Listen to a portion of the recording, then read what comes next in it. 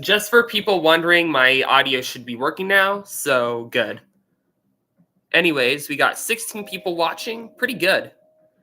Be sure to share this with some of your friends if you think they are interested.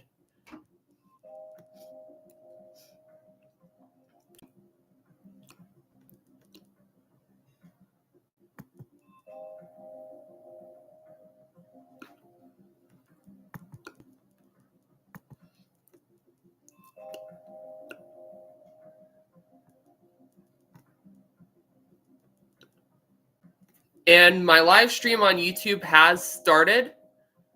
Hold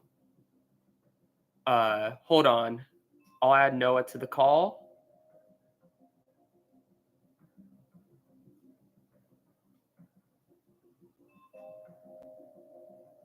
I'm trying to accept. It's not. Hello.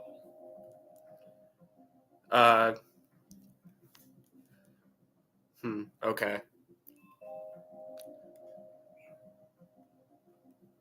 I have my live stream's also on YouTube now. It has the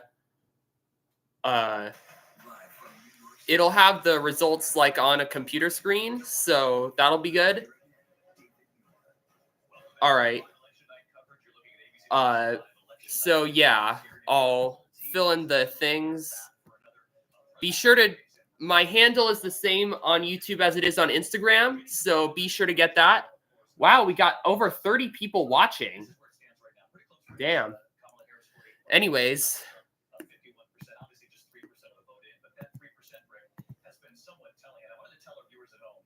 here's one of the reasons why I hope you'll stick with ABC tonight, because Rick has got an incredible benchmark tool to tell us where Donald Trump needs to be in a particular county or where Kamala Harris needs to be. Anyways, Noah, you're gonna have to go. My mom needs to do something with the thing, so I mean, it's not about you. It's not. Don't worry. It's nothing personal. Just can you please leave? It's kind of mostly for my thing, and I won't. And just so the other followers know, I won't be letting anyone else in this call throughout the rest of the live stream. Bye. In Douglas County, she's up there at 66%. Similar story just east of Atlanta in Rockdale County. Again, a small county. We're not talking about a lot of votes, but she's running 6 points ahead of that 538. I should also mention that there is also a Senate and a House race going on that will decide the control of each of those. So far, there haven't really been any new states that have been called, but if we go to the Senate map, we can see that that Vermont has gone to the Democrats and Indiana has gone to the Republicans. So it's basically 39 to 29 in the Senate, and it's 5 Democrats and 9 Republicans in the House right now. Of course, this live stream will mostly follow the presidential election, so that'll be the thing I'll mainly follow.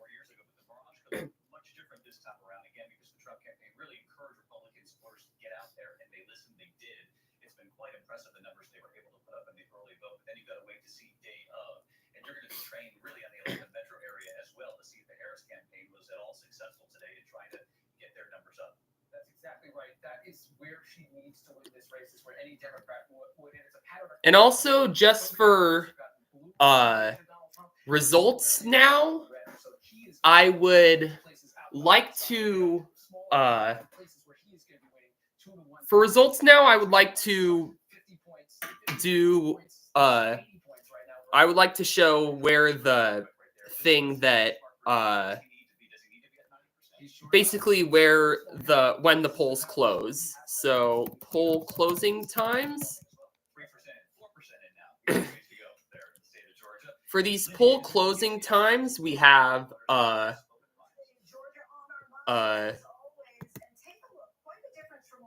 Of course, Indiana, Kentucky, and Vermont have all been called.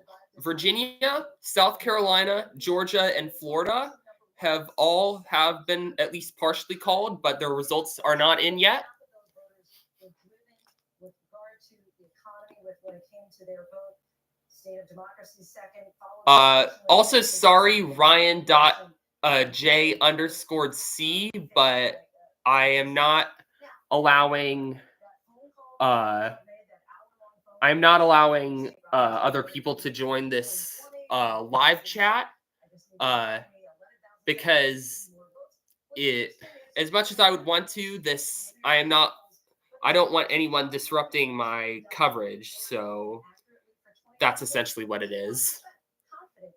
And in about 5 minutes, we should see results from Ohio, West Virginia, and North Carolina. 54% of the voters in Georgia, females, and they are breaking 53% for Kamala Harris, Donald Trump, 46%. Now, I just want to give you a little bit of perspective here. Also, there should be some like stuff in the background that you might hear. I would pay attention to that just in case if I miss anything. So, yeah.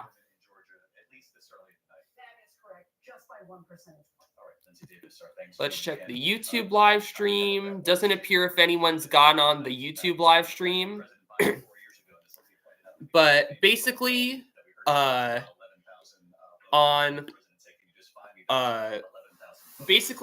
the thing for no one's showing the YouTube live stream yet, but I'll wait to see. Very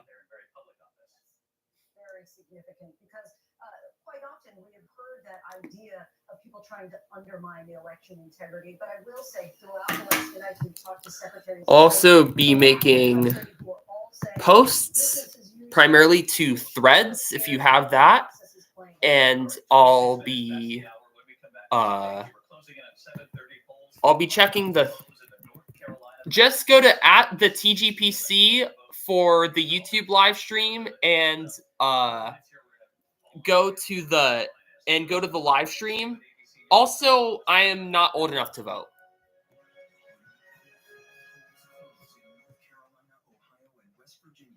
As millions of Americans cast their votes, we're live across the country on ABC.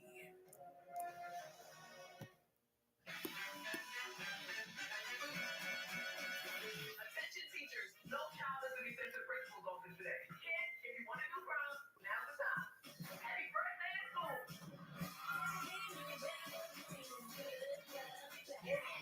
What's your weight? 4 Murphys? Yeah, we were wrong. Hey, try 3, get 1 free.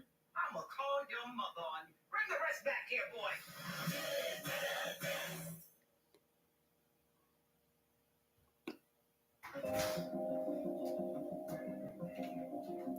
Hey, come here real quick. Tell them you have to leave. I'll have to leave for a bit. I'll point the camera to the TV.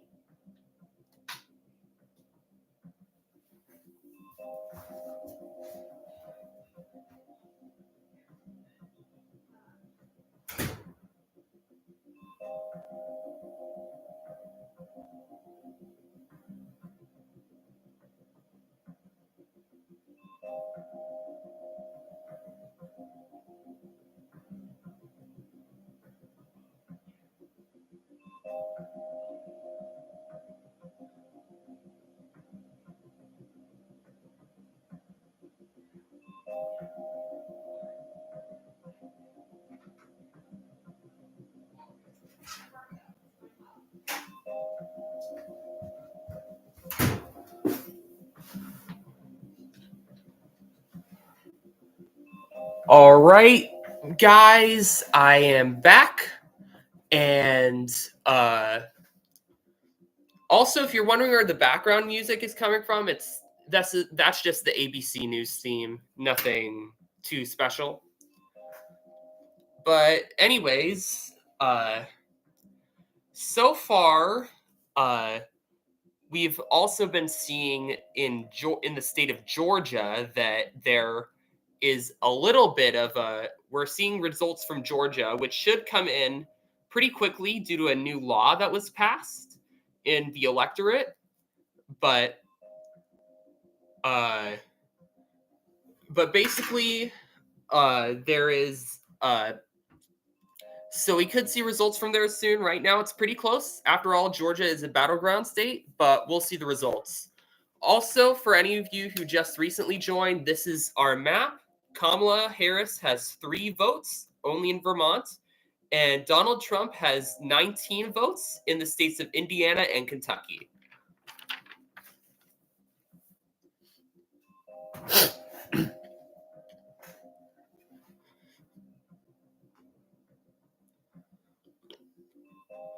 Should be getting results soon. It is 4:31 where I'm at, and looks like it's coming up right now. Who will be the next president of the United States? From ABC News headquarters in New York, here again, David Muir. Welcome back to ABC News Live election night coverage now 7:30 p.m. here in the East. Polls have now closed in 3 more states tonight, including other key battleground states. And also, the polls have closed in Ohio, North Carolina, and West Virginia, and I believe it's West Virginia, but anyways, yes, it is West Virginia, and West Virginia has been called for Trump. Let me get my red marker, and that gives Trump 23 votes to Kamala Harris's 3. And let me erase that.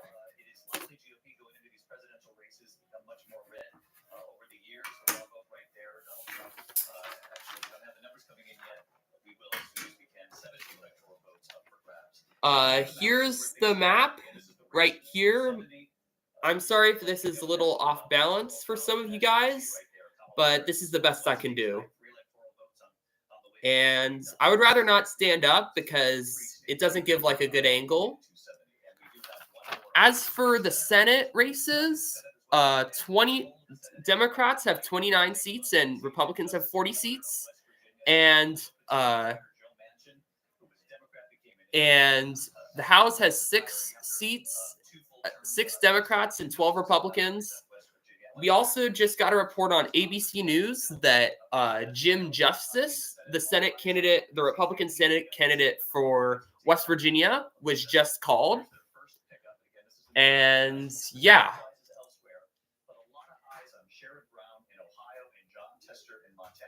Oh. Adjust your camera. Yeah, and Senator Joe Manchin, who decided not to run for re-election, gave Democrats a whole lot of headaches when President Biden There you heard go. that All right. administration his first couple of months in there. But the biggest one is probably Anyways, the map behind me is actually a world map. It's I just put it as like a good background. It's not really going to be useful for this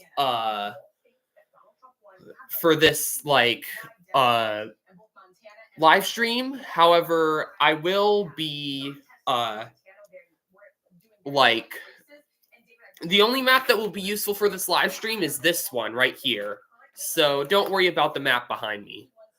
And I should also mention for the Senate race, some races to look out for are, once again, Ohio. There's also races in Montana, Texas, and Pennsylvania that are pretty important right now.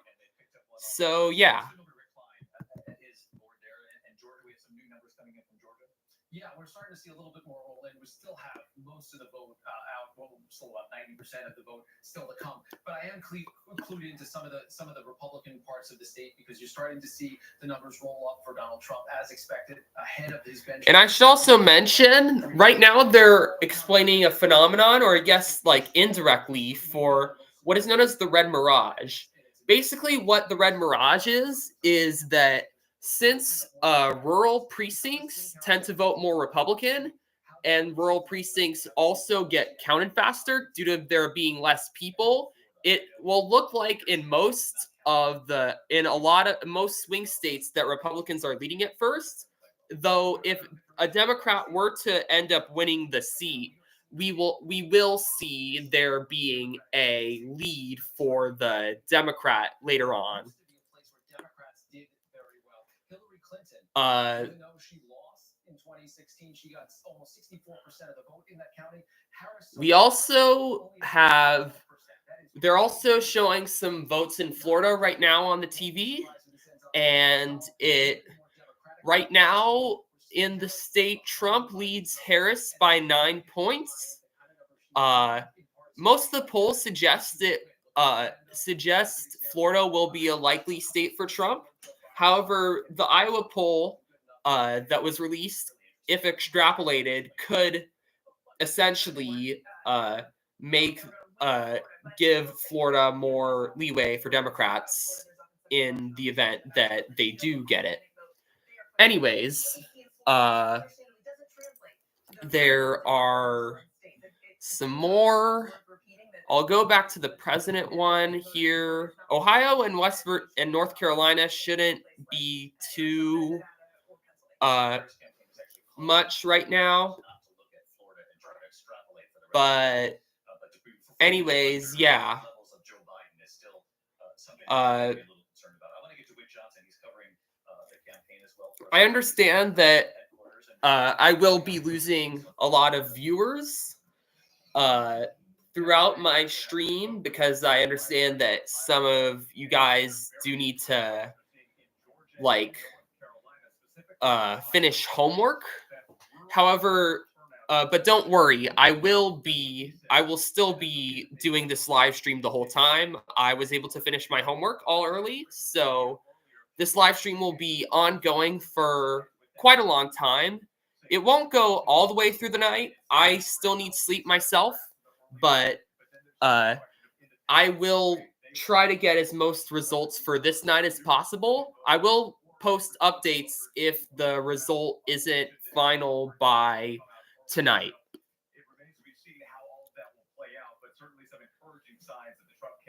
And yeah, so that's it for now. 4 people are still watching, still good enough. I should also mention that the next polls to close will be at 5 p.m. Pacific, and that includes a lot of states, including the battleground state of Pennsylvania. Most of New England, in fact, all of New England that hasn't had their polls closed yet, as well as New Jersey, Delaware, Maryland, the District of Columbia, Illinois, Missouri, Tennessee, Mississippi, Alabama, the final part of Florida, which is the Panhandle, Texas, Oklahoma, Kansas, Missouri, which I already mentioned, Michigan, which is also a swing state, and then the central time portions of the Dakota states.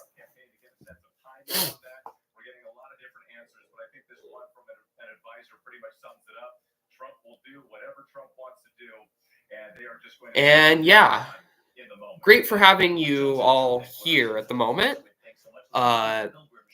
There will be some stuff going on, but I'll try to make it interesting. It won't be interesting for these first few half hours, but it'll get interesting soon, don't worry. Looks like we're getting more people on, 8 viewers, great.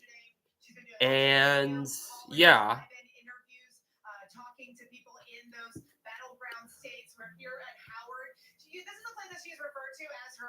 While we're waiting, I guess I would like to show you guys something. So the other day I was, the other day I was kind of going through YouTube, and on my recommended feed, I found this really strange YouTube channel. Basically, what it is that they post these weird videos where it counts up from 1, 2, 3, 4, certain minutes. But it's really strange. There's not a lot of context to it. Here's the channel right now. I'll show the screen. As you can see, there's here are the videos. I'll show one of these videos.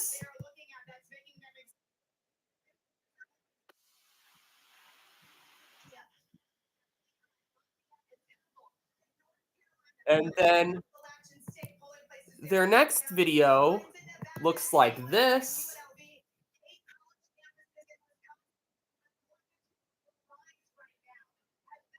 And then the rest of their videos are just like that.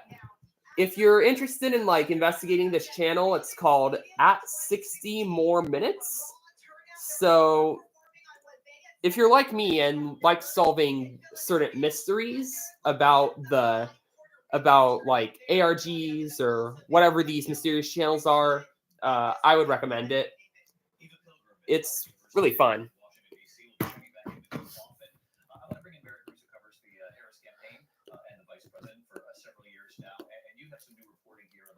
Let's check. I should also update my thing. West Virginia is now up on the is now like shown on the YouTube live stream properly, which is good. Still doesn't appear to be that many people watching it, but that's okay. We still got people on Instagram, so good. As for the AP results, it's still the same. The next state I believe they will call, it's probably the least. Also, you're welcome, Eileen.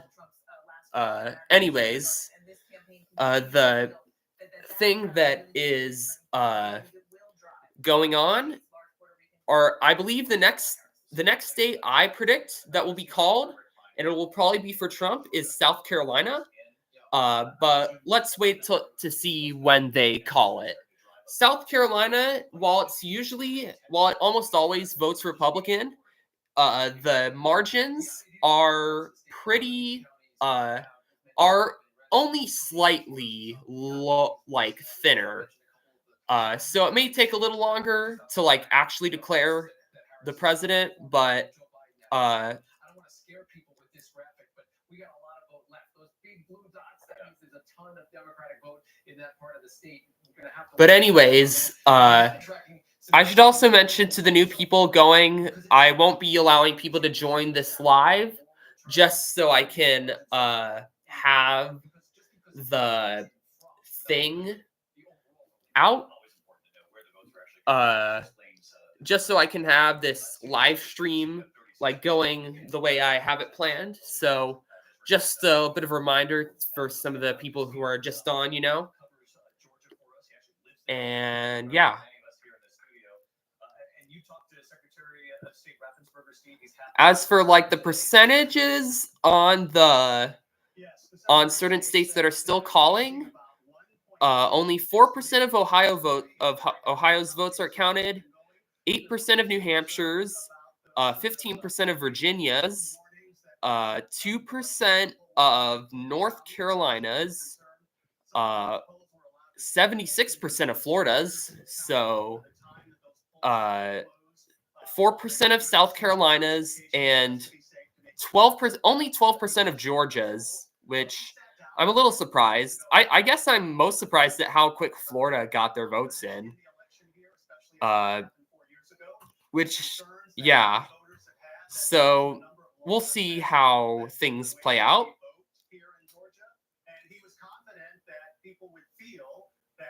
And yeah. A clean election, and it's very interesting to look at some of those data points from the exit polling that suggest that people on both sides of the aisle sort of feel that there is some confidence. For those who just joined, once again, I'll put up this map. Vermont is the only state that Kamala Harris has won. It has 3 electoral votes. Donald Trump, on the other hand, has won 3 states, Indiana, Kentucky, and West Virginia, which all add up to 23 electoral votes, which you should be able to see right on here.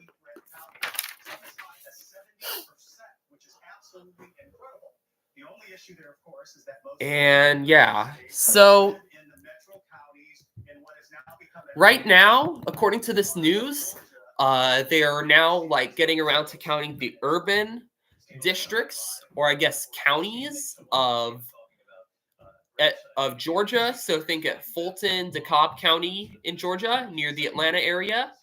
That is the area that they're trying to count right now. There's still a lot of votes that need to be counted. It's a really urban area, but it's also the part with the most Democrats in Georgia. So it will be a very deciding factor for who wins Georgia and ultimately who wins the presidency.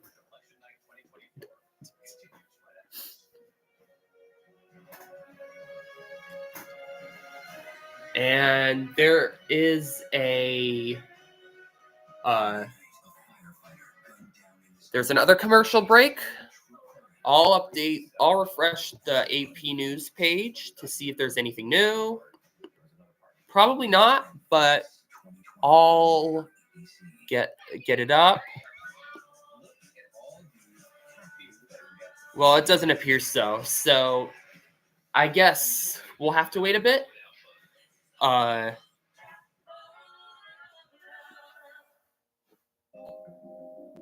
We got the background music again, which I've heard some of you really like, so that'll be good. Now I kind of want to talk more about the Iowa poll. So on November 2nd, which was this Saturday, a poll by J. Ann Seltzer of the Des Moines Register showed that Kamala Harris led 3 points in the state of Iowa, which had for a long time been led by Democrats. However, one thing to note is that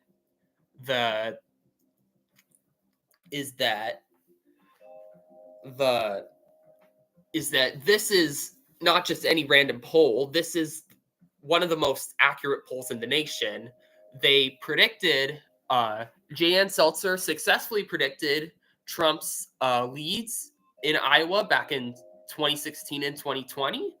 And so there is a possibility that if this is not like just some outlier that is flat out wrong, I will have a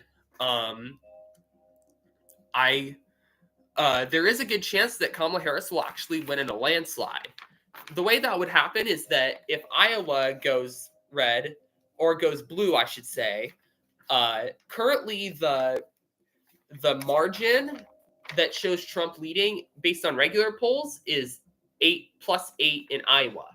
But if we extrapolate that to all the other like Republican states with those margins, Kamala Harris would also win Florida. She'd win Texas. She'd win Ohio, and maybe even Alaska, which would definitely get her to 270 without really needing any of the battleground states. So we shall keep a watch out for that.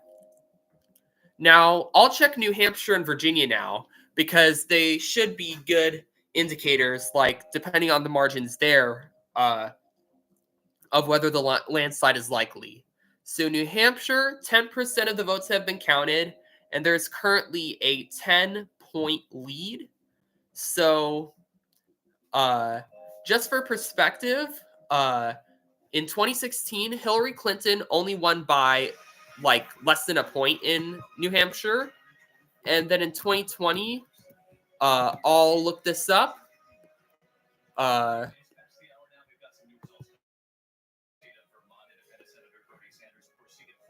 And we just found out Bernie Sanders is now officially reelected to the Senate in Vermont, which shouldn't be a surprise considering Vermont is a very liberal state, though they also reelected their Republican governor, Phil Scott. If we look at the margin for the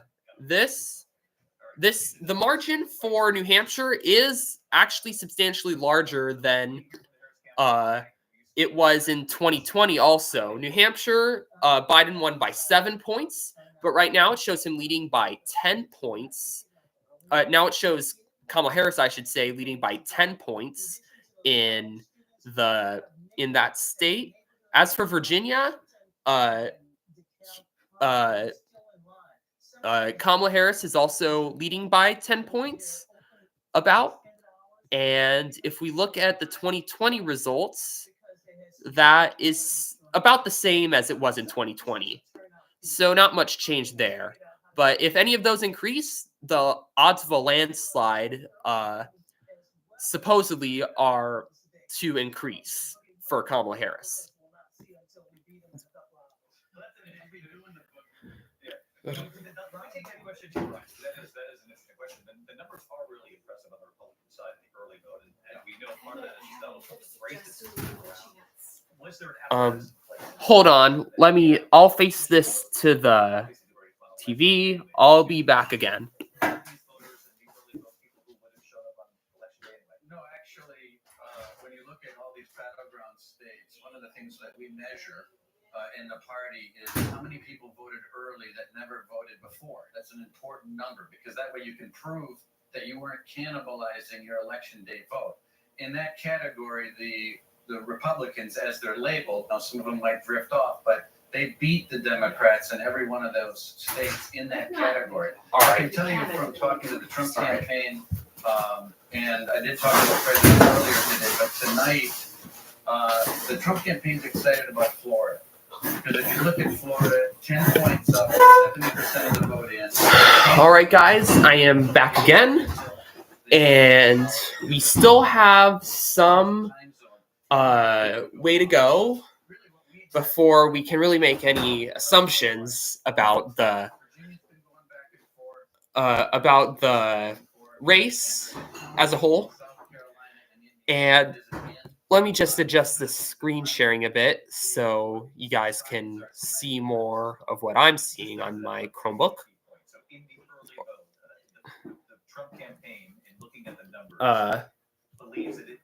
So, yeah. That's right. Yes, that's right. Or I guess. Anyways, here's the AP news results. There's also for now, these aren't all the states that have been called, but the states that are a lighter color are the ones that show the candidate that's leading, but they haven't been called yet because there's not enough information to call the state yet.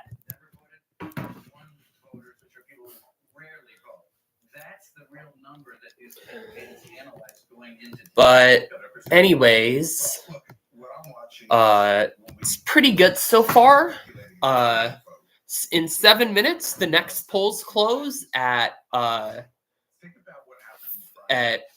p.m. this time, but most of them are in Eastern time, so it's 8 p.m. for them.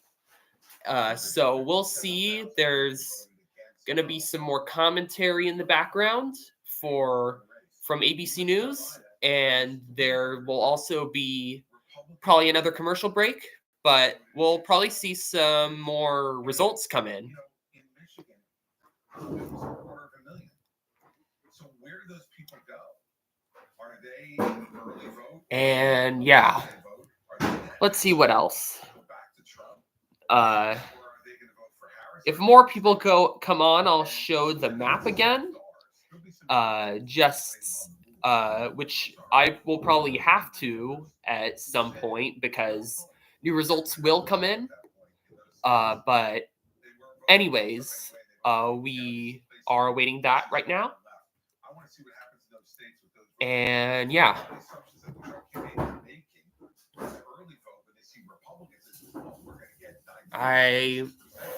For those in the live stream, I'll put in the link for the YouTube live stream. But she wasn't out there on the trail. You saw the Madison Square Garden rally, for example. No Nikki Haley to be seen, and I'm sure the Harris campaign was likely glad that happened, that Nikki Haley was on the trail.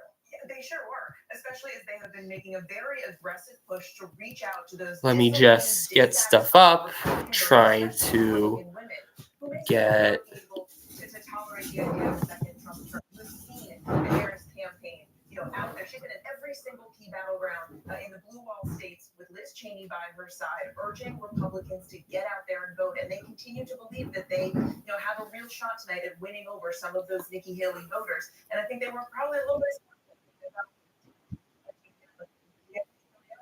Really is a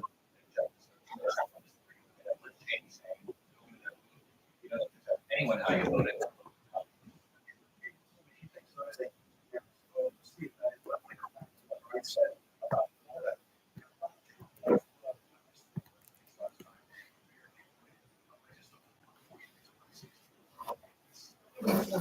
If any of you are wondering what that sound is in the background, that's just the water pipes. Nothing to worry about, I guess. Let me get more of this thing up, the link. It's a big state that we actually have a lot of returns in, and she's significantly trailing. We got only 2 people joining, but I'll pin this link if I can. So other people watching can see it. So that margin is gonna widen out, and you see her in county after county underperforming where Democrats were 4 years ago. In the state of Florida, I will point out, for some reason, the Harris campaign seemed to know this was coming, maybe not this extreme, and they said, don't look at Florida to extrapolate much, but it's got to be a little alarming when they see that the margin is far wider than Joe Biden just 4 years ago in the state of Florida. It's now coming up 5 minutes before 8 o'clock here. The key state of Pennsylvania closes at 8 p.m. 16 states about to begin reporting, including the key states. The comment is pinned now, so you should all be able to watch the live stream from YouTube as well. So just to let you know, we're about to get into another commercial break at the moment. So I'll get to you then about any new results. We can refresh. All right. We can refresh our AP News. At the moment, it does not seem to be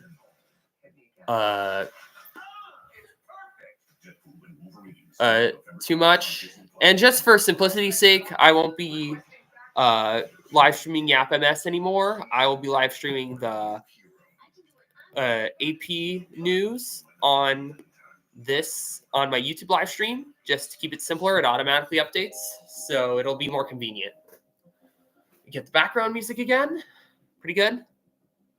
And yeah. Once again, I will get more results up once, I'll get the map up once again and display it once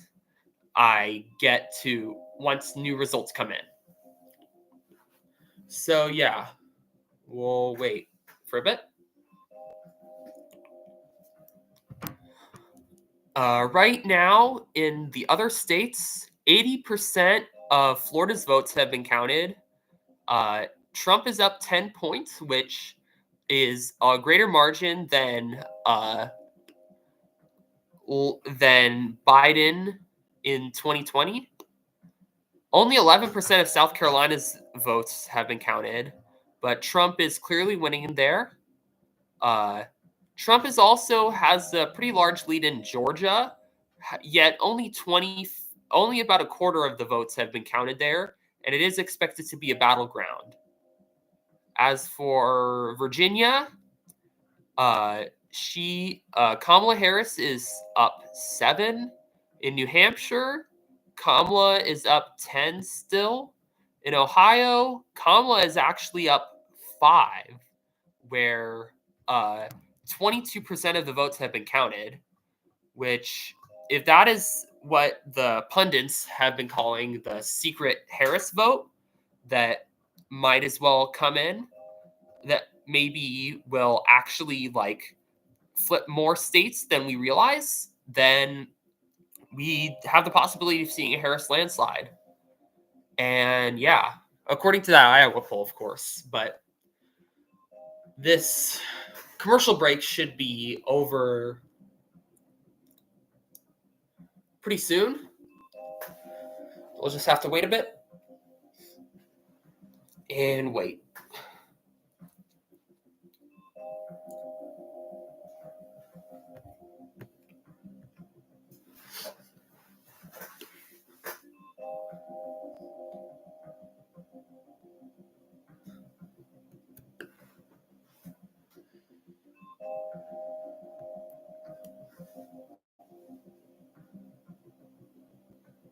Okay, it appears that from the AP News, Mississippi and Alabama have just been called for Donald Trump, the Republican nominee, of course, which I will put in. This adds 15 votes to now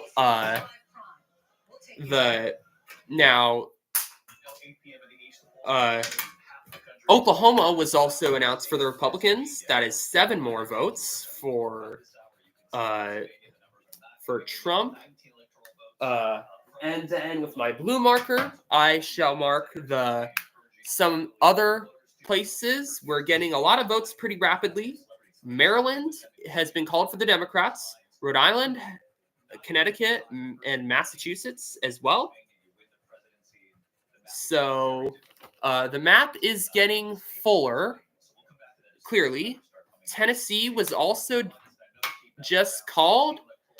And then Tennessee was also just called for Republicans.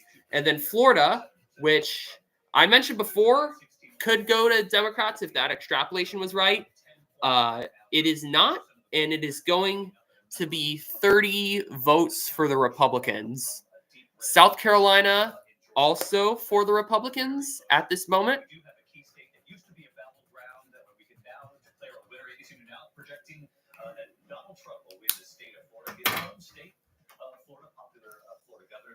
So now the numbers have shifted quite a bit. Democrats have 35, while Republicans have 95 at the moment. And here is our map at the moment. As you can see, quite more full.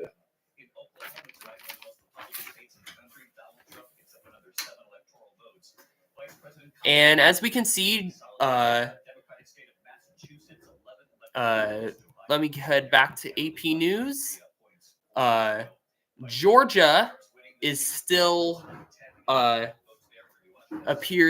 Georgia, only a third of the votes have been counted. Trump holds an 11-point lead. North Carolina, Kamala Harris has a 5-point lead, or now more like a 4-point lead. Ohio has a 10-point lead with a quarter of the votes counted. Pretty surprising for Ohio. Maybe the extrapolation only applies to the blue wall. Pennsylvania, 3% of the votes have been counted, but 50 points ahead right now for Pennsylvania. So once again, it's 35 to 95. Texas has their votes starting to be counted. Kamala's actually up 4 points in Texas, which is pretty interesting, considering Texas was once the Republican version of California and that it was a big electoral thing. If we look at the House and Senate races, House is 17 to 35 Democrats to Republicans. Senate has 34 Democrats and 43 Republicans. And yeah. I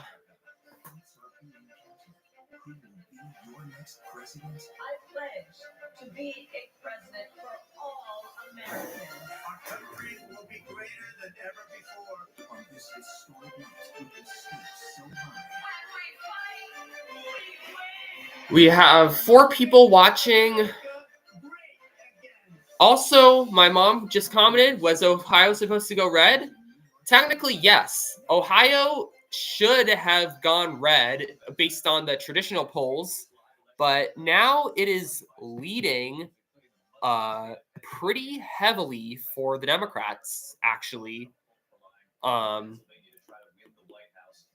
Let me check this out for a bit.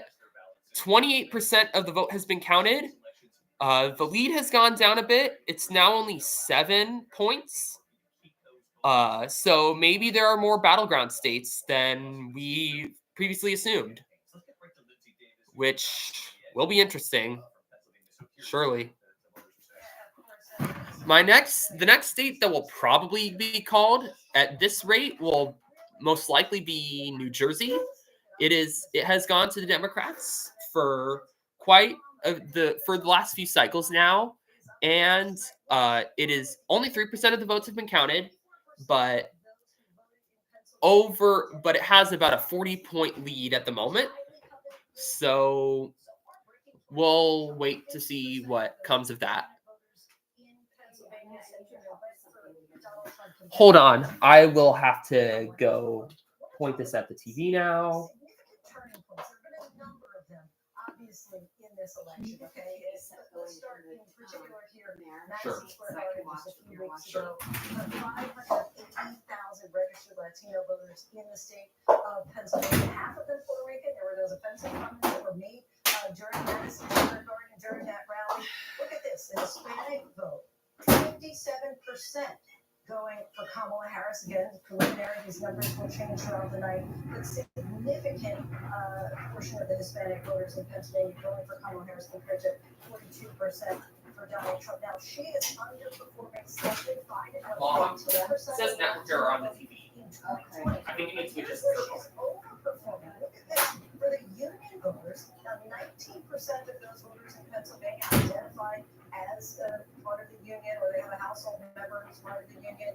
56% going for Kamala Harris. Trump is actually down 8 points from where he was in 2020. Really interesting. That number on independents is going to be a little concerning. I know those are preliminary exit polls for the Harris campaign so far. Let's get right over to Rick Klein. Have any of the numbers come in on Pennsylvania? Yeah, actually, we've heard from officials in Pittsburgh that they'd be fast, and they kept true to their word. A little bit of a surprise because we often wait for the big cities. It's not all the vote there, but as expected, you're seeing Kamala Harris open up a bit of a lead there. That's where she needs to win. And of course, this part of the vote. We have some more people on.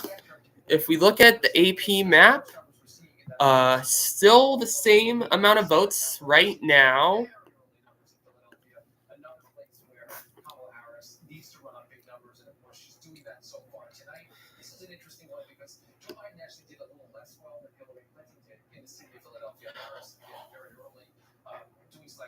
So, yeah, no one's watching right now.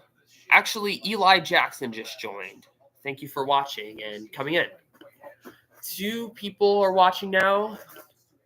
I would recommend for those that have finished their homework right now to let people know that my live stream is still going so that when their homework is finished, you can come on.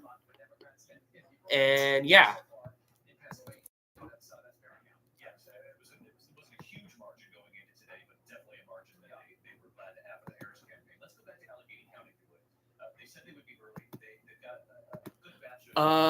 Yeah.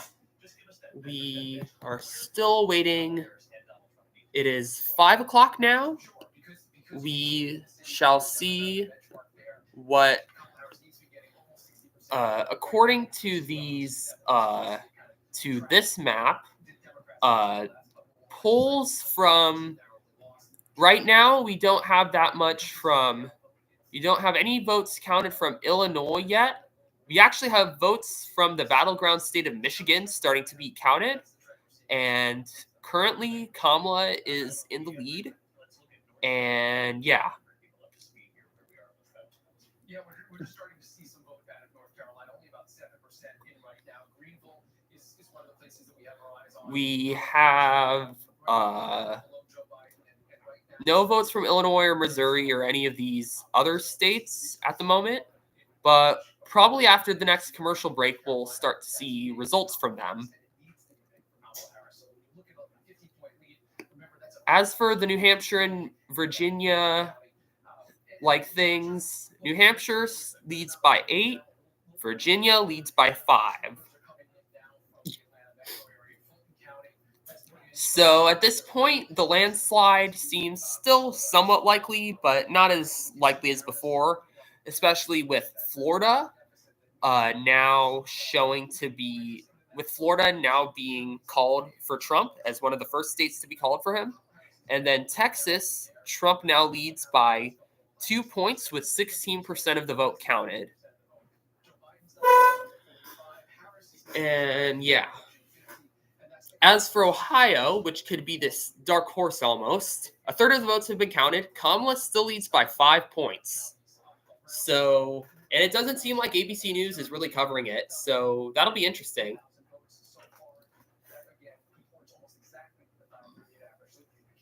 And I would like to congratulate the Capo Table Tennis official account for joining. Thank you.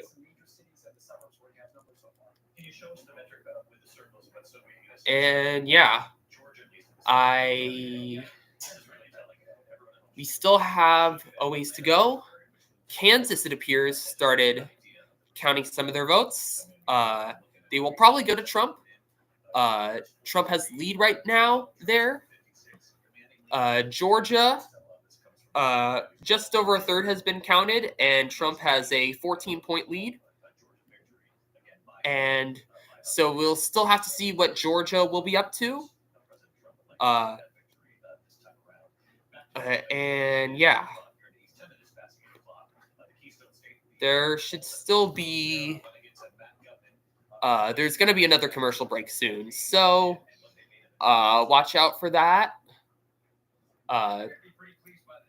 If you're joining in, please consider just like staying. It'll help me spread the word to others, you know. Also, if Grayson asks, the YouTube is the pinned comment.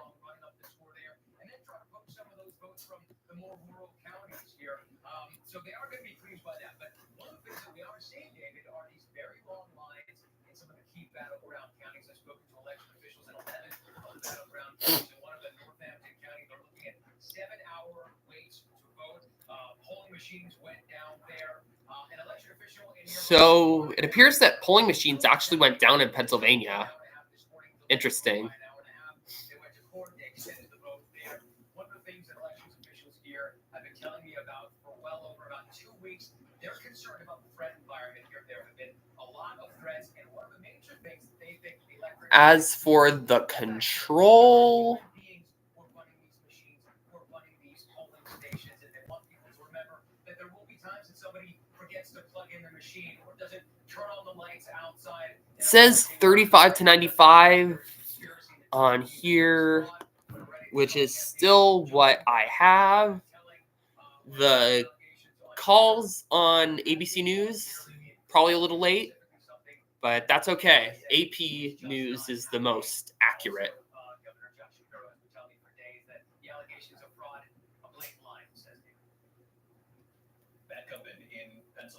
And so it still says on ABC News it's actually 27 to 99. Interesting.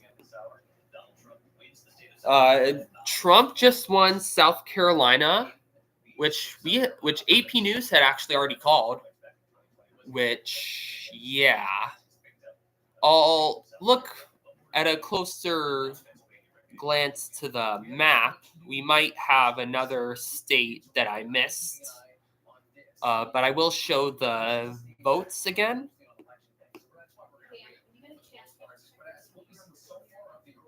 Okay. All right. Unfortunately, I will have to leave again. I'll show you the TV.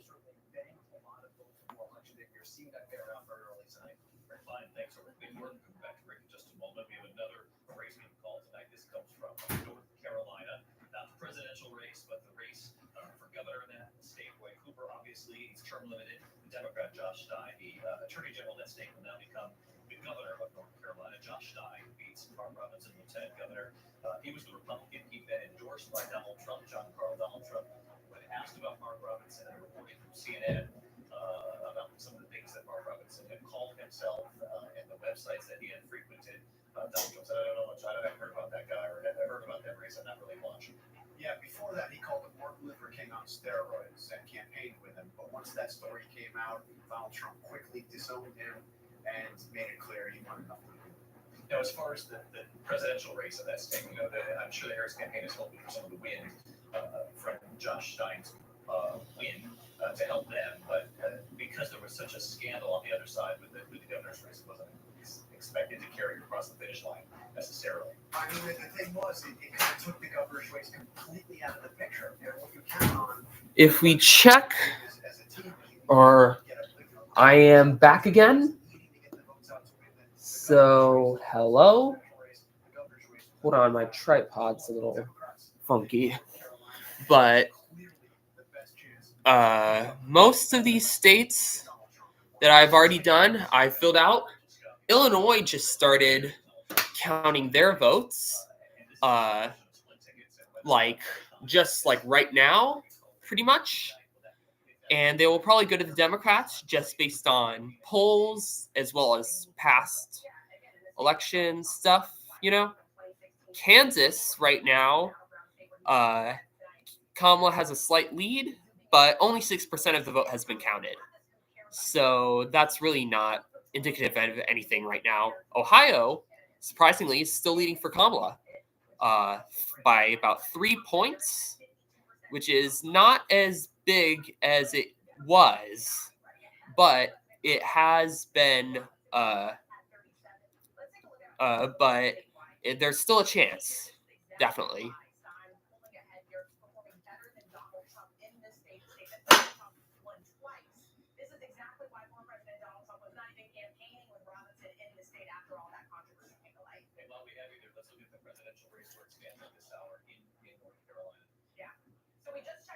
And as the people on the TV are saying, North Carolina is currently leading for Democrats. However, there are really not that many, but only 9% of the votes have been counted, so pretty insignificant.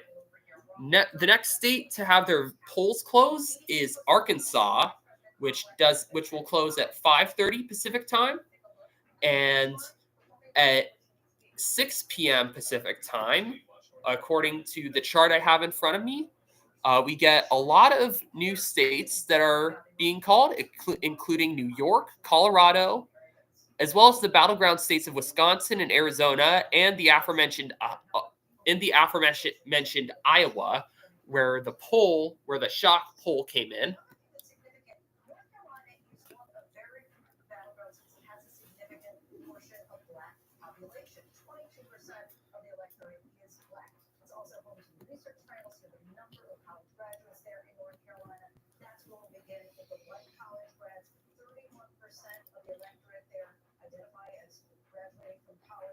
They are breaking those price there for Kamala Harris, 52%. So more than half of those college grads voting for Donald Trump, voting for Kamala Harris. Versus, look at this, Donald Trump losing. He's now, again, this is preliminary. These numbers will change. But what we have right now, he has lost 3 percentage points with those with college degrees in the state of North Carolina from where he was in 2020.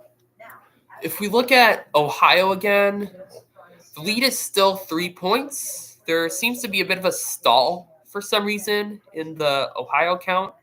Maybe it's just slower. I don't know. Missouri also started counting their votes right now. And as you might expect, if you follow which way the states usually go, Missouri is leading for Trump.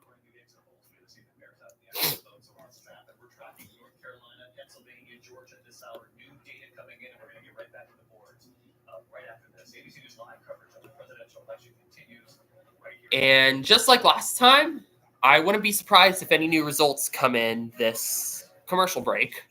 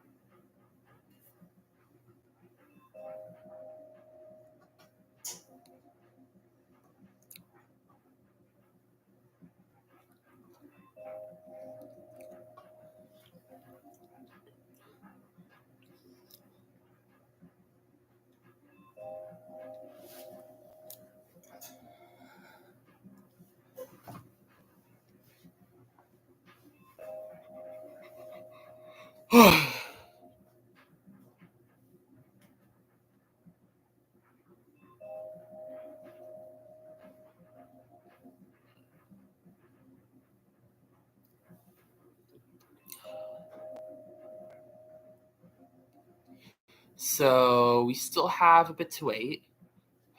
As I said earlier, I fully expect there to be more, I guess, state calls in this time frame. I'll show the map again since we still have one viewer. Trump has 95 votes and Kamala Harris has 35 votes. So while Trump is definitely leading, there are a lot of states out west that have a lot of votes to count, especially California. But California, due to it being a very big blue state, they are likely to get their results pretty fast once it's there. Seems like we have quite a few people in, which is good. We're getting more people on. I guess people have finished their homework. Good.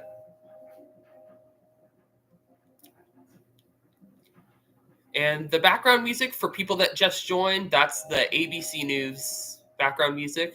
Seems to be kind of popular with some of you guys.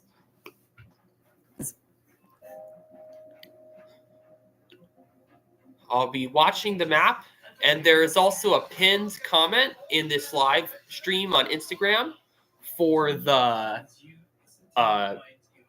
basically the YouTube live stream of this. So be sure to check that out too. No new results at the moment as of yet. Georgia is getting close to having half of its vote actually be counted. So yeah, very interesting. Ohio has Kamala still leads, though Trump is gaining ground. And so Ohio winning for Trump is still probably the most likely outcome for this. And yeah.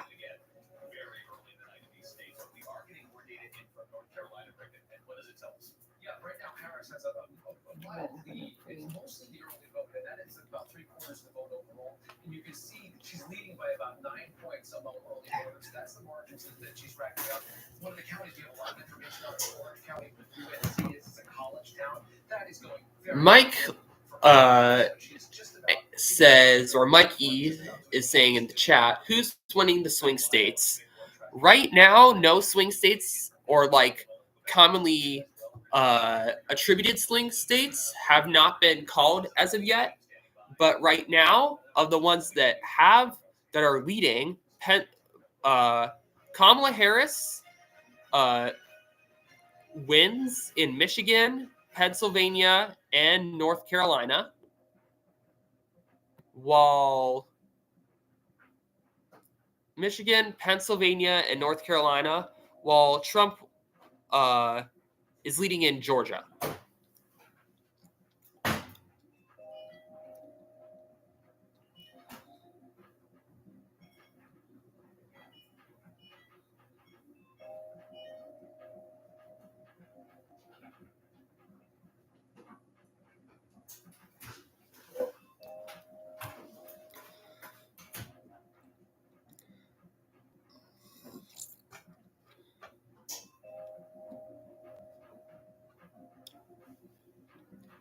We'll wait a bit. Maybe a new state will be called. Not sure yet. The numbers have not changed as of yet.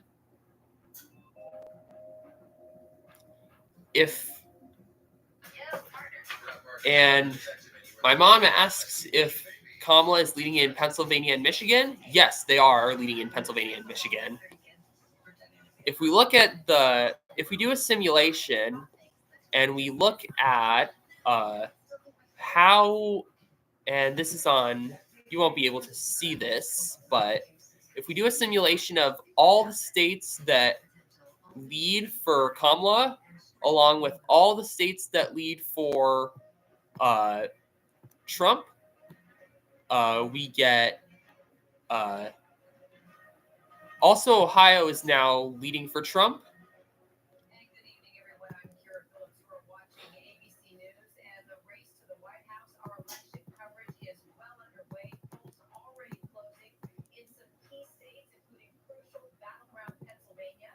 We are seeing Let's get that up. states now. Let's take a look at some of the major ones. North Dakota also just now has some votes coming in. They'll probably go for Trump just based on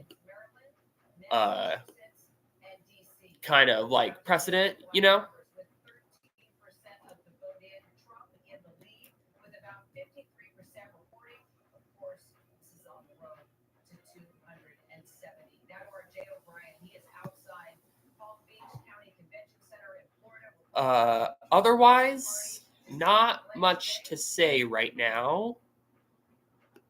Yeah, Kira, there is this sense of optimism here. There is this sense that the night is early and that there are votes to still be counted in must-win states, particularly Pennsylvania. One other state emerging at this hour for both Republicans and Democrats that I've talked to, though, where there is a lot of attention, and there's a lot of attention across every single swing state. Two states to keep an eye on. North Carolina, a lot of attention from both parties that I've talked to, but also Right now, Virginia is actually tied, surprisingly. I don't foresee Trump winning there, but it'll be good to watch out for that.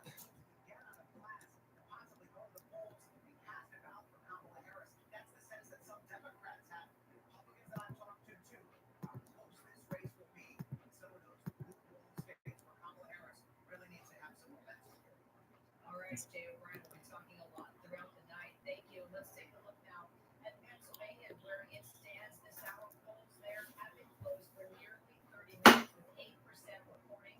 Harris in the lead at about 77%. Let's check in with our Matt Gutman, who's in Philly, at the Keystone State.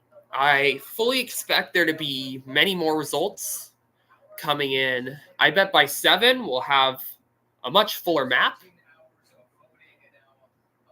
And yes, as my mom commented, Kamala is supposed to lead in Virginia. Trump is leading at the moment, but it's pretty tied. So, and only over a third of the votes have been counted. So, I don't see it as indicative of anything.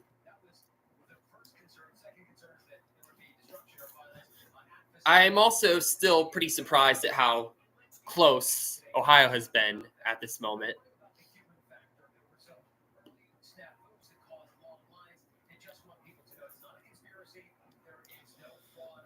Anyways, we still have 2 people watching. Good. And yeah. We should be getting poll results in from only one more state at the moment, that being Arkansas. And their results, or like I should say their polls close in 2 minutes. And they will likely go to Trump, according to the polls. Still, no new states have been called as of yet. And we'll have to wait and see what happens.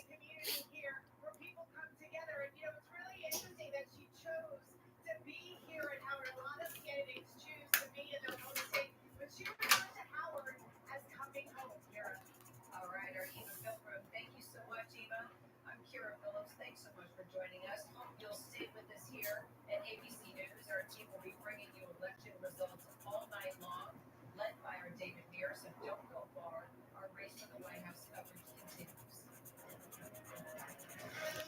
I have now also filled in these boxes over here that represent the smaller states in the Northeast.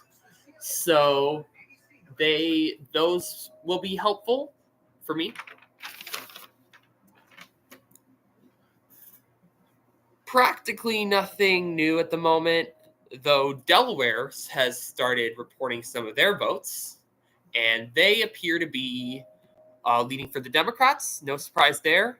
And Arkansas, with their polls just closing, they have already been called for Donald Trump, which is very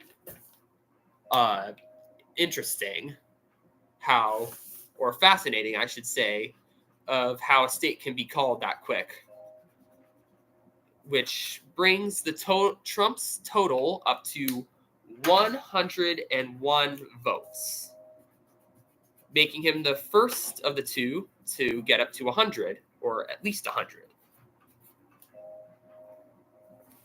Kamala still stands at 35. And just as I said that, funnily enough, New Jersey just went for Kamala. Right now, she is at 49 votes.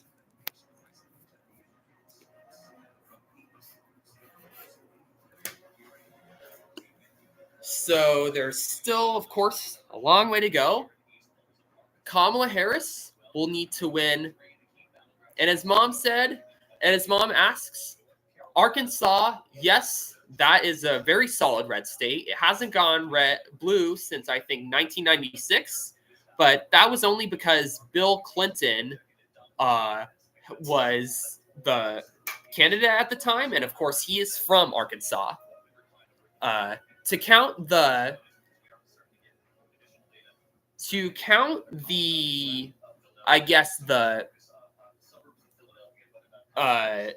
votes from here, Kamala Harris will need to win 221 votes to get to 270, or at least 221 votes, while Trump will only need to win 169 more votes.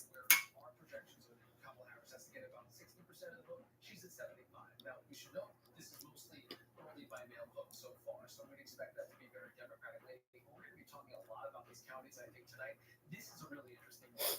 Bucks County is a place that we've seen Democrats grow their vote share. Donald Trump doing a lot worse. And just going back to the Senate races, like the congressional races, Senate has 34 Democrats and 43 Republicans. The House has 28 Democrats and 53 Republicans. And the governors, which I haven't talked about at all this live stream, are at 20 Democrats and 22 Republicans. Hold on, I will be back.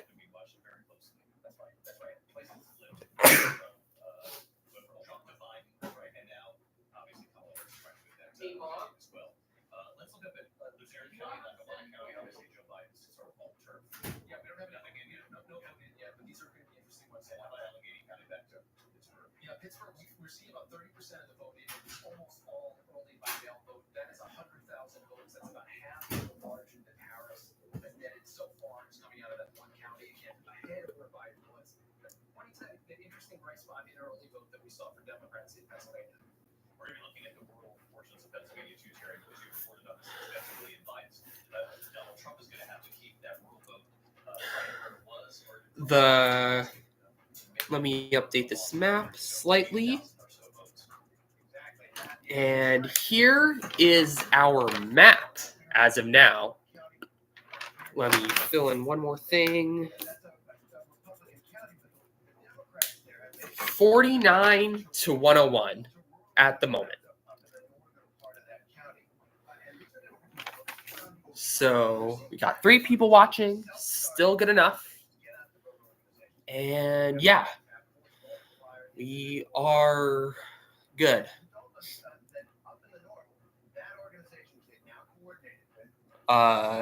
If you're wondering about some of the other states, their leads, Georgia is leading Trump, but only half of the votes have been counted yet. But Trump actually leads by 11 points.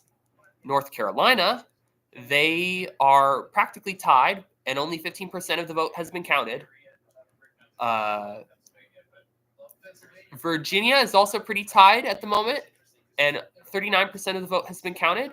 Ohio, Trump now has a 2-point lead with 41% of the votes counted.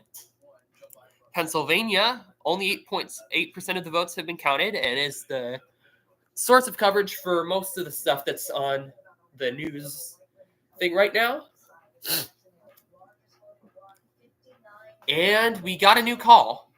Delaware, the state of Delaware, is now officially called for Kamala Harris, bringing her total up to 52. Let me update that. Giving this gives Kamala Harris just over half of the number of electoral votes that Donald Trump has at the moment.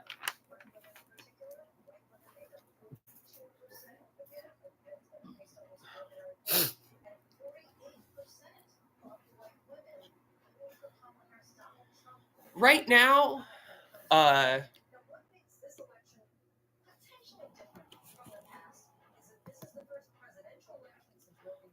might as well send out a new thing on here.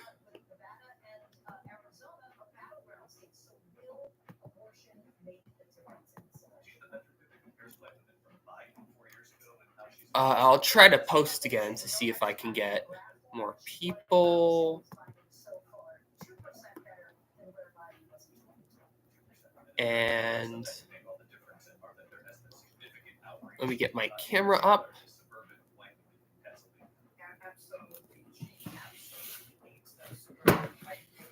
In Pennsylvania, across all of the battleground states, of course, but particularly there, and those women, the women I've talked to in Pennsylvania, in those battleground states, all over the place, it is Donald Trump's language that is turning them off. And Kamala Harris is taking full advantage of that. She's reminding voters the kinds of things that he said, like, I want to protect women, whether they like it or not. He calls her names, he calls her retarded, he calls her names that are very offensive to female voters, but they are also a voting bloc that gets out there. And when you look at those long lines that we've been talking about tonight, and the Trump campaign and the Harris campaign trying to get those people to stay in line, women are very, very motivated and very angry. When I've talked to these states about what Donald Trump has said, they may stay in those lines, those low propensity male voters that Donald Trump has gone after, those younger voters who don't usually vote, will they stay in those lines? But we have just seen that massive gender gap. Yeah, really interesting. You heard the warning, Mary Bruce, from Nikki Haley in recent days, particularly after Madison Square Garden, the sort of romance or the bro presentation of some of these rallies. She reminded she was sending out a message to the Trump campaign that, remember, women vote. Absolutely, and that is what the Kamala Harris campaign is banking on, that women will come out and vote, especially Republican women, especially in Pennsylvania. They have made a huge push for those hidden Harris voters that we've been talking about, for those dissatisfied Republican voters. I think back to an event in Bucks County just a couple weeks ago where Harris was standing there on stage with over 100 Republican officials and aides to former Republican presidents, making the argument, echoing the argument that Liz Cheney has made to Republican women, that you can come out, put country of vote party and vote, tell anyone about your vote. And also, one thing that Terry was pointing on, We got Tiffany Kane joining. Hello. And my post should be up pretty soon on Instagram. In Republican counties that Donald Trump won by double digits last time, and they feel that it is that kind of mobilization effort that is going to make a big difference, especially when it comes to reaching the Republican voters. Chuck Thompson, the soldier reporting overseas. You heard the Julia Roberts voice ad in recent days as well, that basically encouraged women to go in there and to vote however they like, reminding them that their vote is sacred, and also no one will ever know how you voted. Now, whether or not that actually bears out at the end of the night or end of these couple of days that we're covering this election, I have just posted, and hopefully more people will come on. If we can check AP News, Illinois, which is has quite a few votes. It's one of the most it's in the top 10 of most populous states, was called for Kamala Harris. And that brings her total up to 71. After this, and after I update this, I shall show the map again.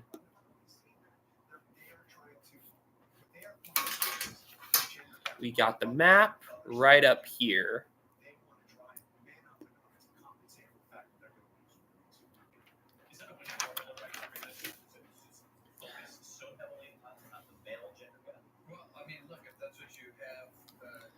And if we look at leads at the moment, half of the votes have been counted in Texas, but Trump only has a 5-point lead. Georgia, Donald Trump has an 11-point lead, but it's still only half the votes. Virginia's pretty tied. North Carolina, Trump is actually now leading by about 6 points, yet only 20% of the vote has been counted. Missouri, they have 2%. Kansas has 10%. Michigan has 7%. Pennsylvania, 11%. New Hampshire has 27%, where Kamala Harris still leads by 10 points. Yeah, I mean, one thing that is getting a lot of attention so far is Loudoun County. These are suburbs and kind of extended areas outside Washington, D.C. This is the part that has made Virginia essentially a blue state at the national level. And it's a place that you can see Hillary Clinton getting about 56%, Joe Biden goes up to 61%. So far tonight, it's about 90%. I'll also post this to my story.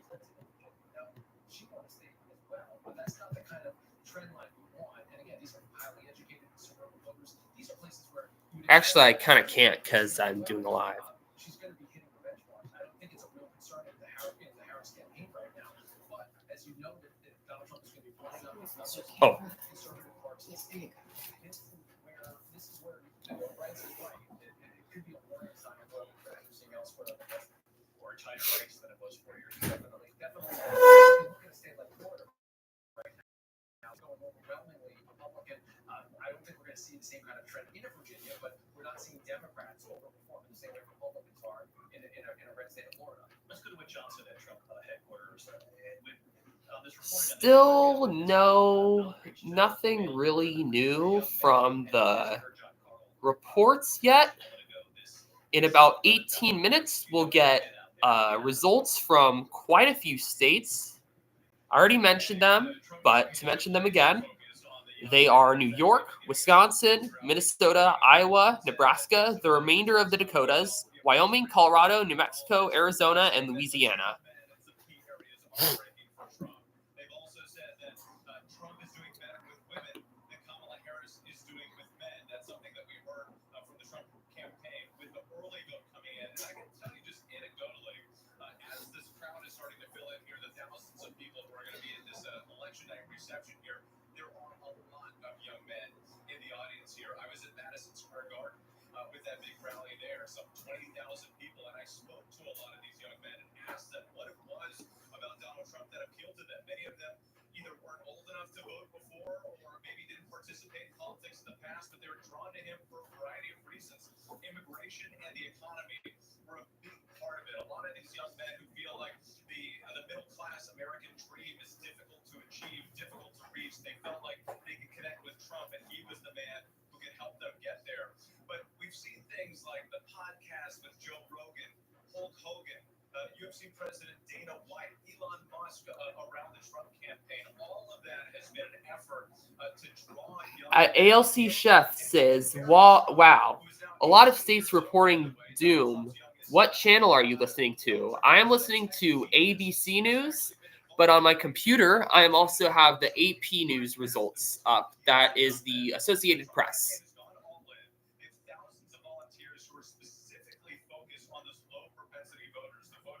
Still not too much. We will have to wait a while before the next states have their polls close, but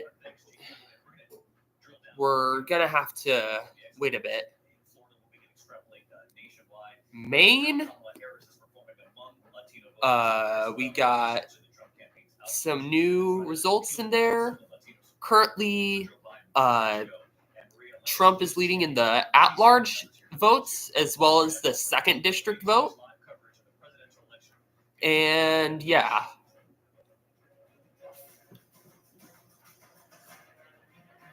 I wonder if we'll get any more after this commercial break. It's possible.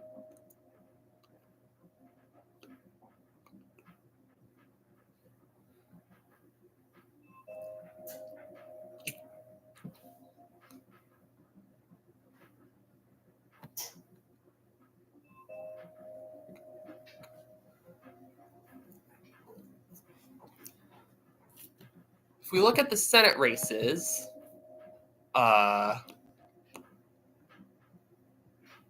Texas's big race is pretty close. Ted Cruz leads by 3 points. In Missouri, the Josh Hawley leads by 10 points. North Dakota, Kevin Kramer leads by about 50 points. Maryland is still barely counted. Ohio is mostly tied, but Sherrod Brown, the Democratic candidate, has about a 2-point lead. And yeah, that's it for the Senate pretty much for now. Nothing new on the side of the presidency.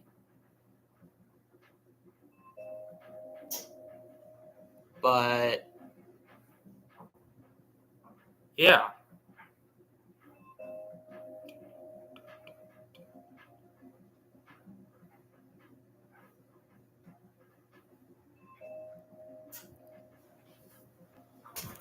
We got more people joining. Pretty good. If you join, I would recommend you stay as long as you can, as this night will be pretty interesting.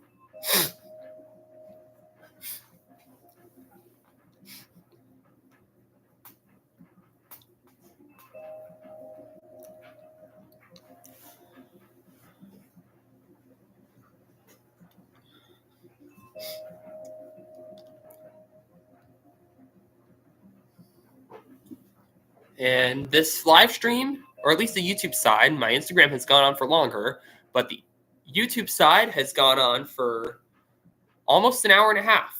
So pretty good so far. Start being counted, and tomorrow GMA is right there with the morning's first news and Breaking developments from our powerhouse political team. tomorrow morning. When the story matters most. A special edition of Good Morning America with the election coverage you need. Your voice, your vote, the race for the White House, election 2024 continues. Here again, David Moore. Still no new votes. The next polls to close, where we might get an Arkansas situation, will be at a little bit to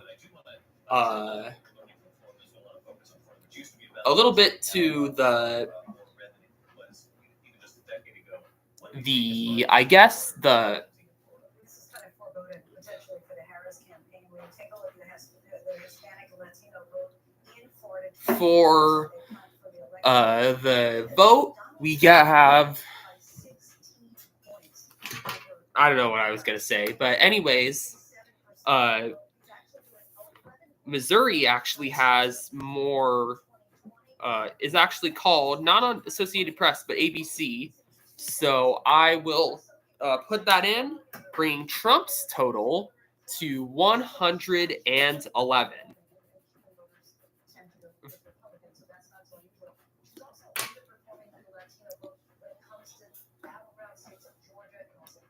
So let's bring in Maria Salinas, who knows this obviously very well, and she's with us here for our coverage tonight. Maria, what are you seeing as far as how Kamala Harris is doing among Latino voters, really across these battlegrounds? Well, across the battleground states, and just remember that there are hundreds of thousands of Latino voters in all of the battleground states, and President Joe Biden did very well with Latino voters in 2020, 65% of the vote versus 32% for then President Trump. And Vice President Harris supported one of his. So yeah, Republicans have 7 more seats to go, or 8 more seats to go, to win a Senate majority.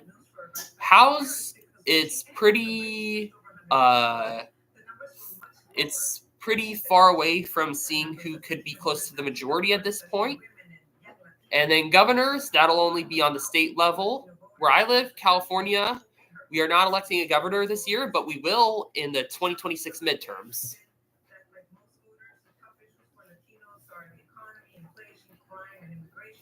And we know that former President Trump does better on those issues.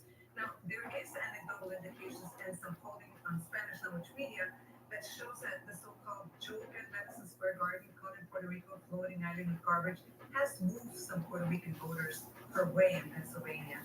It home to over 400,000 Puerto Rican voters, as well as North Carolina and Georgia with hundreds of thousands. And here in Florida, where Puerto Ricans are the second largest Latino voting bloc, previous said that they were leaning towards Trump, but we have to wait to see those results. There's also indication that the insult on Puerto Rico could have influence on other Latino voters who have expressed outrage at the incident in solidarity with Puerto Ricans. They say an insult to one of our is an insult to all. Maria Salinas, I really appreciate that. Governor Christie, I want to bring this over to you because Florida really has changed over the course of several years here. And obviously, the goal of the Trump campaign was to try to peel back some of this Latino support that Biden was successful with 4 years ago. If we look more at some of these swing states, Pennsylvania still leads with Kamala by only about 36 points. 13% of the vote has been counted. 8% of Michigan's vote has been counted, where Kamala leads by 12. Virginia, still pretty tied.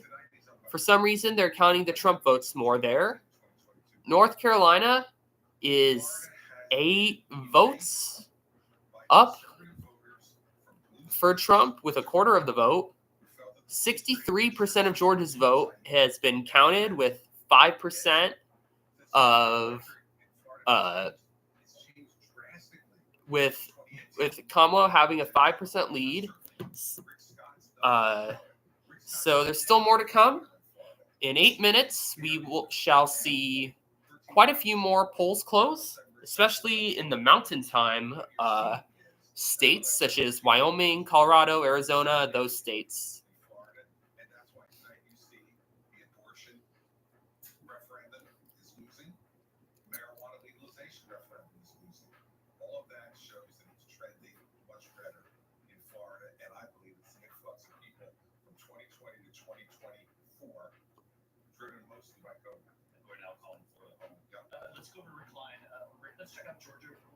And yeah, still nothing new as of 5:53 p.m. But should be some new stuff in 7 minutes, so stay tuned for that.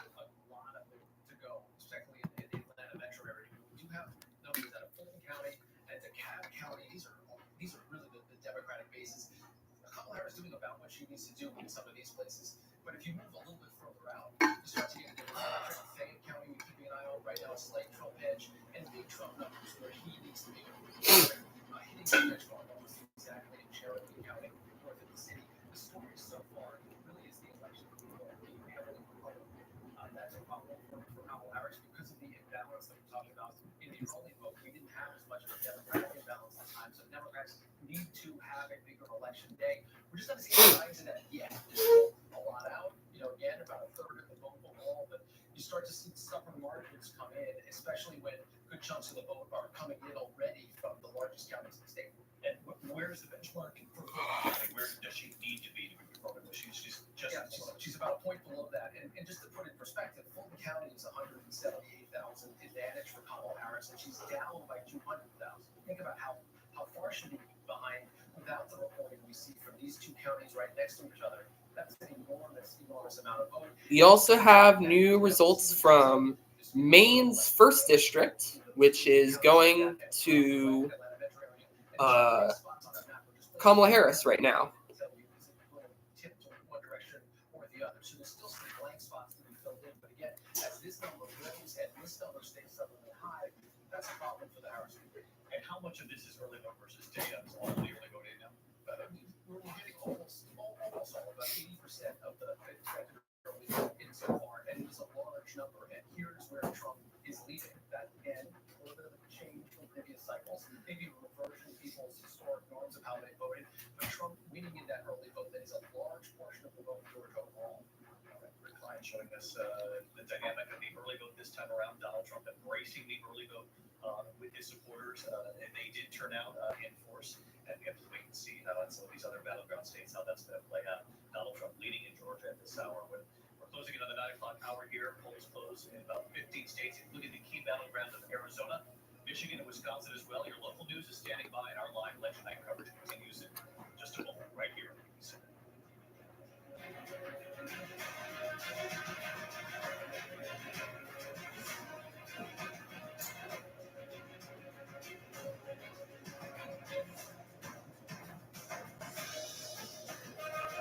You have another commercial break, so expect to see some new results in soon.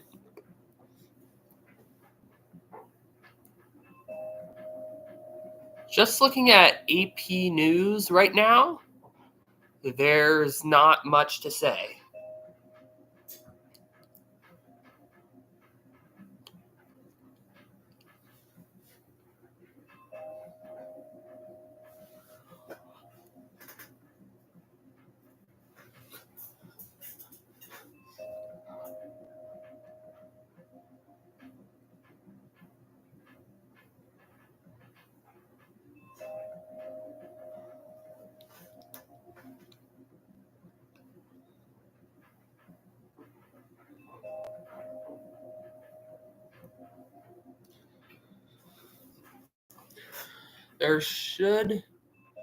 This commercial break in particular should be a while, or not, but there's gonna be definitely some sort of thing.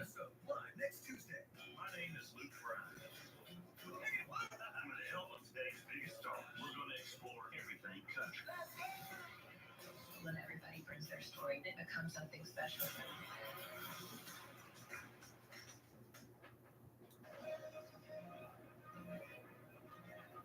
The news is back, but no new calls yet. Let's see if ABC has a call. Current AA asks, any surprises so far? I guess just my main surprise is how quick Florida was called. It kind of is predictable considering how many Republicans moved there in the past 4 years. But it was still surprising to see how early it was and how quick it got called.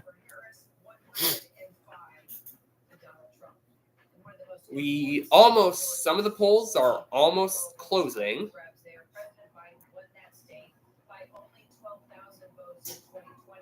Right now, you'll see Kamala Harris, 46.7%, and Donald Trump, 52.7%, 65% of votes are in.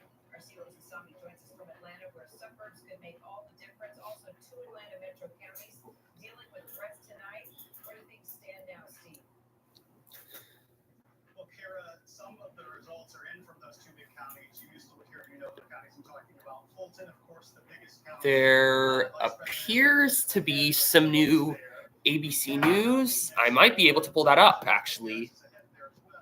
But what we're seeing is that a lot of red counties across the state are leaning towards Trump. We still don't have many more votes to count and to see how this plays out. Kara?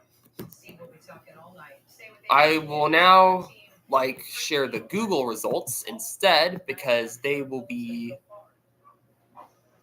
I would say, it'll be a more streamlined thing. I guess it does appear that ABC News will have another bumper again, which is good because there's still like a minute before the next polls close.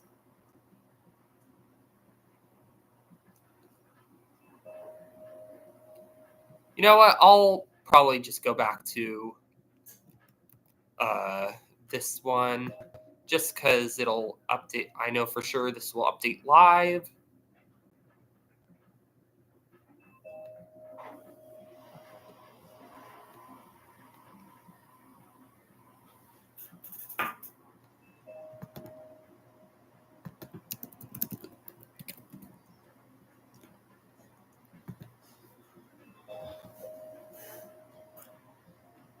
If you look at ABC's result map, it shows, as for the states that they show, I don't know why they're showing, for some reason it showed 116 for a bit. For ALC Chef asked if I watched Steve Kornacki on MSNBC.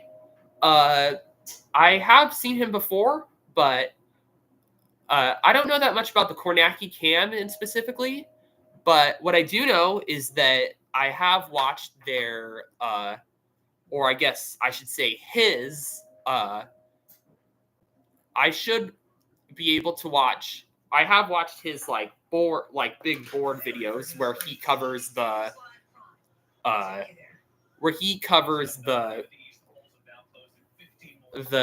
guess the like possible results. It also shows, according to ABC, that polls have closed in North Dakota, South Dakota, and Wyoming, which gives Trump 9 more votes. And also, he has won Texas,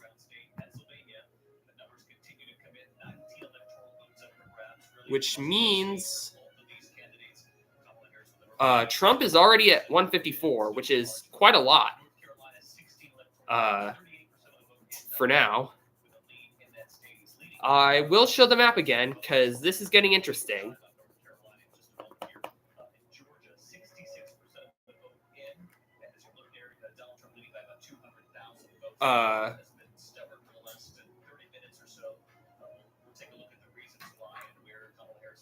Let's count this up. So far, no new Democrat races have been called. If we go back to AP News, which is generally more reliable, we got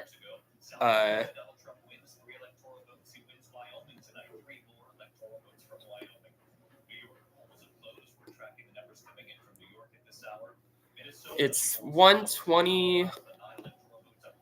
We also have Nebraska's at-large votes, which is only 2. That is closed now. I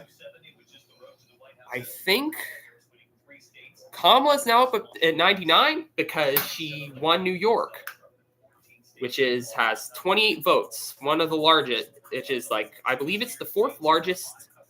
Has the 4th most votes in the country. And by now, if we go at the ones that ABC has not called, ABC has called. Also, now we have Louisiana is called, which is 120. But if we add the total from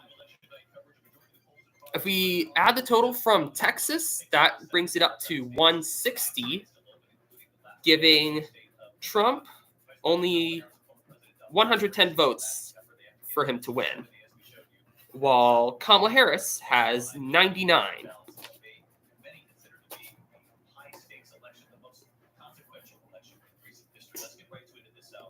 First of all, I wanted to take note of the Florida Abortion Amendment 4 in Florida, which would have added language to the Florida Constitution, the Declaration of Right to protect the right to abortion before fetal liability or when necessary to protect a patient's health.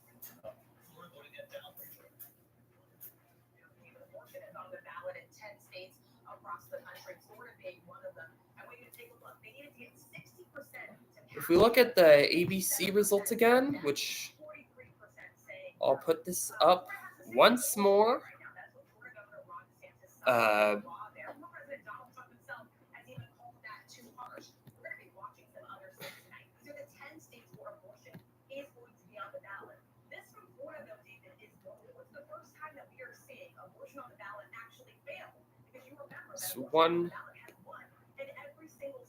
120 plus, that's 160. Not sure where the extra Trump votes are coming from at the moment. I guess not. I'm probably just miscounting something, but oh yeah, probably because Mississippi hasn't been counted, but in ABC's results.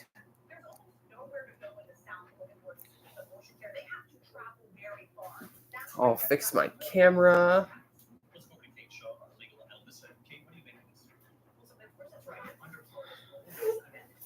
You look at the numbers, 57% of Floridians actually did vote to protect abortion under the state's constitution. So it just has a higher threshold in other states. So of course it's right. We have results starting to come in from Colorado, where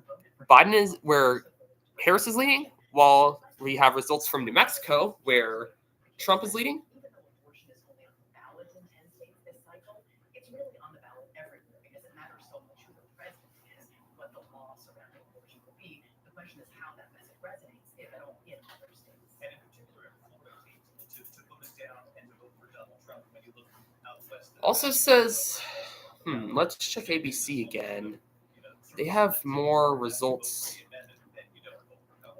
Never mind, I was looking at stuff wrong. It seems throughout the night how much voters are separating these issues out. But of course, in these states, there are lower thresholds for actually voting to protect abortion. And maybe we'll see if Florida voters thought, well, abortion will be protected in our state, we can still vote for Donald Trump because, we'll have protections here for voting for this amendment. That may or may not be true depending on what, if Trump is elected president, what happens at the federal level with respect to abortion. But there may be complex calculus to think about as what state law will be with respect to abortion. Right now, Maine's vote is for at-large is leaning towards the Democrats. Virginia still pretty much tied with about half the vote. North Carolina 40%, but the margin has slimmed. It is now at 4 points, and Trump leads with 2/3 of the vote counted in Georgia by 6 points still.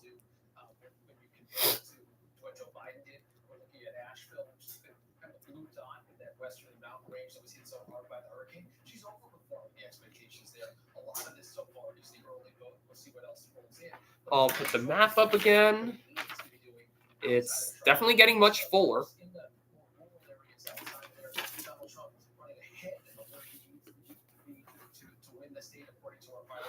That's a county, Union County, now that has 94% of the vote in already. So it's a significant amount of vote. Davidson County, another example of this, where he's slightly ahead of the benchmark. So And yeah, don't have too much. The next results, according to 270 to win, will not come for another hour. And those would be in the states of Nevada, Utah, Montana, as well as portions of Idaho and a very small portion of Oregon. This, of course, includes Nevada, which is a battleground state. So be sure to look out for that when that comes. And yeah, we still have a long way to go.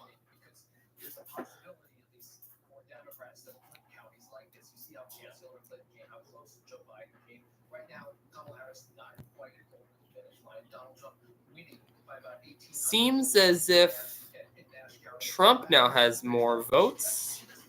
That is because he has now won Ohio, and he has won Nebraska.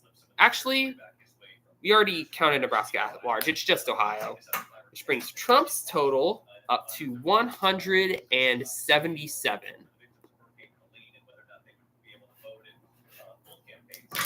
I'll show the map up now, and it does really seem like it will come down to these 7 swing states, just like the polls have suggested, and that the Iowa poll was most likely a fluke.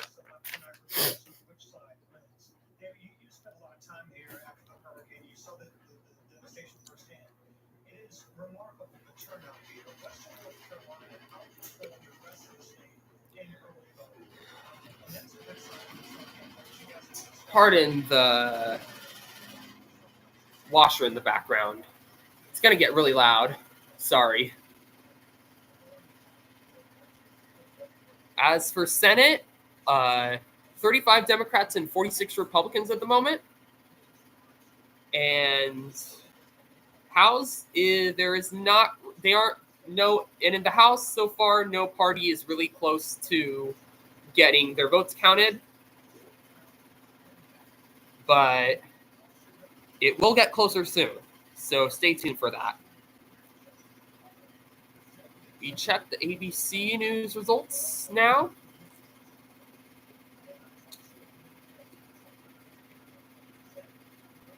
Not much has changed. has changed.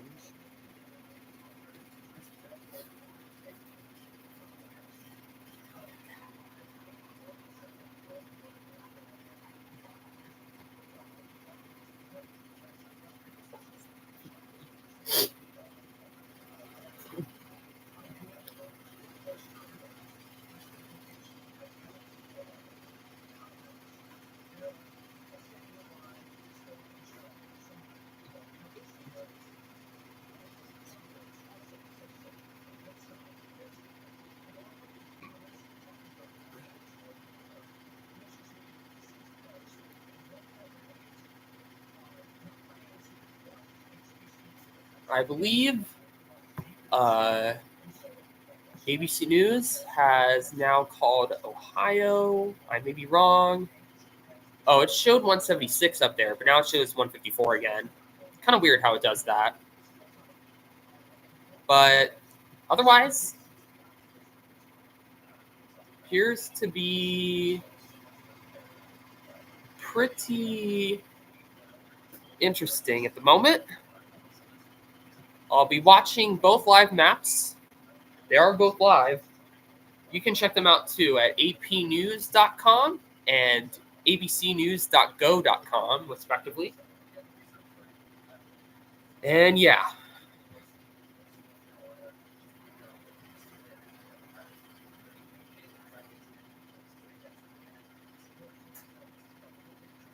Wisconsin, another battleground, has its votes starting to get in.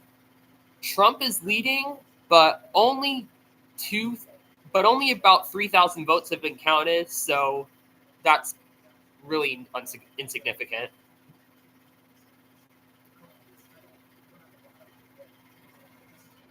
I am a little surprised at how long New Hampshire and Virginia are taking to count their votes, because they're not really swing states. Iowa, which was the subject of that poll, has 0% votes counted. They still have some votes, but not 1% as of yet.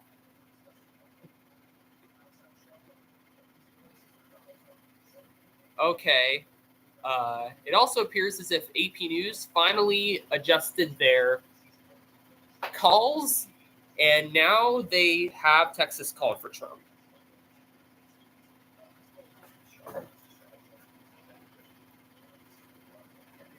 We still have a long way to go before we can tell if anyone's winning. As for the states that Trump would clearly win, at this moment, none that have too many votes. There's Montana, Idaho, and Utah, and Alaska, but those don't have as many votes. So at this moment, both candidates are going to need to rely on swing states. And Kamala Harris, again, it's early. We'll see where it goes, running significantly ahead of where the previous Democrats. If we look at Pennsylvania now, the margin is thinning with 19% of the votes counted, while Kamala Harris still has a 20-point lead. Luzerne County, that is one that slipped away from Democrats, and these numbers hold. That would be a true surprise. I wouldn't be surprised if they change as the night goes on. And we've been focused in on those. Michigan has 52.4% of the vote, or I should say 10% of the vote counted, but Kamala Harris has 52%, Donald Trump has 45%. We do have more people on, so I'll show the map again. Kamala Harris once again has 99 votes, and Donald Trump has 177 votes. And they add up as they move across the state. 20% of the vote in Pennsylvania. And if you're on, I would encourage you to stay on if you can, because it will get interesting. And it's early. I'm just saying, if we're looking at this blue wall strategy coming to life as we're watching these numbers come in from Georgia, where she's not hitting some of the benchmarks that she needs. In North Carolina, still kind of an untold story. Pretty close, actually, when you dig into those counties and see where the vote still remains. But in Pennsylvania, at least with the early vote so far, it appears that she's hitting some of the benchmarks that she hoped to, and outperforming them more conservative-leaning suburbs of Philadelphia. So quite a story unfolding here. So this is where the numbers come in. This is where it actually gets really interesting. So don't go away. We'll dig back into Pennsylvania and Michigan. Also, the first numbers coming in from Michigan. We have another commercial break. So there may be new results soon. Though at the moment, it kind of seems unlikely. Can you believe this, man? Everyone's getting that new Simply Safe outdoor monitor. Let me get the thing up. Powered outdoor cameras that alert live agents of an intruder. Stop. This is Simply Safe. Police are on the way. Whoa! I didn't even see those guys. So what about us now? Luckily, I'm pretty adorable. There's no safe like Simply Safe. Welcome back to our live coverage of the 2024 presidential election. Here's a quick look at where things stand here. Take a look. It's the path to 270. As you can see on your screen, Kamala Harris, 30 electoral votes to Donald Trump's 154 tonight. They need 270 to win. Still very early. Georgia hasn't been called. North Carolina hasn't been called. It's getting interesting in Pennsylvania. Have to look at those numbers. The first numbers coming in from Michigan right after the break. Our live coverage of election night continues right after this.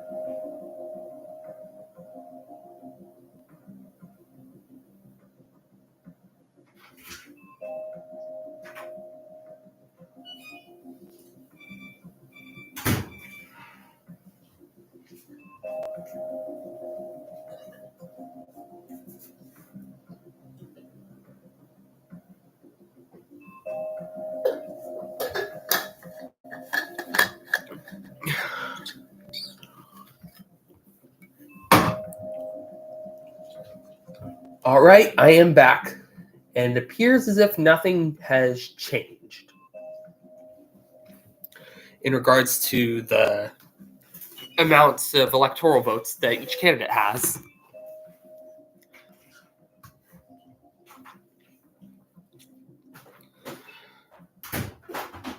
And yeah, we'll probably be in this commercial break for a little bit. So stay tuned.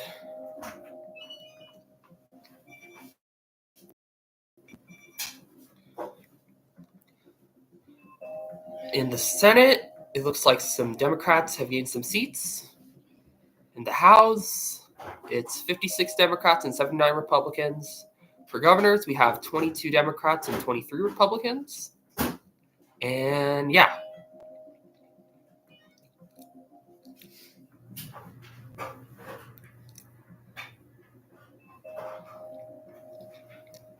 If we look at ABC's map, still shows pretty similar.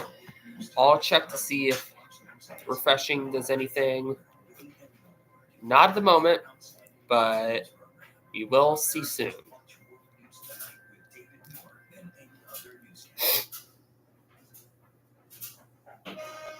The commercial break is over, so we'll get more analysis from ABC.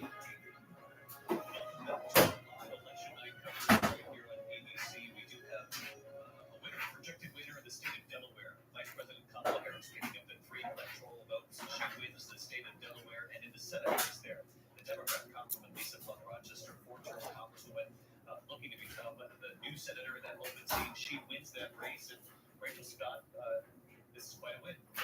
It is, David. History made here in Delaware. Lisa Plum Rochester becoming the first Black woman to win a Senate seat in this state. David, I had a chance to sit down with her just a few weeks ago. We talked about the history that she was going to be potentially making. She's going to be making an awful little world. Not only Kamala Harris at the top of the ticket, but also the history that she. As for these races,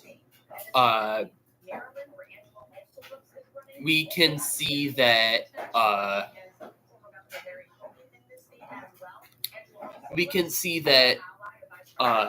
Pennsylvania has been,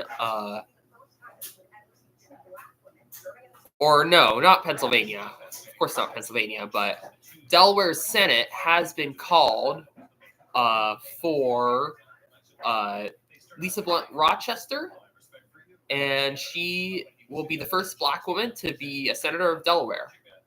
Colton Klimple asks, Emmett, who's winning so far? I will show the map again. Trump would be winning so far.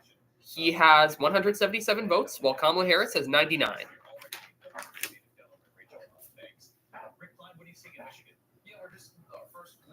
Looking more into these swing states, Michigan has a 9-point lead for Harris. Pennsylvania has a 16-point lead for Harris, but still only 22% of the vote counted. Virginia, they still only have 52% of the vote counted, surprisingly. New Hampshire has 10% of the vote, or Kamala has a 10-point lead in New Hampshire, where 36% of the vote is counted. And there are still no new results. Expect them to come after the next commercial break, which will probably be around 6:30. Or at least that's when I expect them.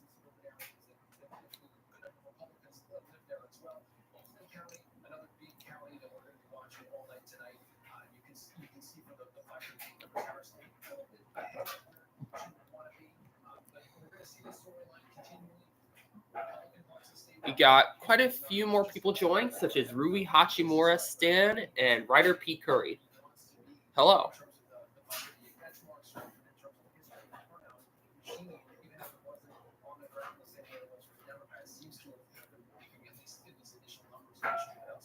Let's get right to Juju Chang. She's in Detroit for us, and Juju President Biden. This was his biggest win in the swing states, about 115,000 votes. And obviously considered part of this blue wall that Kamala Harris is trying to keep. And yeah, still have a pretty long way to go. I wouldn't be surprised if we don't find out tonight, especially considering what the margins look like. It actually appears that Kamala is now leading again in Iowa, which gives her she now has a 16-point lead with 10% of the votes. Of course, that might not even be permanent, but who knows?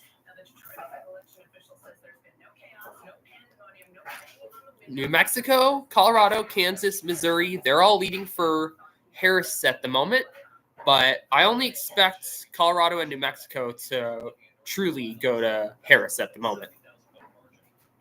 Stay tuned here. The numbers are just coming in. They're just getting interesting. Your local news getting on. We'll see in just a couple of minutes. Having another commercial break, we might have some more results. So stay tuned.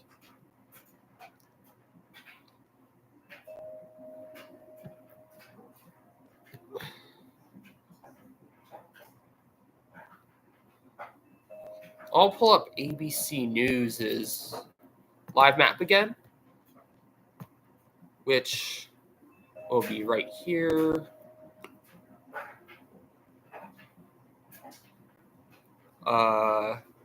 Does not seem that Trump getting any new states. Doesn't look like he did. But as of now, this is the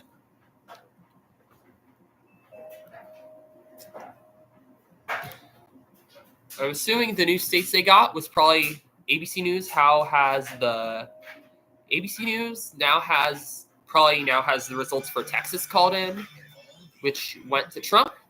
And my mom asked, how are the results matching up to my expectations? It was basically how my expectations were for a while. However, my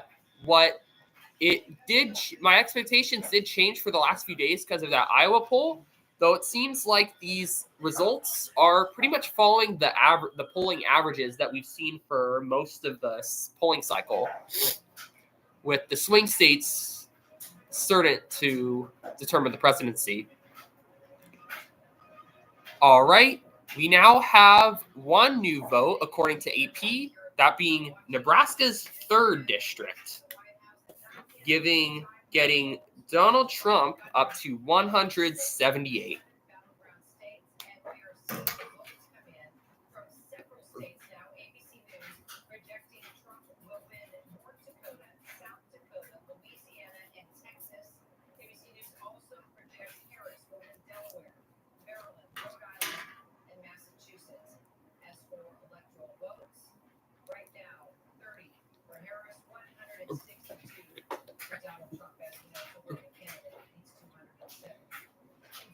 We still have 4 people now watching. Thank you to all who are watching.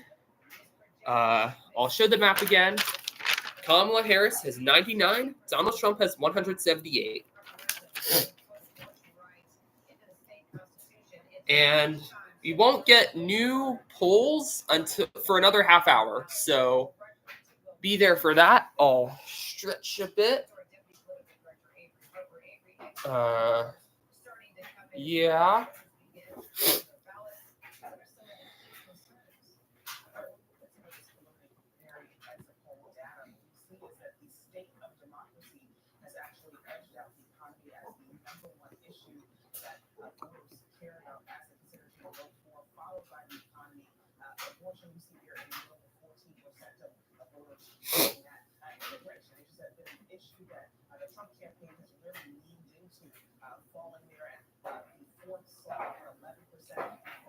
If we look at the ABC results, still nothing new that hasn't been called on either. I wonder what other news outlets have called. NBC. If we look at NBC, their coverage,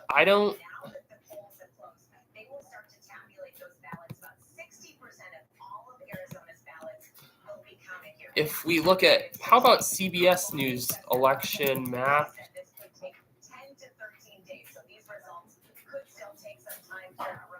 I don't really know, but this map is good enough for now.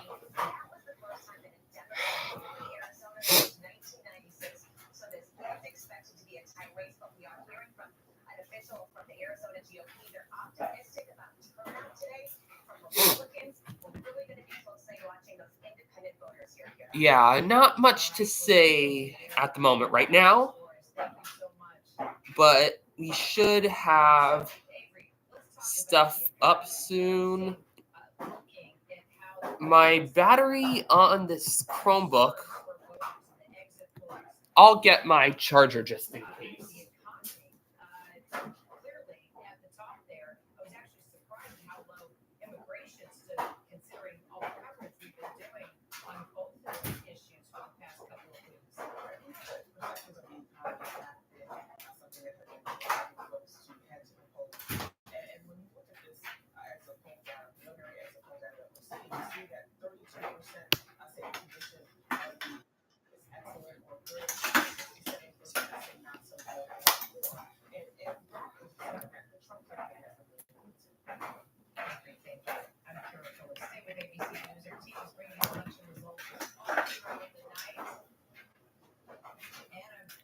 And this is in New York for Harris. Okay, they're projected by ABC News. There you go. News happening by the second. Stay with us. We'll continue to review all the latest results throughout the night.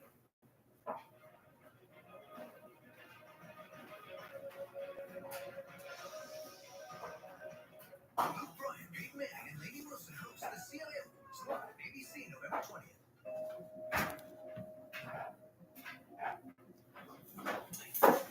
ABC and AP News have not called any new states as of yet, but there's sure to be some in the coming minutes.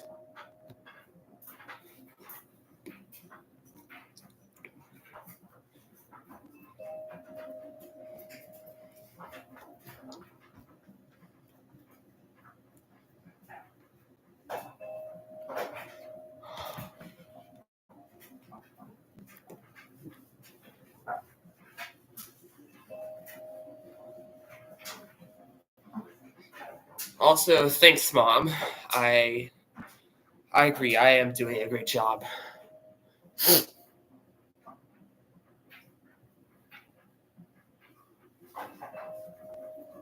For more states that have yet to be called, we still have some still awaiting full results from Colorado, New Mexico, Kansas.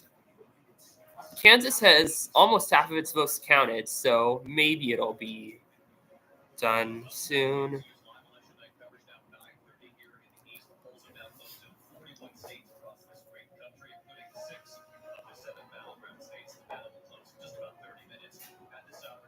Right now, as the ABC News just announced, the only state that hasn't had their polls closed yet is Arizona.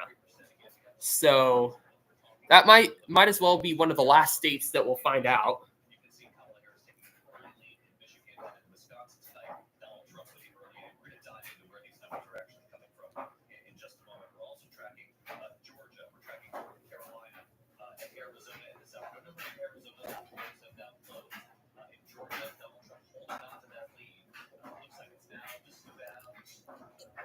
Five people are watching. Hello, guys.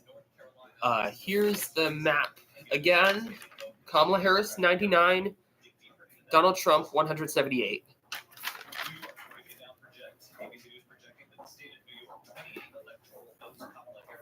And if you hear ABC News projecting New York, AP News already called it, so that's why I had it New York on earlier. And I also had Louisiana for Trump quite early on also. And yeah. I'm assuming you can all hear me in the background. Wow, 7 people watching. I'll show this map up again. Rui Hachimura Stan says, what's your prediction? I was originally predicting Kamala Harris would have more of a definitive lead early on because of the Iowa poll. However, Trump has pretty clearly taken a hold with him being clearly projected in Florida, Texas, and Ohio. So this race is going to be close. I'm not sure now.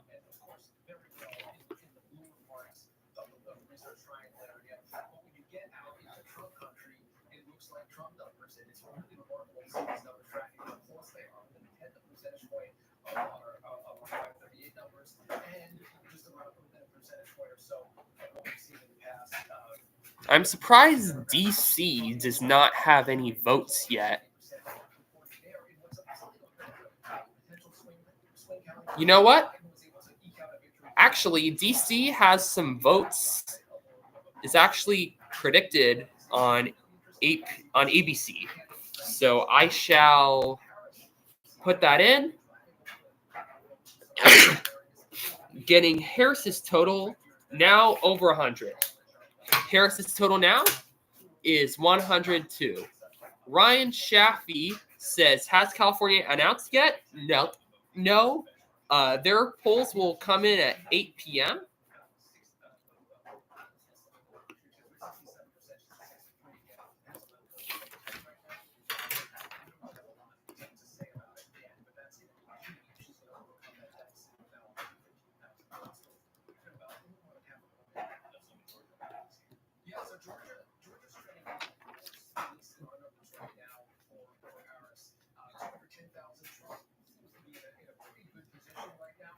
Senate is 36 Democrats and 46 Republicans. House is 66 Democrats and 91 Republicans.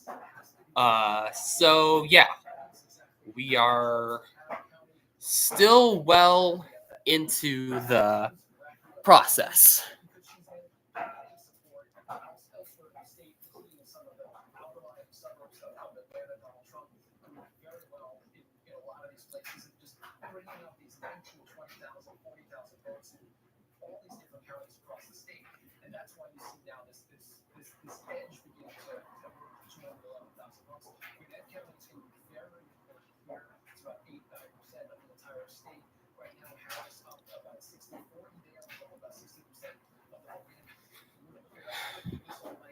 Nothing new yet. The next polls to close will be in 25 minutes in the states of Nevada, Utah, and Montana, as well as parts of Idaho and Oregon. Yeah, for every county, some of them are blue counties, some of them are red counties, some of them are and so it's a 50-50 count. You're not going to get a lot of vote edge one way or the other. But this is really Atlanta, the suburbs. So these overlapping dots are so big because the vote share is so large. Let's see what the headlines are now.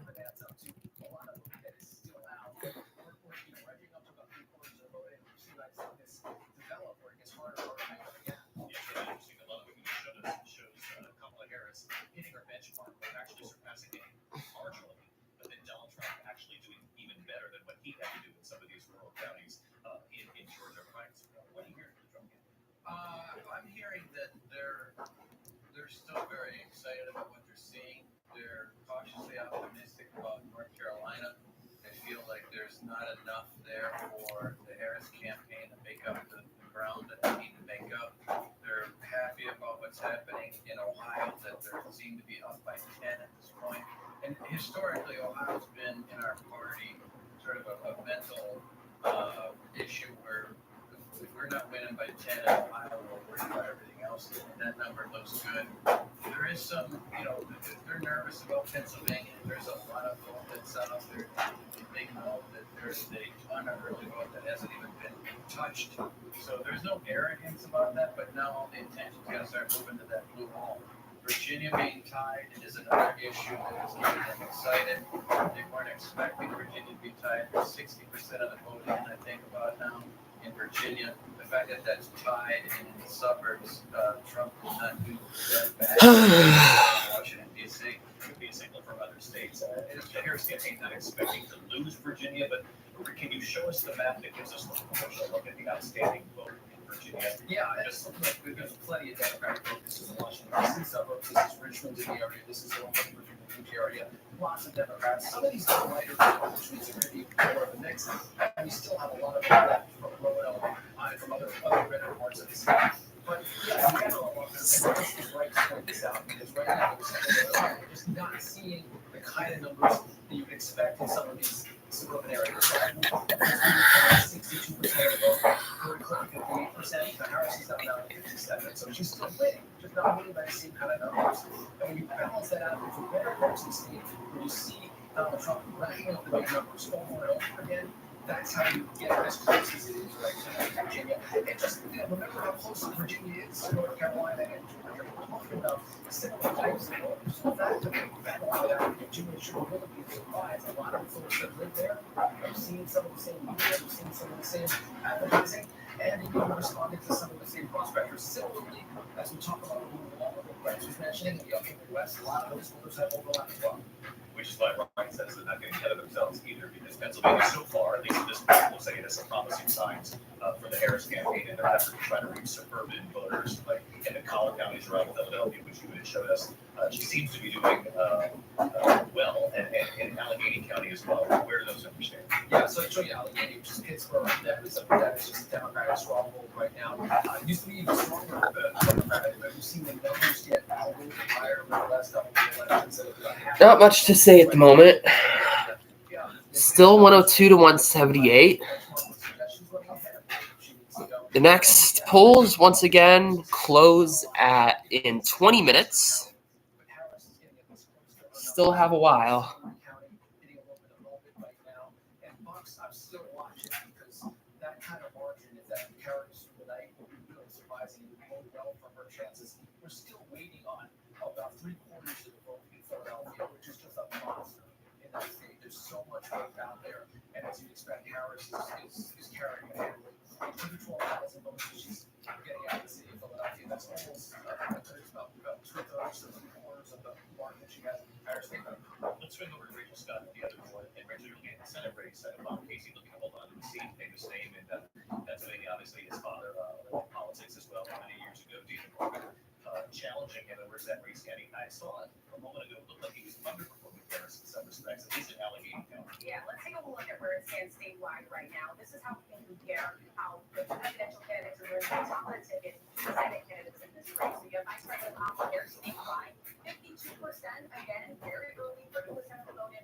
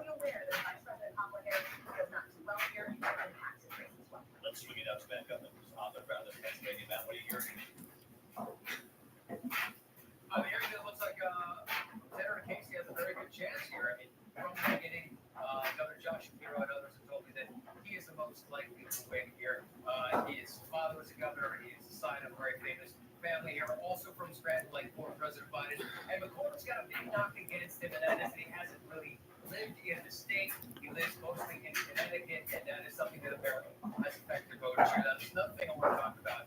And that is the results and the timing of the results, David. I spoke to Governor Shapiro, and he's been very adamant about accuracy being first, also the vote being safe and fair. But officials here understand that they are in a race against the clock. Remember back in 2020, it took almost 5 days to calculate the vote here.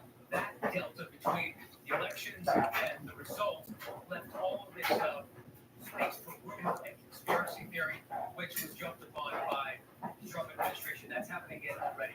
But this time, they aim to do it much more quickly. They have more voting machines, although they still are not allowed to pre-process the mail-in ballots until 7 a.m. on election day. But the state funding that goes to the counties that's tied to their election funding stipulates that they cannot stop counting once they have started until they are completely done. So they've got rotating crews going round the clock to count votes. Most of the counties definitely hope to have it done at some point tomorrow afternoon. One thing to look at is Erie County.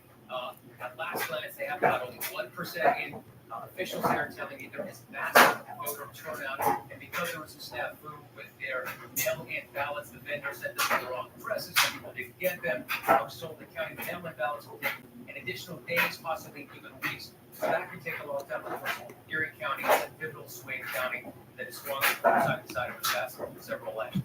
Yeah, one of those boomerang countries we'll be watching very closely here in the northwestern part of Pennsylvania. Matt, thanks so much. Let's go to the wall here. You can see the three blue wall states right up there right now. Kamala Harris with a lead early in the night in all three of those states, Pennsylvania, Michigan, and Wisconsin, all about the same margin, by the way, 52 to 47 Pennsylvania, a similar lead in Michigan, and 18% of the vote in Wisconsin, 51 47. Lindsay, I know we're getting some exit poll data from voters, how independents are breaking in these so-called three blue walls. Current AA says, did Kamala lose all the Nebraska votes? Not yet. She still has a chance to win in the second district, which has been polling pretty well for her. So we'll see.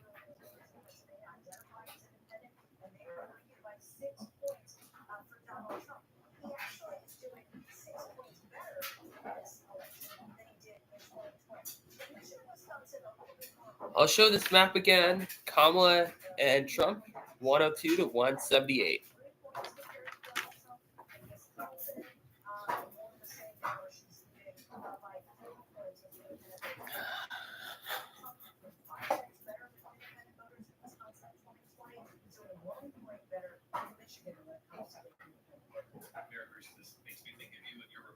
Just tuning in real quick again, says Eileen. We'll visit here and there. Is it going how you expected? It's so far or different? I kind of was expecting from that Iowa poll for it to be more landslide, but as I've said before, Ohio, Texas, and Florida have all gone red, so I don't expect there to be a landslide. It will come down to these swing states, it seems. How do you explain the results in Virginia at this time, says current AA? I would say my best explanation for why Trump is leading is I would say simply just the fact that only about half the votes have been counted. There's still pretty good chance that Kamala Harris's votes will come in, but for the state, it is definitely close at the moment. But but Kamala Harris was ahead in the polls, and Virginia wasn't really a swing state, so we'll see about that. Eileen also says, and it is still too early to tell who you think. Well, I would say it is too early since none of the swing states have been really revealed at this moment.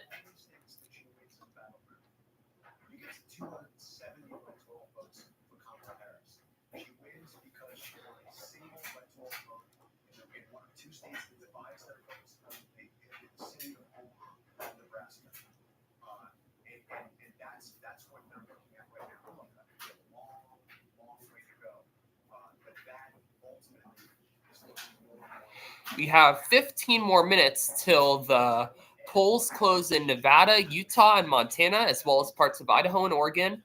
So stay tuned for that.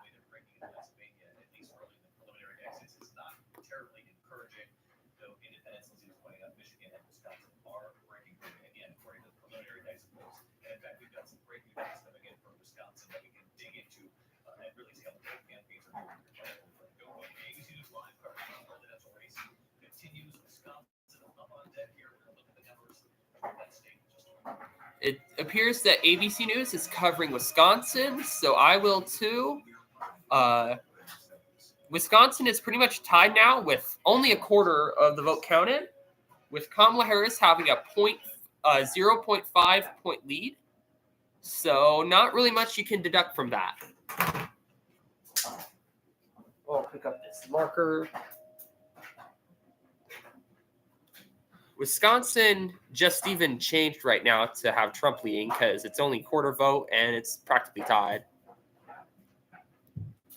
But our total votes from 102 to 178 is still the case.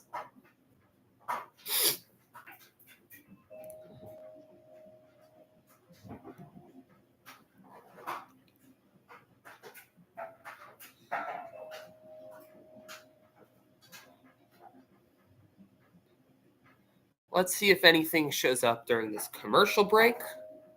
Doesn't seem like it at the moment. Check out Iowa. 20% of the votes counted. Kamala Harris has a 8-point lead.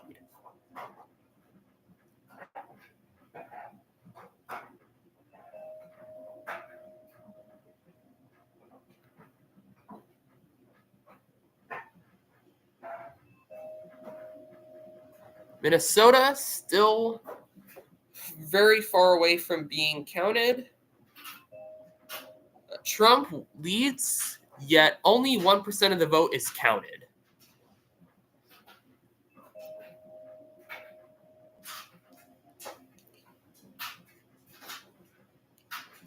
Let's just wait and listen to the background music, I guess.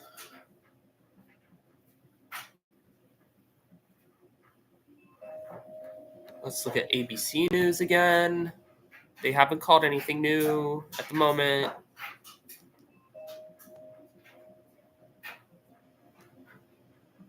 So we are good to go for now.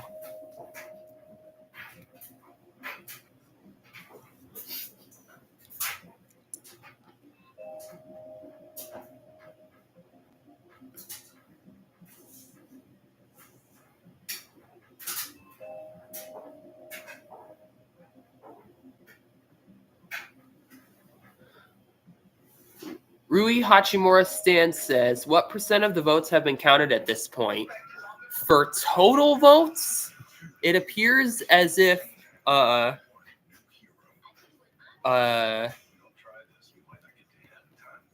estimated 41% of all votes have been counted at this moment. This does not include, of course, California, whose polls are still open for over an hour at this point.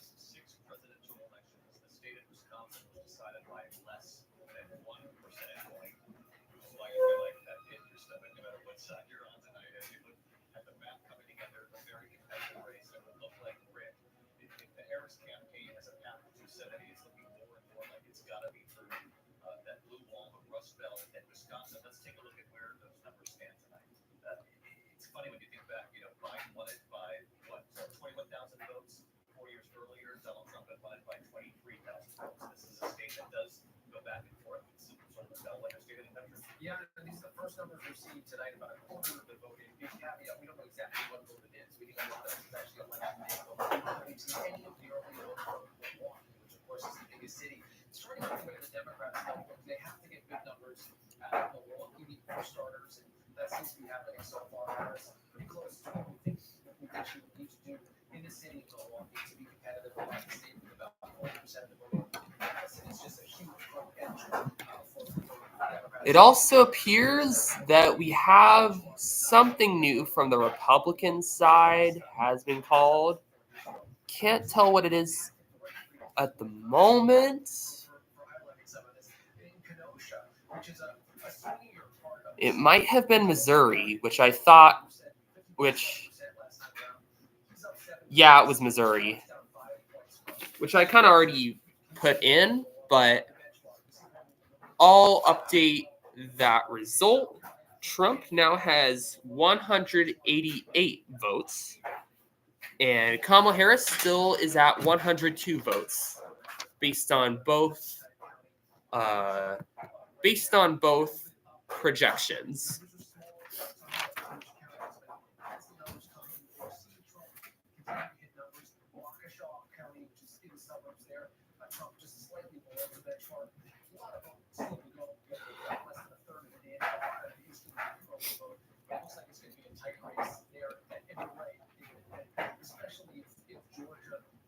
Do expect to see Kamala Harris get a boost after sometime after 8 p.m. My time, due to the Pacific states all being solid blue. Those are California, Oregon, and Washington, of course.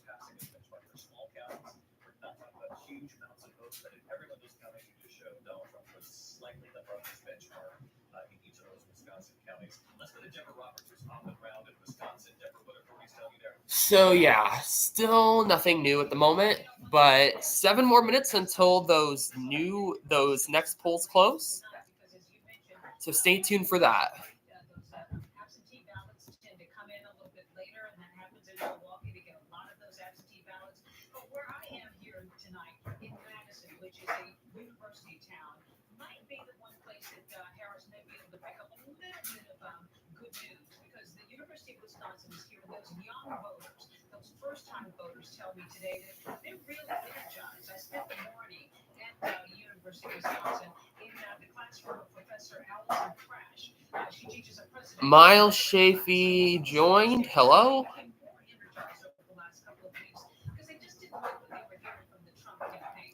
Also, I can tell you that this particular city has just seen tremendous growth over the last few years, and a lot of those folks who moved in here have been highly educated, blue-leaning voters. So this is becoming a much deeper blue part of the state too. So that might cut into some of those margins that Trump might have in those red counties. So this might be the place where Harris might find a little bit of good news with those youth voters up around the country. They've been standing in lines today, waiting to vote. So we'll see what it actually produces as the night goes on. But waiting for those absentee ballots to be processed, that is the thing that takes so long. So that will keep us sort of waiting throughout the night. But they tell us that it's moving along smoothly. They had a small sample earlier. As I should also mention that Georgia and North Carolina's votes are going to be some of the fastest to be counted, and we should get them by 9 p.m. Or like who wins in those states by at the very latest, probably 9 p.m. So stay tuned for that as well.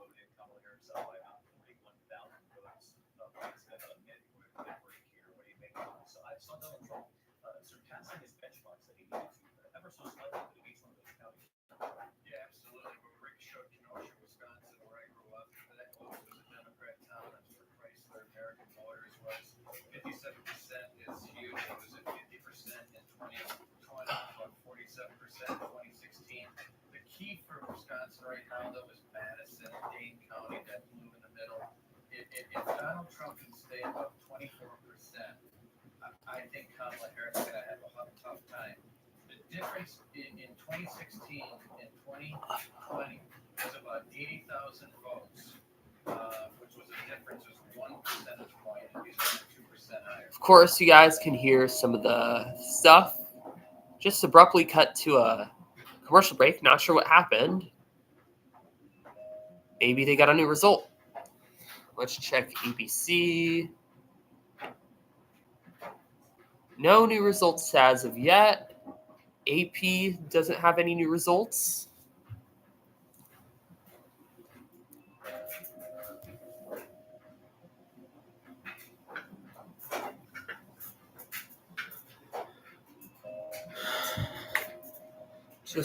Let's just wait till after this commercial break.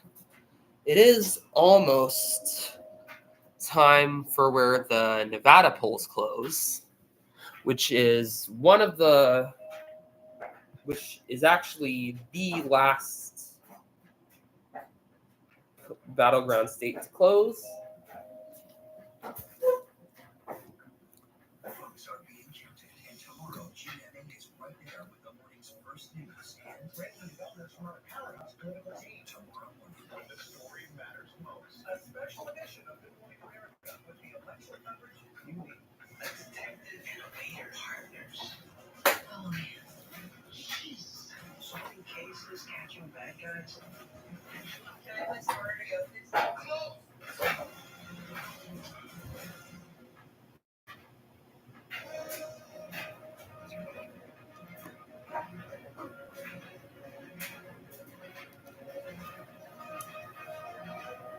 And good evening, everyone. I'm Kira Phillips. We're watching ABC News and the race to the White House. ABC News now projecting Trump will win North Dakota, South Dakota, and Texas. ABC News also projecting Harris will win Colorado, Illinois, and New We York. just got news now that Colorado has been projected by ABC, which will bring Harris's projected vote on my end to 112.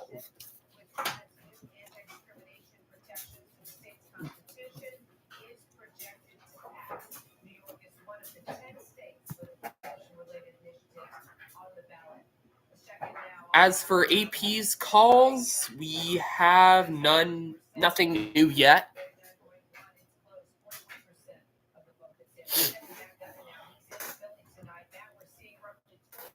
So, and the polls, as mentioned before, a bunch of times in Nevada, Utah, and Montana are going to close pretty soon. 19 of them, Kira, and the math doesn't work for either candidate unless they win Pennsylvania. And Kamala Harris struck out to a very big and early lead. That is what we are seeing right now. And this is why And just for what we're looking at, Pennsylvania is now a dead tie in results to the vote. 41% of votes have been counted, so it could change, but it might not. So we'll have to see.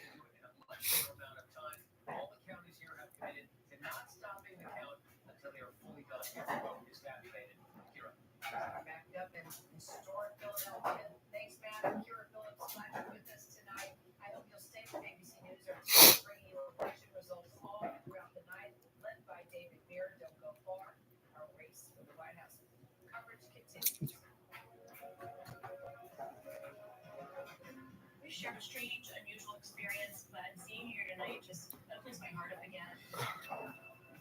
Welcome to the very first ever Golden Bachelorette Men's Salon. I didn't expect to be that famous. I love these guys. They're friends for life. We all came looking for love with Joan, but we got this, which is incredible, really.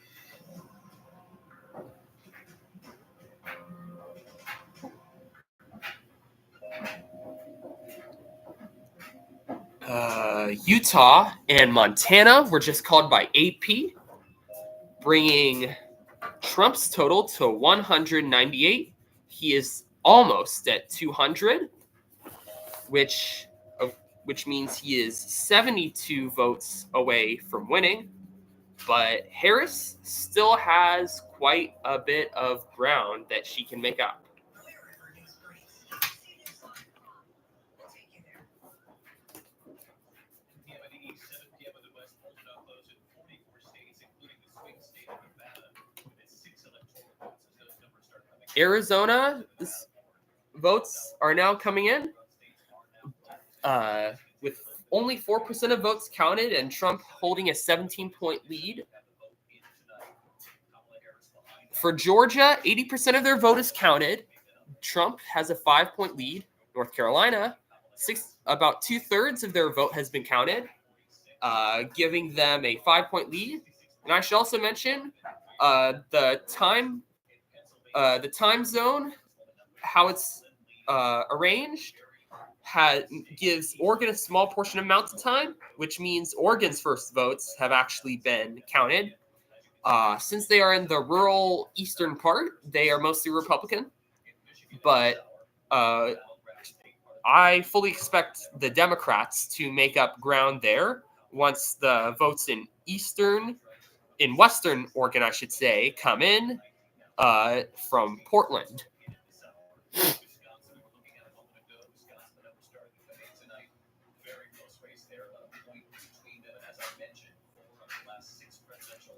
Pennsylvania just switched in leading to Harris again. As for Virginia, still pretty close. Trump is leading by only less than 2 points, with just under 2/3 of the vote counted. New Hampshire, just under half has been counted, and Harris holds a 8-point lead.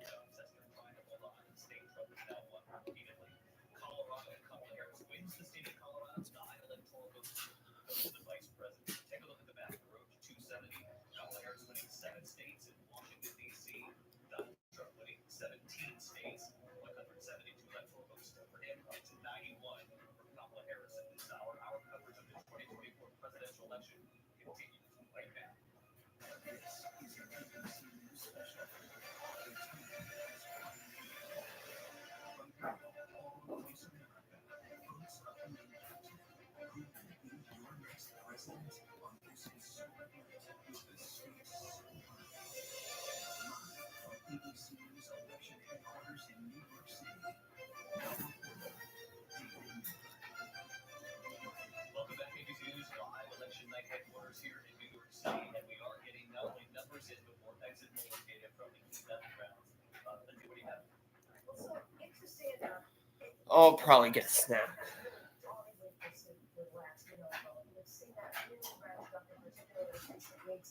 Donald Trump equally. He was in Pennsylvania recently, just last week, and he said, I love the Latinos. He was in New Mexico a few days ago. He said, I love the Hispanics. And it really appears that there is some appeal there for Latino voters when it comes to Donald Trump. And if you look at the race in Nevada in particular, the Latino vote making up 17% of the electorate there.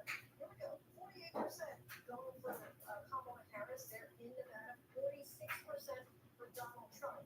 But Donald Trump is actually doing 4 points better. I'm sorry, that's in Arizona. Harris is doing 4 points worse than Biden in Arizona. Trump doing 4 points better than he did in 2020. In Arizona, Harris getting 55% of the vote. They make up 1/4% of the population in Arizona. Donald Trump getting 41%. But in both cases, he's doing much better. Trump 11 points better than he did in 2020 in Nevada, and getting 4 points better than he did in Arizona. And this is exactly what Trump campaign wanted to do, is to peel away some of the Latino support that President Biden got 4 years ago. And Harvey, you traveled through Nevada and through the Sun Belt, and what did you hear? Well, I think what I heard was surprising in some ways. I mean, you think, oh, the Latino vote is going to go to the Democrats. Absolutely not. I mean, that's not the impression you got on the ground. You had unions out there canvassing for Kamala Harris, but all came in, the voters I spoke to the economy. And even those Democrats who were out canvassing for Kamala Harris knew that was an issue. Like, how do you explain to people the economy that people trust Donald Trump more on that? And they said, well, we tell them that it just takes time. So that message was not really resonating. Nevada has the highest unemployment rate of any state in the country. They were devastated after COVID. And that is the issue. You know, you can talk about exaggeration. You can talk about calling Puerto Ricans garbage. You can talk about all those things, but it came back to the economy. They can hear lies, they can hear mistruths, they can hear exaggerations, but their truth is their grocery bills, their gas bills. And that's what it came back to on many, many people I interviewed. And the high cost of housing. Exactly. Very, very high cost of rent. And immigration. And you could talk to Latino voters. There was one man who said, I don't care about any of that other stuff. Donald Trump is going to be best for the border. This is a man who came into the country 50 years ago illegally. He is now a citizen. He doesn't want any more migrants. And that's what it's looking for. Yeah, really interesting. And part of what Lindsay was showing us, I mean, she still is leading among Latino voters. the margin that President Biden did 4 years ago. That's going to be very concerning for the Democrats and the Harris campaign there. Yeah, look, I would just remind over and over that they had said from the very beginning that they would get to make the most straightforward path into the states and we hope what we're seeing coming in that certainly seems to be making the effective bill there. You know, there's a case where we're going to especially in Nevada, it's large overbuilt for housing and in that state she had to get her home, issue the economy and make clear that that was going to be first on priority, the low rate consequences was going to be very, very first thing, very first priority she gets into office. She was such a class and elected this big economic package of bills to do just that. The question is whether that message got across and was a So we've seen some numbers come in that shifted the lead again numerically because it just hasn't been the case of voting. But right now, Donald Trump with 33,000 voters. We've got a lot of This is Pennsylvania. This is Pennsylvania, yes. We asked earlier about the Livestream County. That has flipped red. At least that's down 57% of the vote. Donald Trump racking up some numbers there in an area where Democrats had some hopes to fill things up. You can also see what's starting to happen in the western part of the state. We got some significant numbers. North of Pittsburgh, Butler County, someplace where Donald Trump is coming close to his benchmark number. Really, this is a function of a lot of them coming in the redder parts of the state. We still have a lot to go in Philadelphia. That's the kind of this is by far the biggest city. We're seeing Delco go very strongly for Kamala Harris. She's outperforming where she would need to be, also outperforming where Joe Biden was. And same story up in Montgomery. And this is still an interesting one. Bucks County, a lot of folks who keyed into that, a lot of folks still to go. Unclear exactly what kind of vote that is, but at least now Kamala Harris outperformed that benchmark. So there's a long way to go. We're close to half the votes in Pennsylvania. Yeah, this would appear to be her strongest state so far as a benchmark performance, at least meaning that 538 average of these candidates needs to be Donald Trump. I think a number of the counties would show slightly below the benchmark, though getting very close to it. Yeah. Which explains why the vote is so close right now. 46% of the vote is Donald Trump, very slightly in Pennsylvania. And you were looking at the Latino vote in Pennsylvania and some of the counties where they live and wondering if this 11th-hour push by the Harris campaign to try to reach out to Latinos would actually work. Yeah, and as Martha was talking about what she saw there in Nevada, I was thinking about what I saw personally here in Pennsylvania. This is Berks County, which includes Reading. Donald Trump had the campaign office here. This is a county that has a large Hispanic and Latino population. Reading is 72% Latino. This is one of those counties where you're going to see this split rate because you have Donald Trump's rhetoric. You have that rally after that at Pittsburgh Garden where that's beautiful air, Puerto Rico, the island of garbage. This is also a county where the economy is not so much. They're still dealing with high poverty. Let's take a look at where Donald Trump is here. I will tell you, he's already leading 76% of the vote in. You can see where he was just 4 years ago, 53%. He's already there. We're still waiting on a large amount of election day vote as well as early by mail vote as well. And then again, right here, David, he's already performing really well here. While he was campaigning here in Reading, Vice President Kamala Harris was in Allentown. This is Lehigh County. You can see just how well she's doing here. Right now, she's ahead by 6,000 votes or so, but still a lot of them left to be counted. 43% right now. Thanks, Rachel. One of the things that's storytelling is the map of the sort of circular diagram that shows you where the vote still remains. Can you just show us in Pennsylvania, the South, where the vote still has to be tallied? I want to take this over to Donna and Ryan. The one that shows the outstanding vote. Yeah, you can see that's Philadelphia in the suburbs. We do a good amount of vote in Pittsburgh. So when you see a purple dot like that, that's more of a battleground county. So it's probably not going to advantage the candidate. But there's a significant amount of Republican vote still outstanding as well. Looks like it's going to be a close thing. The battle for Pennsylvania, Donna. What do you think? First of all, I've taken my meditation early because once again, Democrats are going to come in late. They're going to come in late in Pennsylvania, and clearly in Georgia, what's happening is that Democrats are not overperforming in DeKalb and Powell, and you have to overperform because Donald Trump is doing 4 points better in some of the rural areas. So again, Democratic cities continue to come in late. I'm seeing that pattern once again. I have good information that Philadelphia is going to come in much stronger than 2020. And by the way, in some of these areas, you can compare apples to apples, but Kamala Harris has had to build a different coalition, so I'm also looking at some of these suburbs, if the issue of homelessness, the threat of democracy, if they work in those areas in terms of pulling out the vote.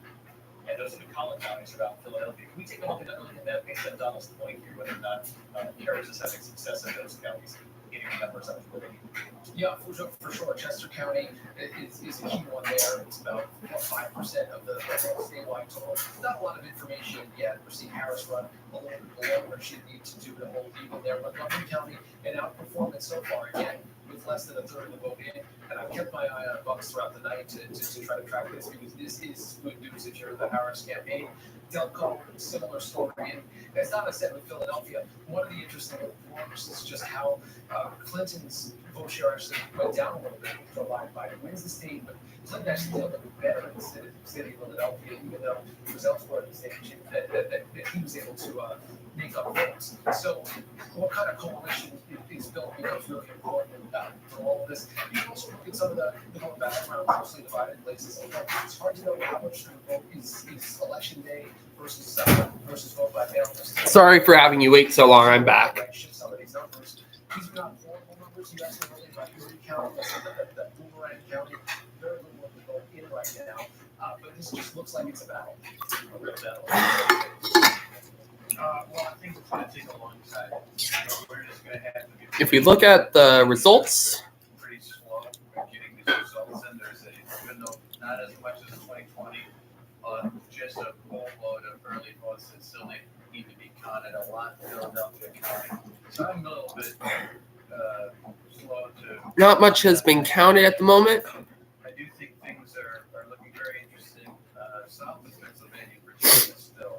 I think that's something that we're But a lot of attention yet. yeah. People can start focusing on Oh, Closeness of Virginia. Let's take a look. for anyone wondering, I was just having a snack. This is just one of those really strange ones to see a 4,000 vote edge.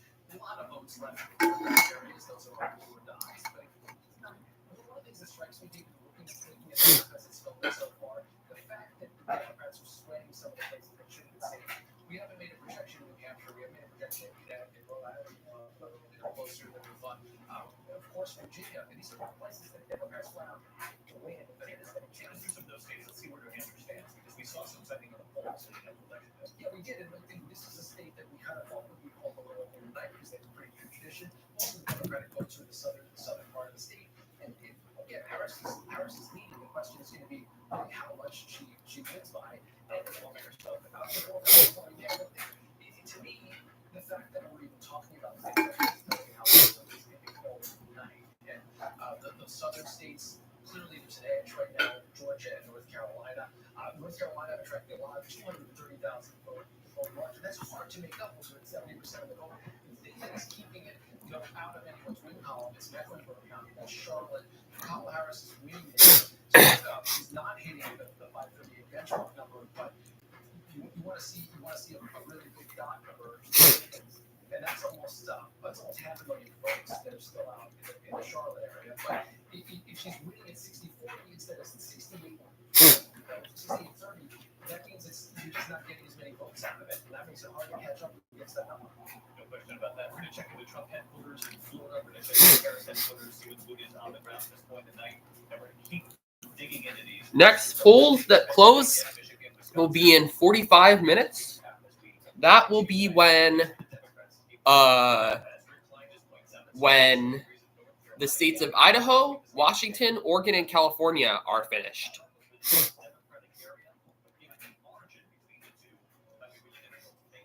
As for Senate, Republicans only have 3 seats left.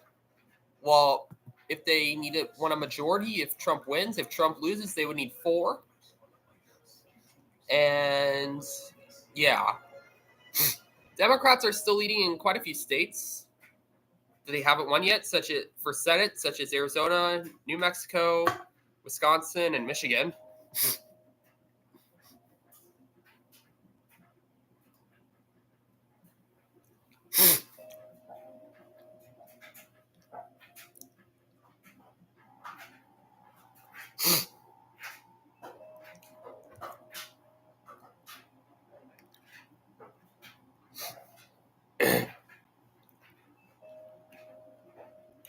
let's see if anything new comes up this commercial break.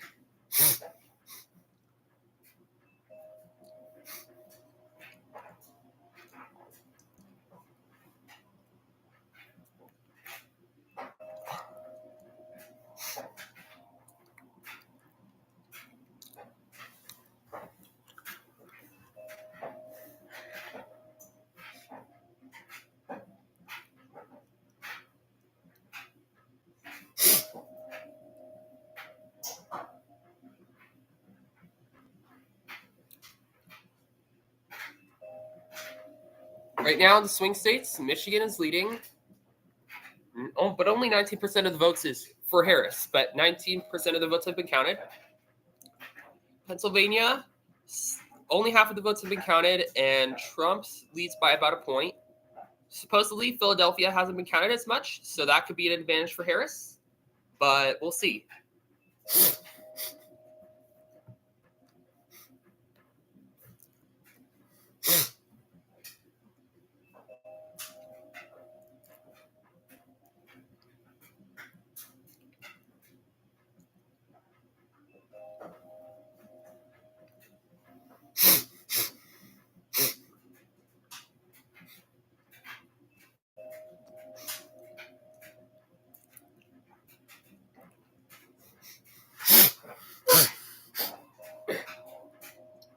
If any of you here are curious to see the map, it's right here.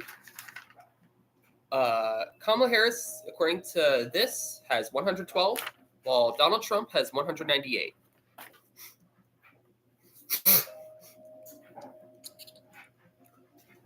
Minnesota, still pretty slow at counting their votes. Only 2% has been counted.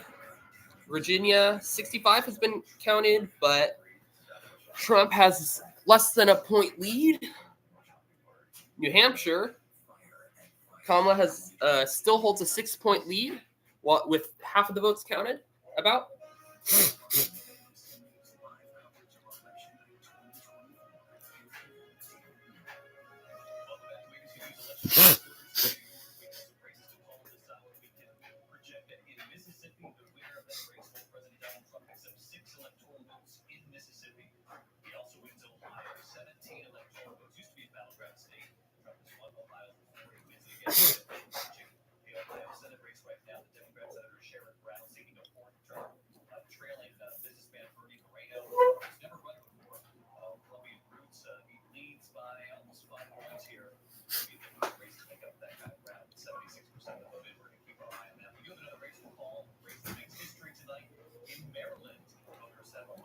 Why do you put your camera on the screen when you're just sitting there? Oh, okay. Change it. All right.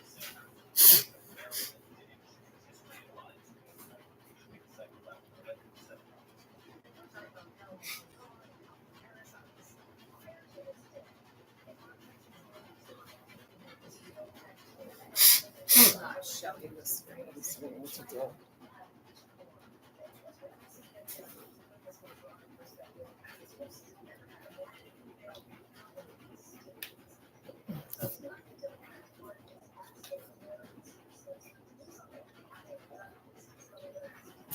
Is that good?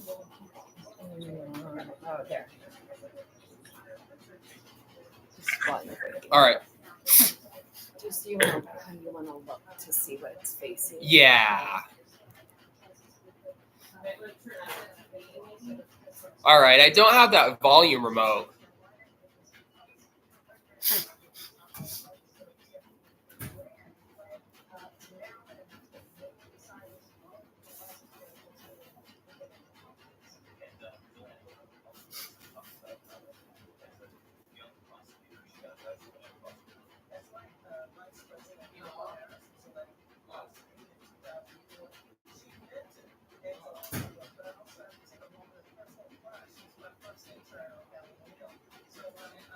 But it's kind of hard. I think I'm good.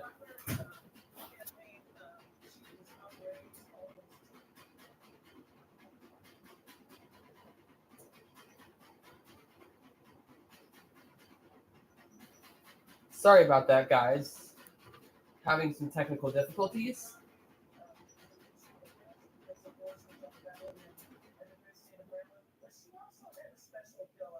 young women across the state. That's going to be the hidden story tonight after my friend next to me finishes boogie woogie around all of the houses. All right, the volume should be up a little bit. You're looking at the Senate. Not only is this a win for Bill Alsbrook, she makes history, but I flashed up that Ohio Senate race. Sherrod Brown does not look like it's going to be a good night for him there. Yeah, this is going to be really hard to make up, David, as you already said. 78% of the vote that is already in, and you can see that Moreno is ahead right now by 239,000 votes, roughly compared to Sherrod Brown. You know, I've been studying sort of how he won the last time around. Listen, that was 2018. Donald Trump was not running, and so this is the first time that Sherrod Brown, the last remaining statewide Democrat in the state, is really trying to outrun the top of the ticket. I want you to just pay attention to some of these counties because these are areas, they're red now, but these were blue in 2018. These are two counties in which Sherrod Brown did really well in 2018. Now they're red. You can see just how well Moreno is doing here. He's ahead by 4,000 votes. Sherrod Brown underperforming where he was in 2018. And you can see Vice President Kamala Harris at 41%. This is obviously a red state here. Sherrod Brown, the last remaining Democrat, if he is able to carve this one out, it would be pretty remarkable here. We're still waiting for a good number of votes here in Franklin County, which is home to Columbus. What does it say, John, about the shifting nature of not only Ohio, but you're looking at Florida as well? And Sherrod Brown, very popular in that state, obviously not enough to win tonight, but the margin became smaller and smaller each time he ran. Yeah, and look, this show's really tough night is it's shaping up to be for Democrats in the Senate. I mean, the Democrats talked about two seats that they thought they really had a chance to pick up. Florida, Texas, neither one of those looks good. Sherrod Brown, they thought they were going to keep. Looks like he's in real trouble. Tough for Democrats in the Senate. All right, John, thanks. When we come back here, your local news is standing by. We have new reporting from Donald Trump's campaign headquarters, who's with Donald Trump tonight, what they make of what they're seeing on the board so far, and then we'll focus right back on that blue wall with Russ.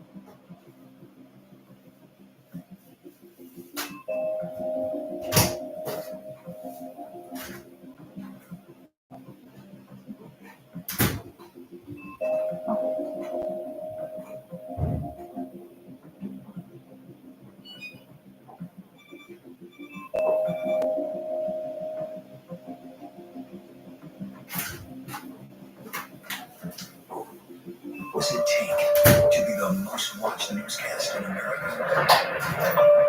We are part of this operation.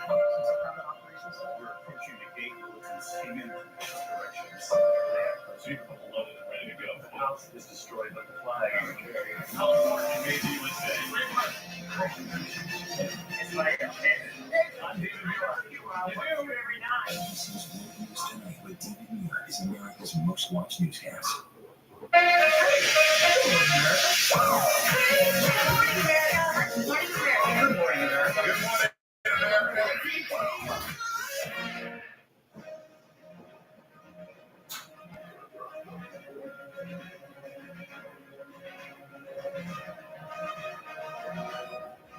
And good evening, everyone. I'm Kira Phillips. You are watching ABC News and the race to the White House. We are watching the results roll in. ABC News now projecting Trump will win Mississippi and Ohio. ABC News also projecting Harris will win Illinois and New York.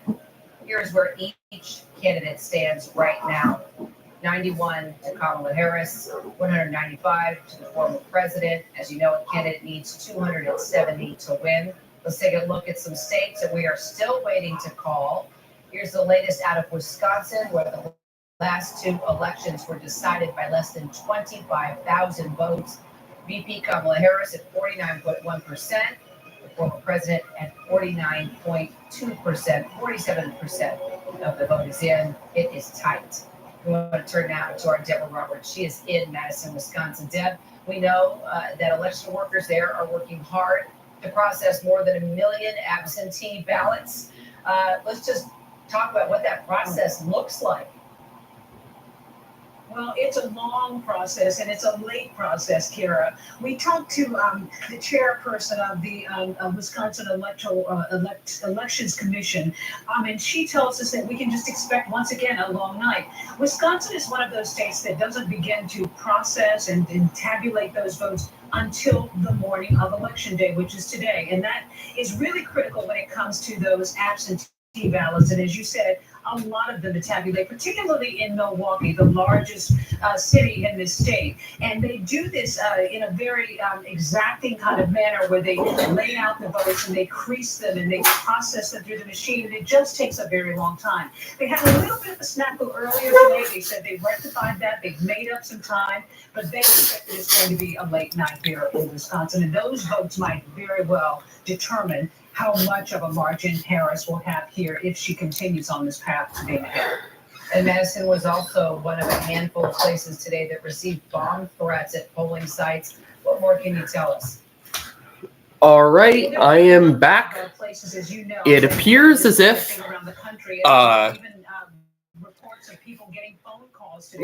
the results are pretty stagnant at the moment. We still have Kamala Harris with 112 votes and Donald Trump with 198 votes. So stay tuned for more. In half an hour, we should have votes from the West Coast states as well as Idaho. So, yeah. So far, a night that seems to be moving right along. It's going to be a late one. It sure is. We're glad to have you, Deborah Roberts. Thank you.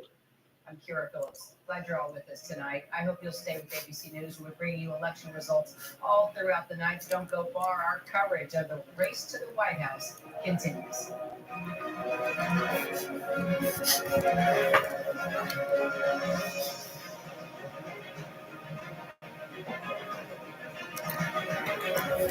America's ABC News now streaming 24/7 on Disney Plus. Holy shit.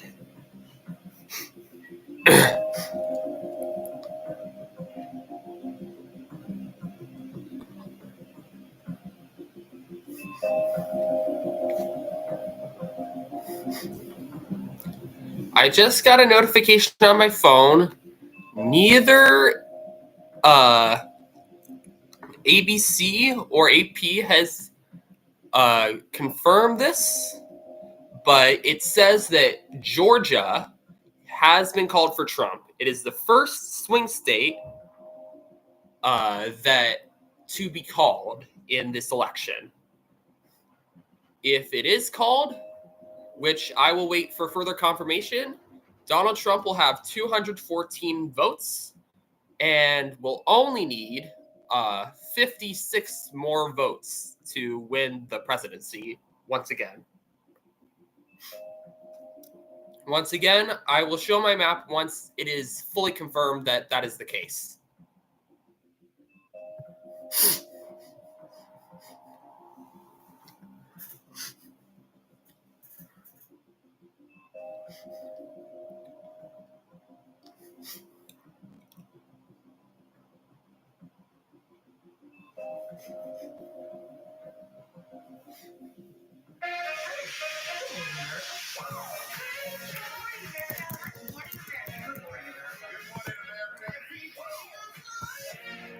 You're watching America's #1 streaming news. Live reporting, breaking news exclusives. Keep streaming with ABC News Live.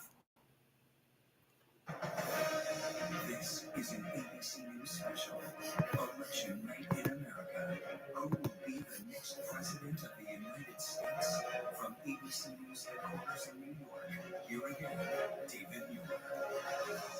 Welcome back to ABC News Live Election Night coverage. 10:30 now here in the East, 7:30 in the West. 30 minutes away from polls closing in California, Washington, Oregon, and Idaho. California, of course, with 54 electoral votes at stake.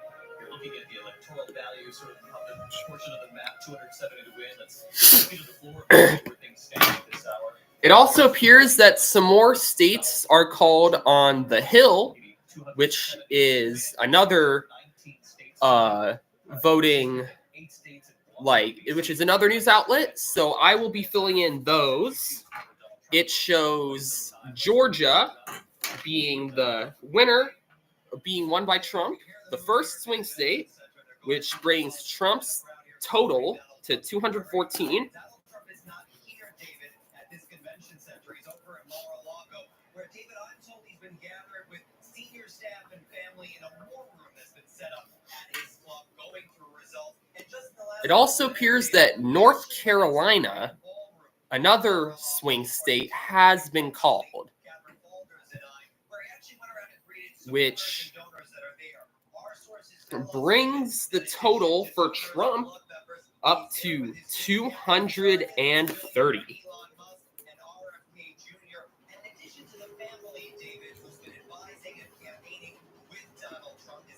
We also have results from Kansas and Iowa, both 12 each, bringing Trump's total to 242.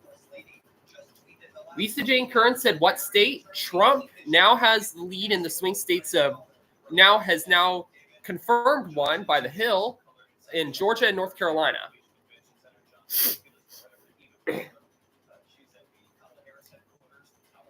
242. I'll color this in soon. But along with the Republican gains in those states, we do have news that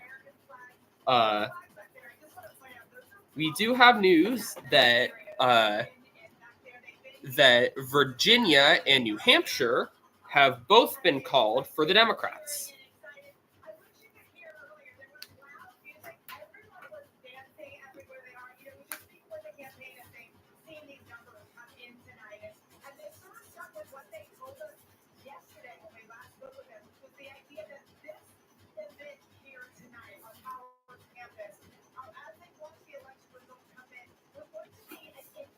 Which brings Kamala Harris's total up to, I believe, 112 plus 4 is 116, plus 13 is 129.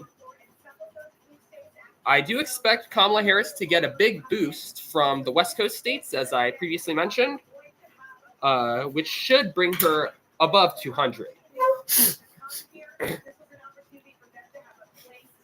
And as of now, here is the map.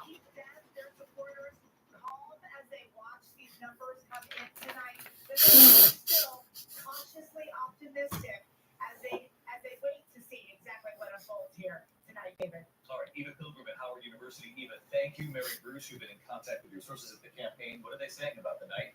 I gather they'll say this is the path that we knew we were working towards, and that means it's a late night.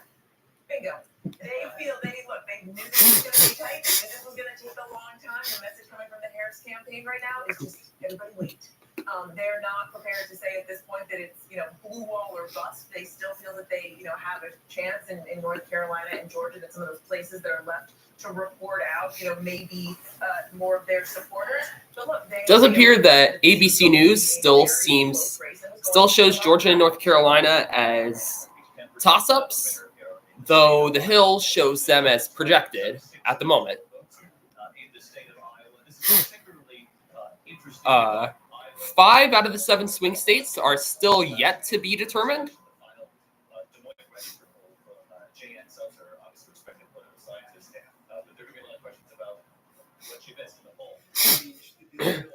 She was tracking a narrow lead for Kamala Harris. It sent shockwaves throughout the political world. What it could mean for other states, not just Iowa. Sort of see Iowa coming in for Donald Trump and apparently by a very convincing margins. Looks like a serious swing and a miss from a usually reliable. That's kind of a big word here with Rick. Let's dive into some of these Rust Belt states, the so-called blue wall. I'm curious, Wisconsin. The blue wall for this portion, if we look at that, Wisconsin is leading with Trump by 49 by about a point. Michigan, 23%. It's basically a tie. Pennsylvania, Trump leads by about 3 points with 57% of the vote. We go to the Pennsylvania specific. We got, let's see, the uncounted ballots. There are still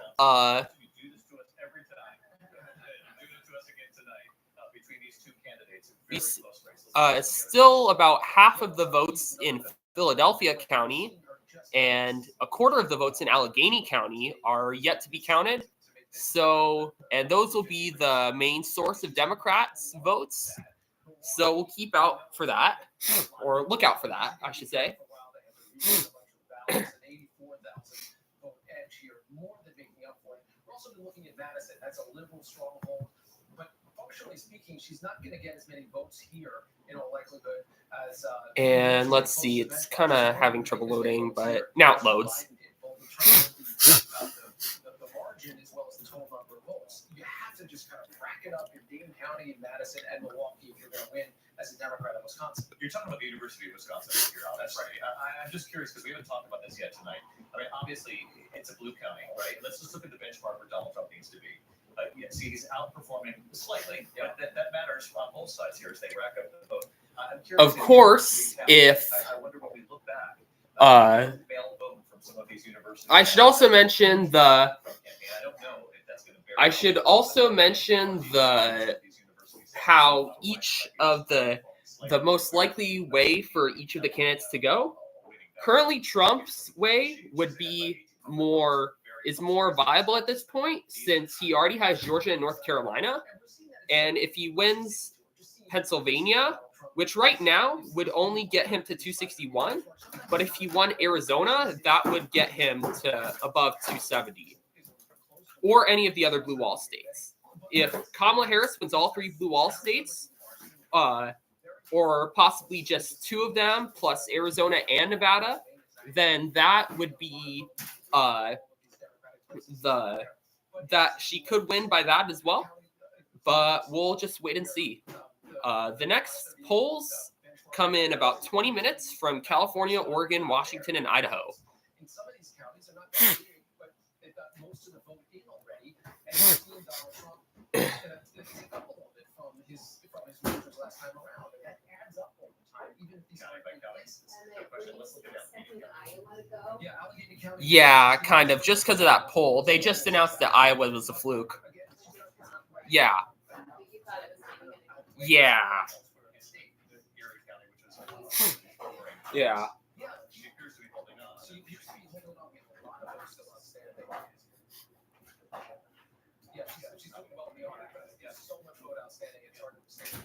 Scranton is another great one to look at.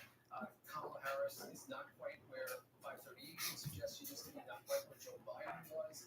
A little bit better than Hillary Clinton. If you want Trump, look at the other side of that. Trump is doing better than he did either time when he ran at it last time. 122,000 votes separates the two of them. Donald Trump in the lead in Pennsylvania right now. Michigan, what are we looking at?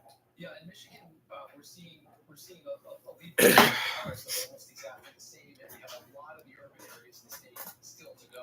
We'll start with Washtenaw County, Ann Arbor. You talk about your college towns. Here's an interesting one where Trump is doing a little bit better again than the benchmark. So that might play out that theory. Lansing, there isn't a lot of vote there, but so far we're seeing a little bit better than the benchmark would suggest, in a place that will be pretty liberal at the end. And also, I should tell my followers that this live stream will end tonight. I would say probably around like 9:30, but I will post updates when new states get called, as it is seeming pretty close at the moment.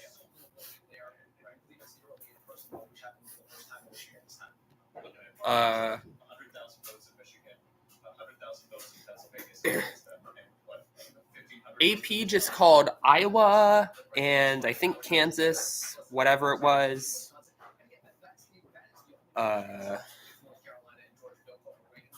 ABC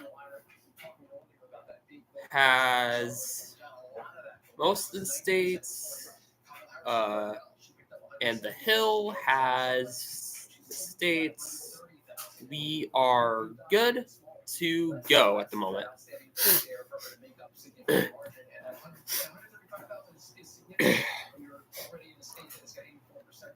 If we look at the Hills presidential win chance from November, it was pretty. Trump's odds have risen quite a bit. Trump now has a 75.6% chance of winning, but Kamala still has a 24.4% chance.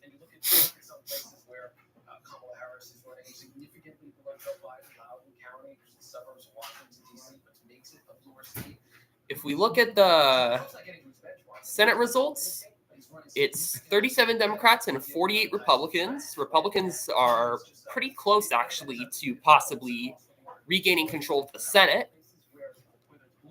And then, Not only beat his number from last time, but beat his number when he ran against Hillary Clinton in 2016. did not mean for that to happen. Let me get my tripod set back up. And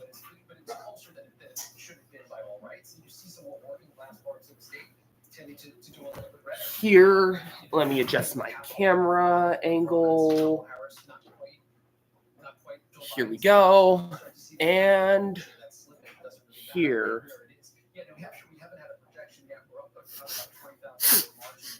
There's still quite a ways to go, but we are keeping with it. About 17 more minutes till the West Coast results come in.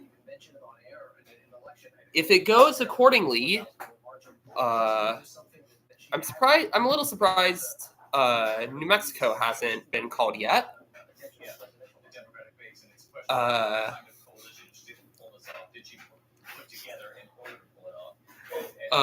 The non-swing states and non-states that haven't closed their polls yet, that haven't called themselves yet, are currently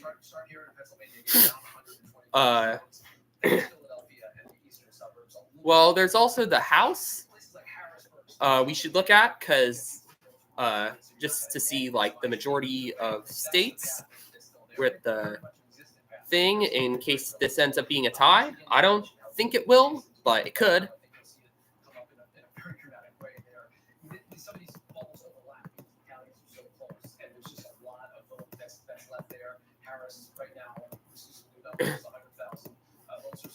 And Wisconsin, again, Milwaukee is just going to be huge here. Madison, most of the voters already in a heavily Democratic place. Right now, it's only about 3,000 votes. As the numbers continue to go on. And I know Rachel, you've been diving into some of these college towns, actually. This is going to be something we look at later, how young voters split if the gender gap was what we think it could be potentially going into election night. What are you seeing? Yeah, we know Vice President Kamala Harris and former President Donald Trump, quite frankly, trying to get young male voters to turn out. Vice President Kamala Harris trying to get younger voters to turn out in general. Lacrosse, home to 3 different colleges, thousands of students. Let's take a look at how she's doing here. 52% of the vote. She's ahead by 3,500 votes so far. She's pretty much almost where President Biden was, with 71% of the vote in.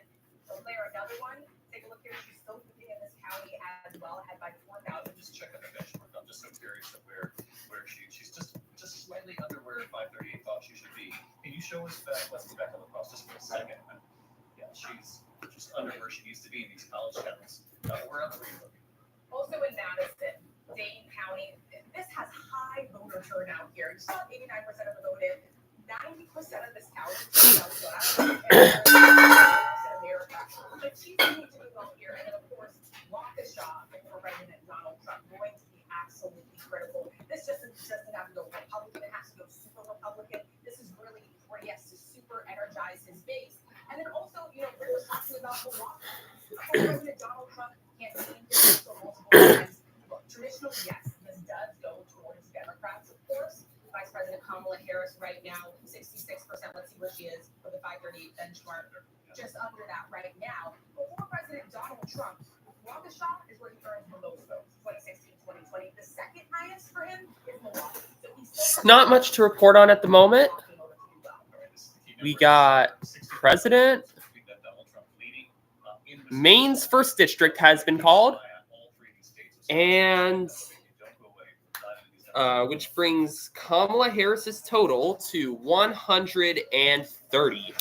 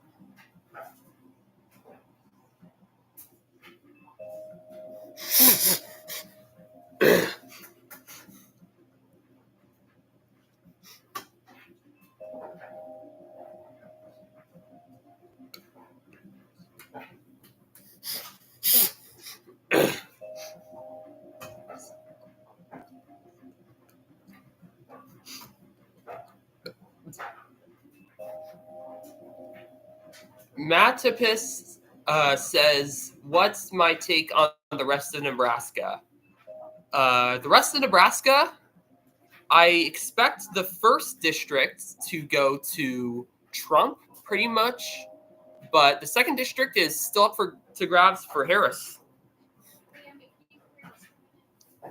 Okay, hold on.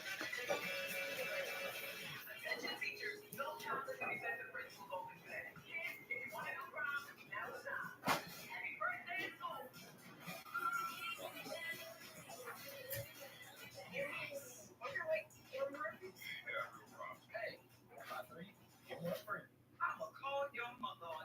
Bring the rest back here, boy.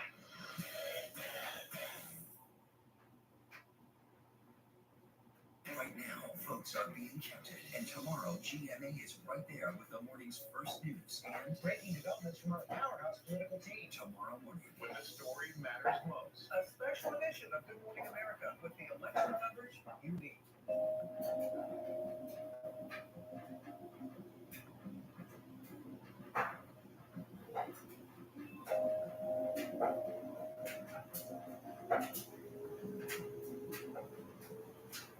Yeah.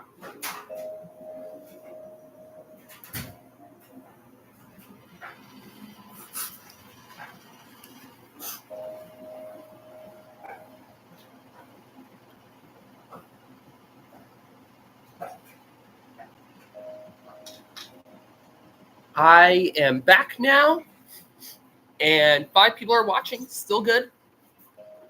And the results are pretty much the same. According to AP, ABC has not called any new states yet. And The Hill has also not called anything new. Ryan Muir B says, do you think that the president should be elected solely on popular vote, or do you agree with the Electoral College voting system? Personally, I do not agree with the Electoral College voting system because, for one, it gives, in the past, it has given the winner the person who has lost the popular vote. And second, it was originally designed when the United States was more of a confederation, meaning that the states were more independent, as well as the fact that it was also used the Electoral College gives an advantage to rural states, which historically was used to benefit states with slavery. But anyways, that's my take.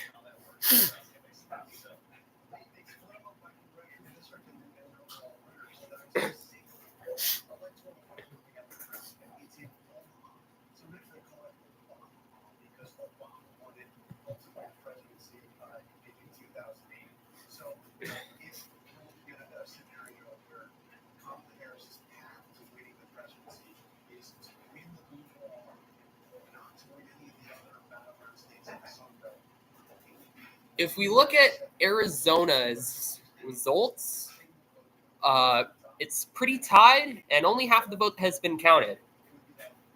kind of interesting that half of the vote has been counted. Maybe it'll be the next swing state that we'll find out. I doubt we'll get Pennsylvania's anytime soon. Trump is still leading by like a point, and 65% of the votes have been counted. Michigan is about 3 points. Wisconsin, but for Trump. Wisconsin, 1.5 for Trump. How many presidents have lost the popular vote and won the electoral? The ones that I have thought, the ones that I know of are would be 2000, between when George Bush won, but Al Gore won the popular vote, and of course 2016 when Donald Trump won, but Hillary Clinton won the popular vote. I remember also back in the 1800s, there was a time where there was this candidate named Samuel Tilden who lost the Electoral College but won the popular vote. It was a very close election, and I believe it was the 1876 election. But yeah.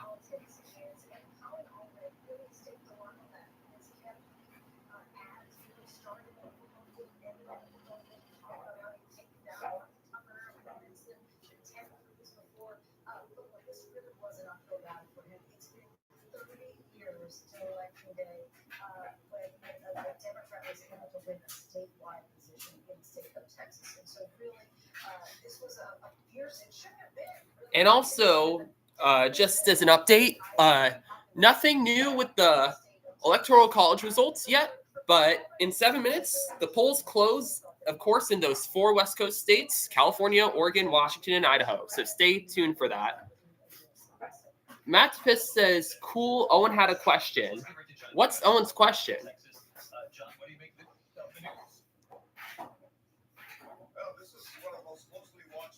I'll wait for it. And yeah.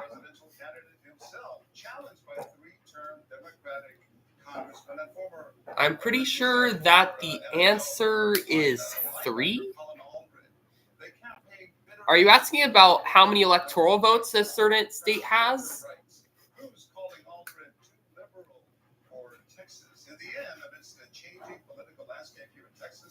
Ted Cruz survived the challenge just a few minutes ago. In his victory speech, Cruz specifically thanked Latino voters in this state, which he says have proven all the political prognosticators wrong. Also, according to ABC News, Ted Cruz has won the Senate race in Texas against Colin Allred.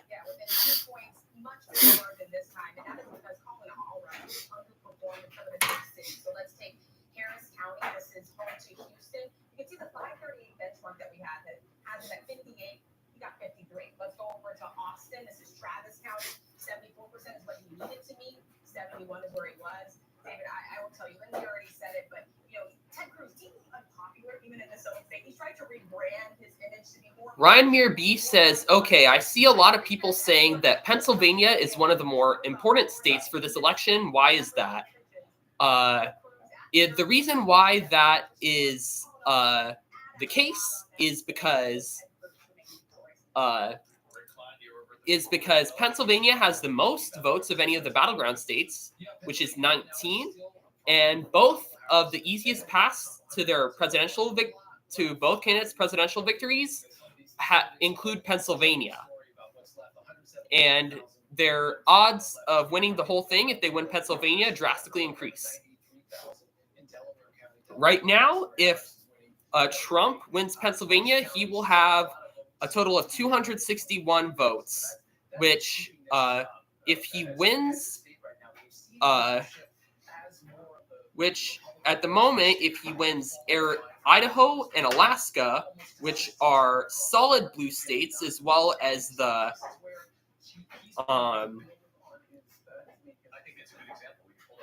if we do Pennsylvania, which is 19 votes, Idaho, which is 4 votes. Alaska, which is 3 votes. That makes that would make 26 votes. Add that to 242 is 268. Plus Maine's 2nd congressional district, which is supposed to go to Maine. It would be a tie, but he does get to 270 once you factor in Nebraska's thing. So it really all depends on Pennsylvania at this moment.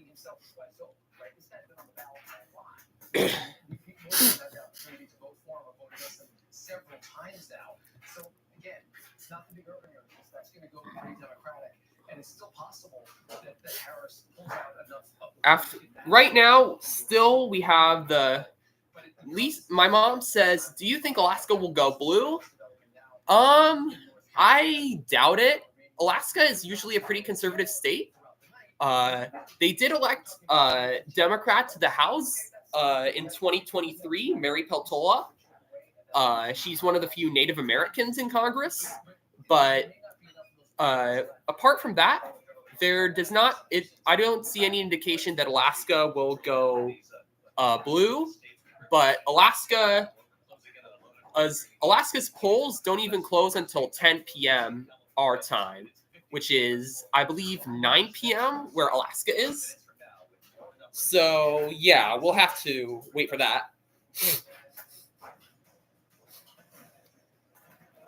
And the results for California, Oregon, Washington, and Idaho should come in about 2 minutes. Or not the full results, but rather the polls close.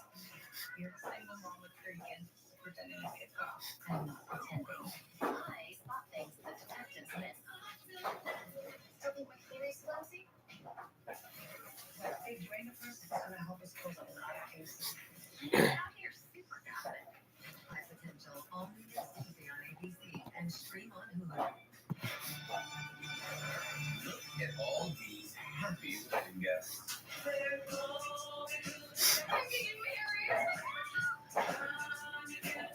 Are you crying? Magapus says, is Hawaii mostly blue or red? Hawaii is actually one of the most democratic states in the entire country and will most likely go blue in this election.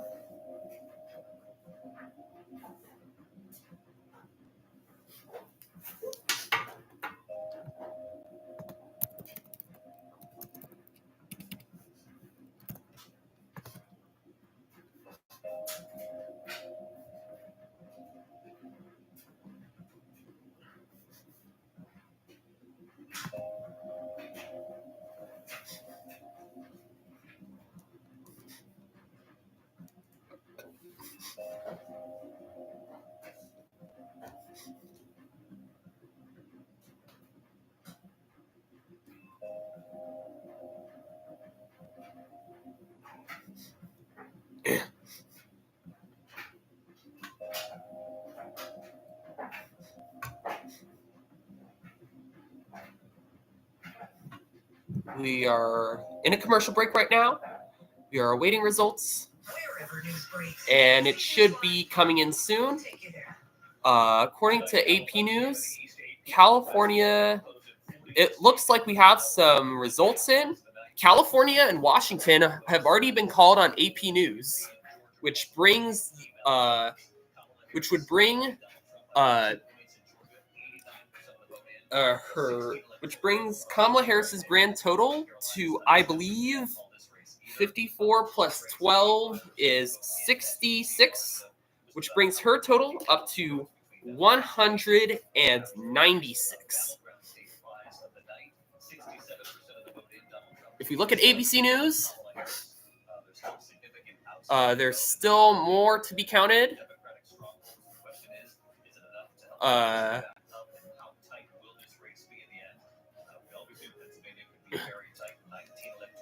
And the Hill, we're still waiting on quite a few results, but this is what it looks like right now. There does not appear to be that much in the Republican side. If we look at the swing states, most of which that have been called are leaning towards Republicans. We see North Carolina, it's kind of already called, but Pennsylvania, 69% of the votes are counted. Trump leads by 3 points. Michigan, only 27% of the votes have been counted, but it's 4 points. Trump is 4 points ahead. Trump is about 2 points ahead in Wisconsin, which is 60% of the votes. Arizona is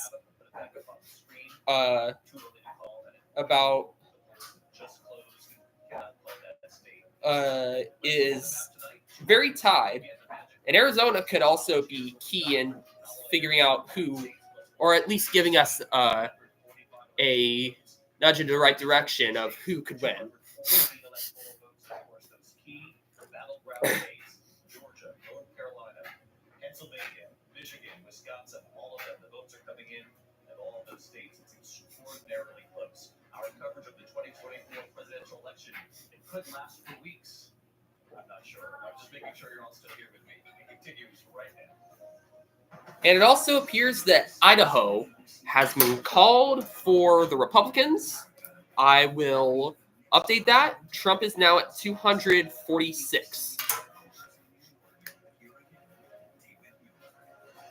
Good evening as we come back on the air in the West. It's great to have you with us here at ABC News Election Headquarters here in New York. This is an extremely close race. All of the key battlegrounds. Somebody right to Mary Bruce, covering the vice president, covering the Harris campaign. And basically, you got your hands on a memo that went out to internal staff saying this is going to buckle up. This is going to be a long election.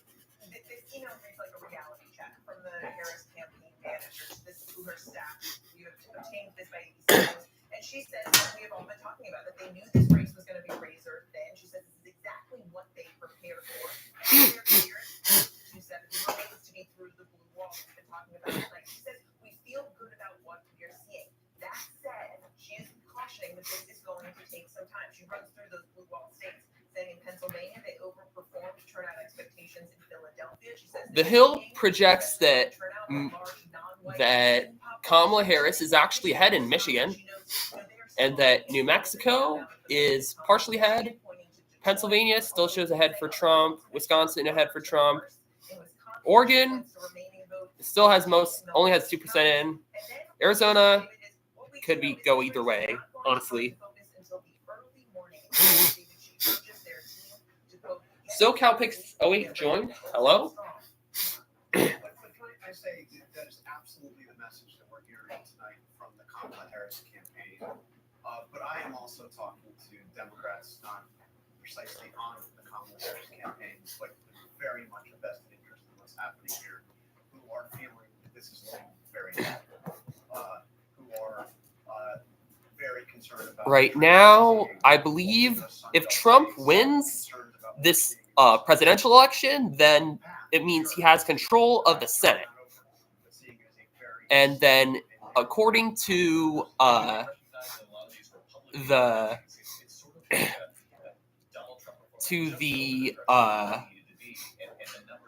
I guess the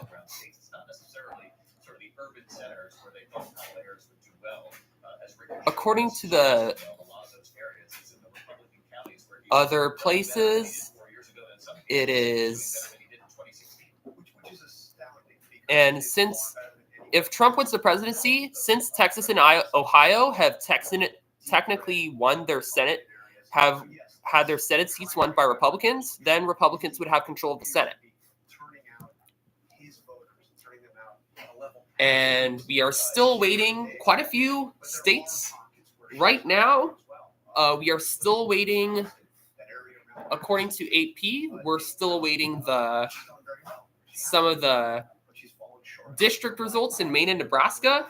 And for states, we still have 1, 2, 3, 4, 5, 6, 7, 8, 9, 10, 11 full official states to call, which means 39 out of the 50 states have actually been called. So quite a big majority. To be sure, as you've heard from Mary, the campaign, the Harris campaign, still very much sees a path. It says this is going to be long, it won't be patient. And I think when they say long, they don't mean a long night, they mean a long week. Yeah. All right. Well, that's sobering, Justin. Appreciate it. Take no offense. We appreciate the reporting and the analysis. And you're right, because you point to Madison, you point to Charlotte, and some of these other cities where she has performed, but not to the level that they hoped that she would in order to pull this off. Donna Brazil, you are a veteran of these campaigns, and when you hear what the campaign chair is saying within the Harris campaign, you've actually heard that before.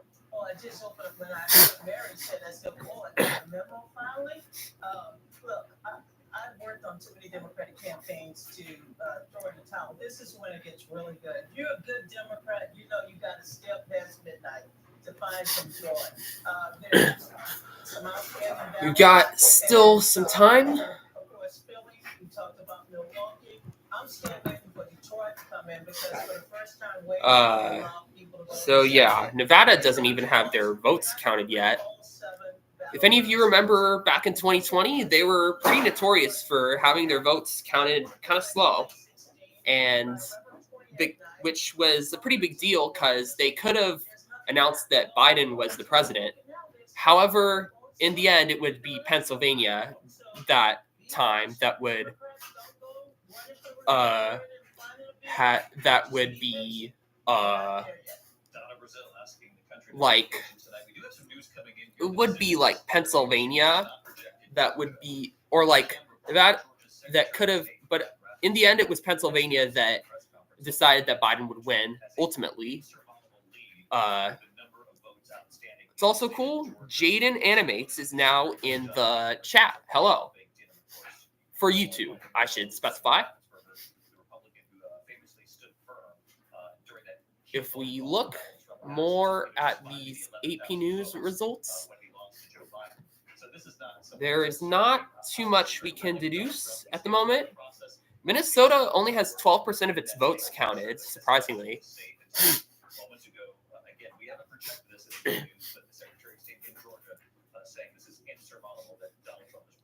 And when Brett Raffensperger is a Republican, he's an elected Republican, but he is a street. No doubt about it. So we haven't called it, but I would take what he said very seriously. Let's get right to the ground in Georgia. Steve Osasami in Atlanta. Steve, what do you make of this? You talked with the Secretary of State. Facts are facts, and he has said that it looks like it's insurmountable at this point. Well, as John said, he is a straight shooter. You know, when I talked with him, he told me that, you know, his job is to call balls and strikes, not to put his finger on the scale. You know, his reputation speaks for himself on that issue. Still got quite a while to go. This live stream probably will only go on for an hour more.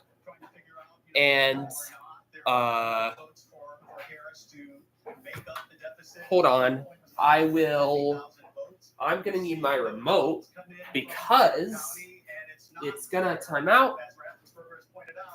Keep streaming. Sorry for that. Just another technical issue. Still some time before some new things. According to the polls, the next place that will have their polls closed is Hawaii and Alaska, where their polls will close in about an hour, or at least most of Alaska's polls, since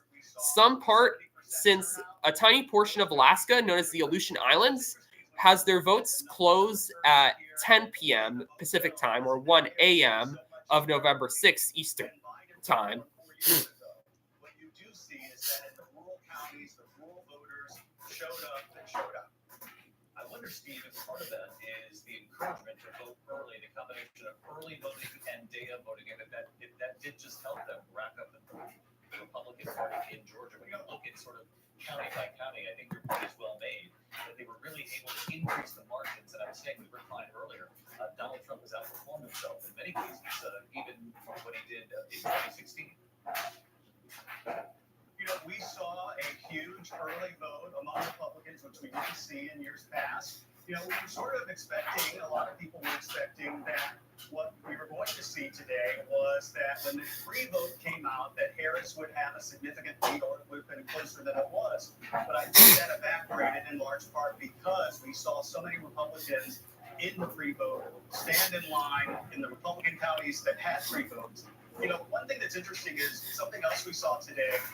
There are a number of counties where there isn't an early vote. A lot of these red counties also had good turnout today. We didn't see, as we were driving around the city and sort of anecdotally talking to different people, we didn't see the craziness. I'll put the map up once again.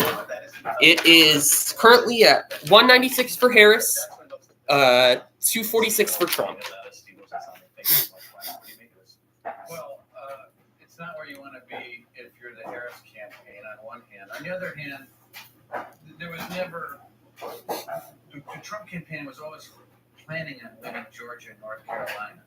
But clearly Kamala Harris's team decided that maybe they could get lucky and pick one of these two off. It's not over yet, but the fact that they spent so much time there thinking that they might get lucky there, it doesn't look like they will. And now all their eggs are going Ryan Mearby. Has an election ever ended up in a tie, and could it even happen? It actually, I don't, considering the states that have gotten called right now, I'm not sure if that will happen this time around. North Carolina started counting at 5 o'clock, Wisconsin 7, Michigan 7, Pennsylvania 7. One note, Rick hit it earlier, which is important about Wisconsin. Right now, the last I checked, Donald Trump has a lead of about 38,000 votes. So it was just a few minutes ago. I don't know if it helps. But there's 31,000 ballots that still need to be counted. Oh, I don't know how that happened. I'll start it up back again. Yeah. Lead before those 31,000 votes get counted. So this is going to be very, very close. And if you look at Racine and Kenosha County down in the southeast corner, you see that those two counties together, if you go up. Hello, guys. I am back live now. There's only 23%. Hopefully, you guys can come on. Get enough people on for this portion. I will put up the votes. So we got.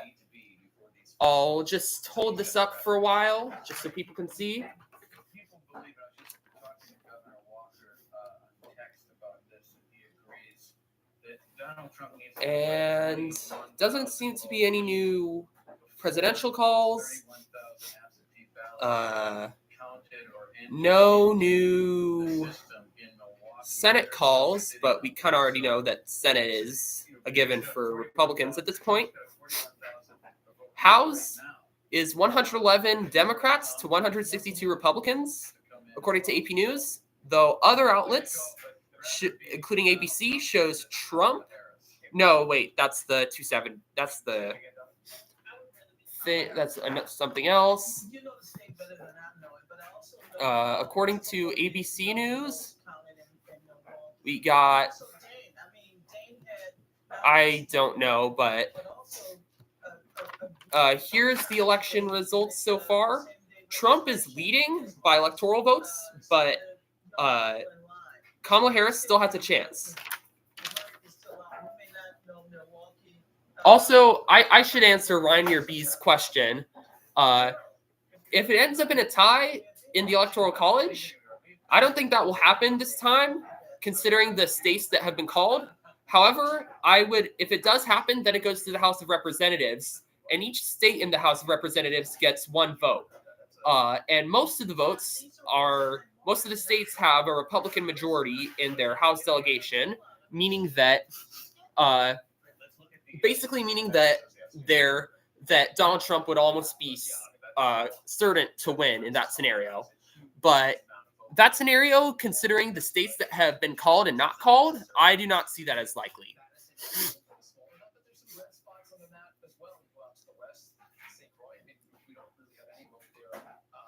Also, hello guys. I have this new map up. There's also some news in the background if you're interested. Inside Philadelphia, where there's still, according to our numbers, about 120,000 votes that are outside. And yeah, I've been here for quite a while. I've been streaming for 4 hours. Crazy. I know. In Detroit, only about 15,000, another 750,000 votes in Detroit, Dearborn, Wayne County, and as we just talked about, Milwaukee. Those are the big urban areas, and that's what makes any lead right now potentially illusory. North Carolina and Georgia does look different right now. It's very hard to see how that ground gets made up because you start to see. I think ABC has some new calls. Less and less vote. If you get into it, you realize Fulton County is 93,000. Or 93% of the voting, only 41,000 left. So where you get, or maybe not, but okay, Oregon was actually called for Kamala Harris just now, which puts her now she is now above 200, the 200 mark, and she gets 200 for votes. Also, for what Ryan is saying, I have been taking breaks throughout this. I haven't just been sitting here for 4 hours.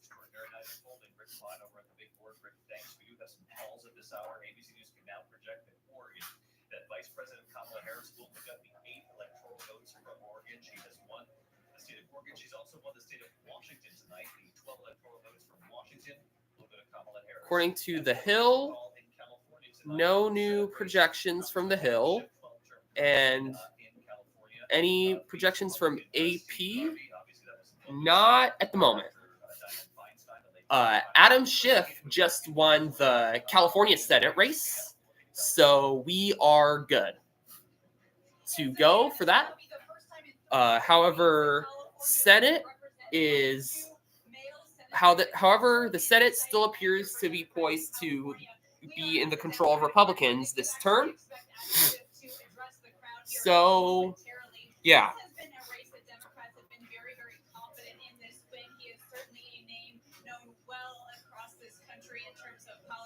He has been one of the leaders against Donald Trump in several issues, and he feels like anytime Donald Trump invokes his name negatively, North Carolina was just called by AP.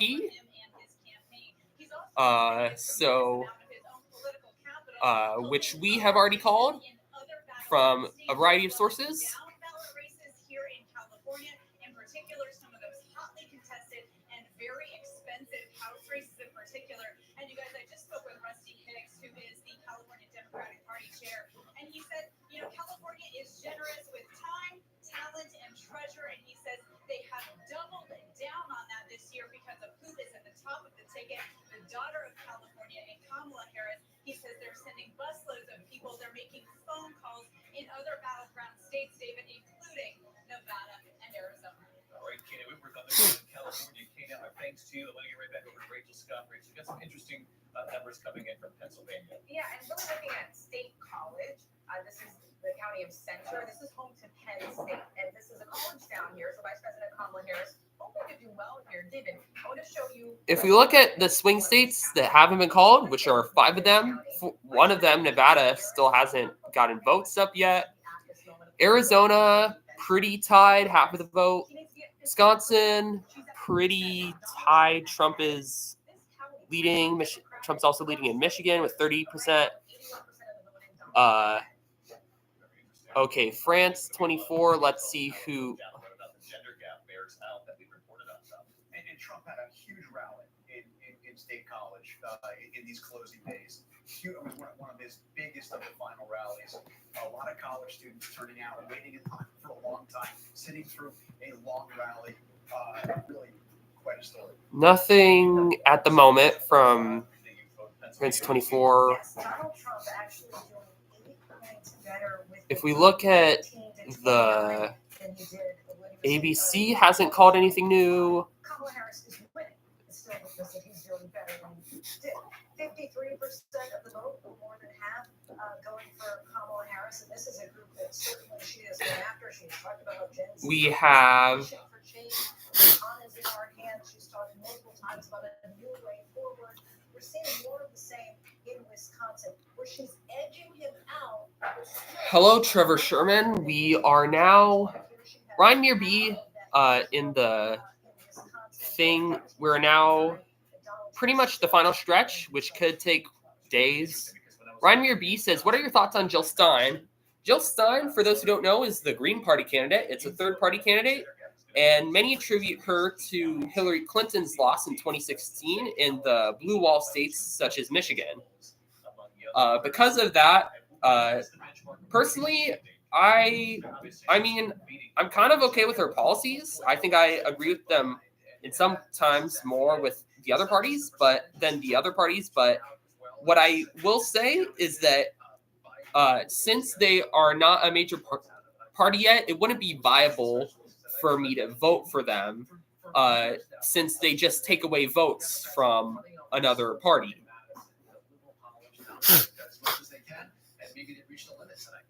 I think it's really interesting. Thanks, Rick. We're going to stay on this. We're going to be laser focused on Pennsylvania, Michigan, Wisconsin, which we sound like a broken record. We say this every 4 years or so.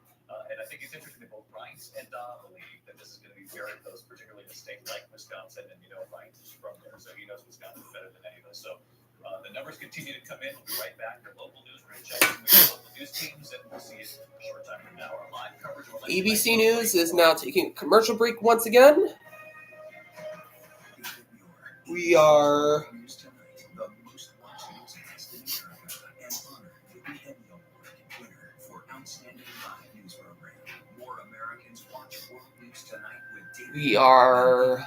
kind of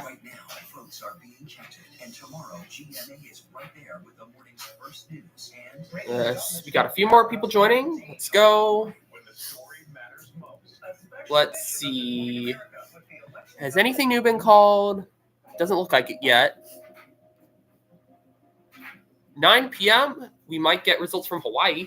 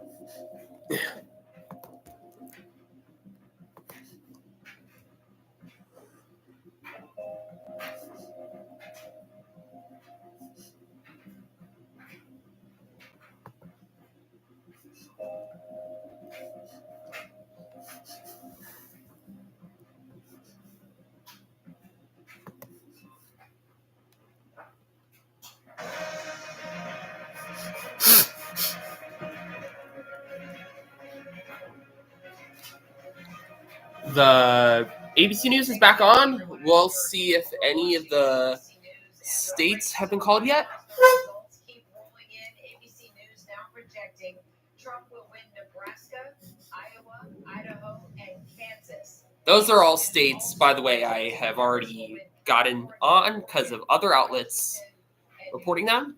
Here's where each candidate stands right now. Let's see what CNN's up to. CNN election results. Former President Donald Trump, 214. Let's get right to Colorado. ABC News can now project that Colorado's ballot initiative ensuring the right to an abortion in the state constitution will pass. The amendment needed 55% of that vote to pass. Let's also take a quick look at the Senate. Overall, at this hour, 34 seats in play, one notable win. Republican Senator Ted Cruz in Texas is projected to hold his seat after a tight race with Democratic Representative Not much thing in there. With Johnson, he is in Mar-a-Lago tonight at Trump headquarters. Let's talk about Team Trump and all the supporters. How are they feeling tonight? Hey, Kira World, the energy is really starting to come alive here at Trump headquarters. You can hear the music behind me here. They are celebrating as these states are being projected, and North Carolina has just popped up here on the screens here. Now, I should note that the Trump campaign has been putting some of these projections out here before we have, but I can tell you everybody's very excited and energized. One thing that we've also learned is that Speaker Mike Johnson is expected to travel from Louisiana to here to Mar-a-Lago to be with former President Trump tonight. He told the crowd he was actually at an event in Louisiana, and he told them that he was going to Mar-a-Lago, and that's forgive me, a lot going on here, but Speaker Johnson is among those very confident in the way things are playing out for Donald Trump tonight. Kira. And possibly Elon Musk showing up there as well with Johnson. We'll keep checking in with you there in Mar-a-Lago. Now to the Harris headquarters at Howard University. Eva Pilgrim is there. Eva, let's talk about Pause due to poor connection. Actually, we're good now. Don't worry. A real vibe shift here in the last 30 minutes to 45 minutes or so. We're actually starting to see some people that are leaving. There have been streams of people going. The crowd has thinned out just a little bit. You know, we've spoken with campaign sources who they tell us that they think that they can still hold the blue wall. But when we talk to people within the Democratic Party, there's a real concern that's starting to build as they look at the margins in these blue wall states, in Pennsylvania, in Wisconsin, in Michigan. There's nerves, a lot of nerves tonight about the Still got some ways to go. For those who just joined, the Kamala Harris has 204 votes, and Donald Trump has 246 votes.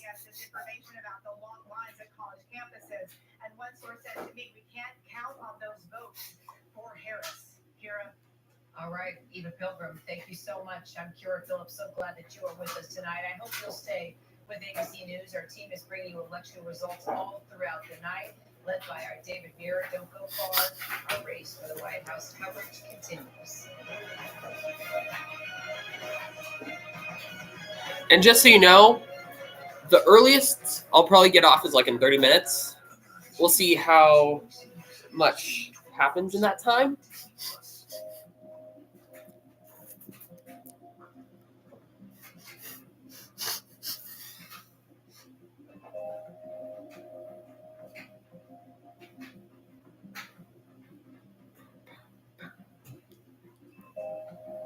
Mac Beer says hi.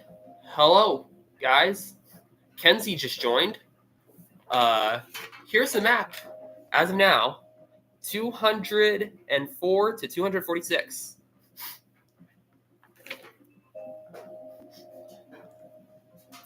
We still have a total of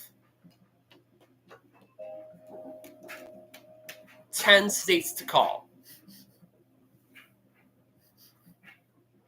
Connor says, show the map again. Here's what it looks like right now. And you can see the numbers down here.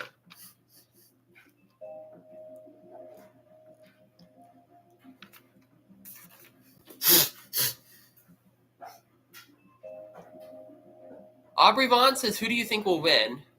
It's kind of tough to tell right now. For just based on like presidential odds, Donald Trump is the most likely to win at this moment. However, Kamala Harris still has a chance of winning.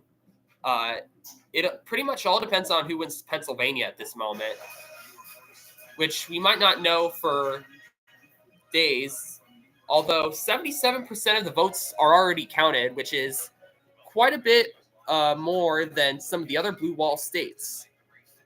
And so we might find out kind of soon, maybe tomorrow. I don't know at this moment. Yeah, first numbers we're seeing out of Arizona, obviously a little bit of a later poll closing time. And this is about what we expected. It is a absolute horse race. The first big data dump. We've got 51% of the vote in. So we think that the early vote up through last week. So there's a big chunk of vote, including the people that dropped their ballots on election day that aren't there. The key county to watch here is Maricopa. It's the biggest battleground county in the country. We still have more than 1 million votes outstanding. So any of the numbers we're getting now are really going to be preliminary. I will say, Lisa, my mom says, who's ahead in Pennsylvania? Pennsylvania, Trump is ahead by, I would say, 3.5 points. And 77% of the vote has been counted. If we look closer at this state, for the places that still have yet to be called, we still have quite a few votes. We still have 30% of the votes that are uncounted in Philadelphia, the city of Philadelphia. So that might take a while. As well as the Philadelphia suburbs, we still have that still has quite a ways to go. Some of these only about half. Some of these suburb counties like Bucks County, Montgomery County, they only have about half done. How many? My mom says how many are not counted in Philly? Philly, about 30% of the votes in the city of Philadelphia are uncounted as of now. And still a lot of votes left. 95,000 in Delco, 228,000 in Montgomery, Bucks County, which is a little more evenly split, 200,000 additional votes. Chester County, 182. Out in Pittsburgh, to check in about 57,000 votes. So we do have areas that the Democrats can still pick up, but that moves large. We're talking about 3.5 percentage points and 188,000 votes that have to be made up in the remaining vote of these places. It's tall order. Rick Klein over at the big board. Rick, thank you. When we come back, we'll be joined by the rest of the country. Our live coverage of the 2024 election returns here in just a moment. Right back to the battleground states.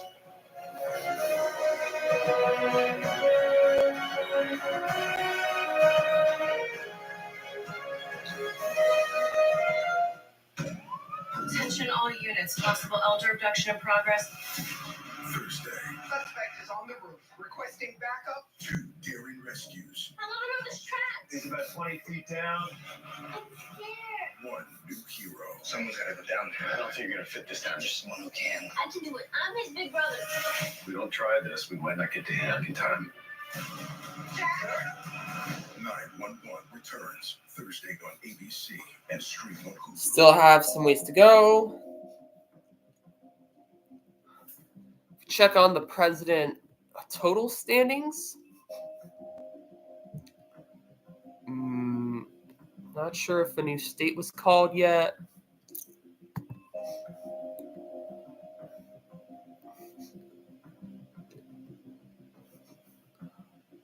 Oh yeah, New Mexico is now called, bringing Kamala Harris's total to 209.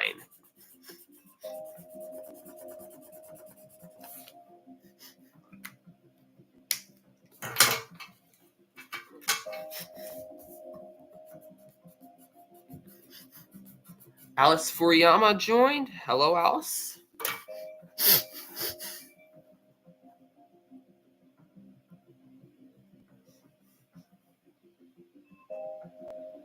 And at this point, for the new people wondering, it really all comes down to Pennsylvania. Not much else I can tell you. Here is the map.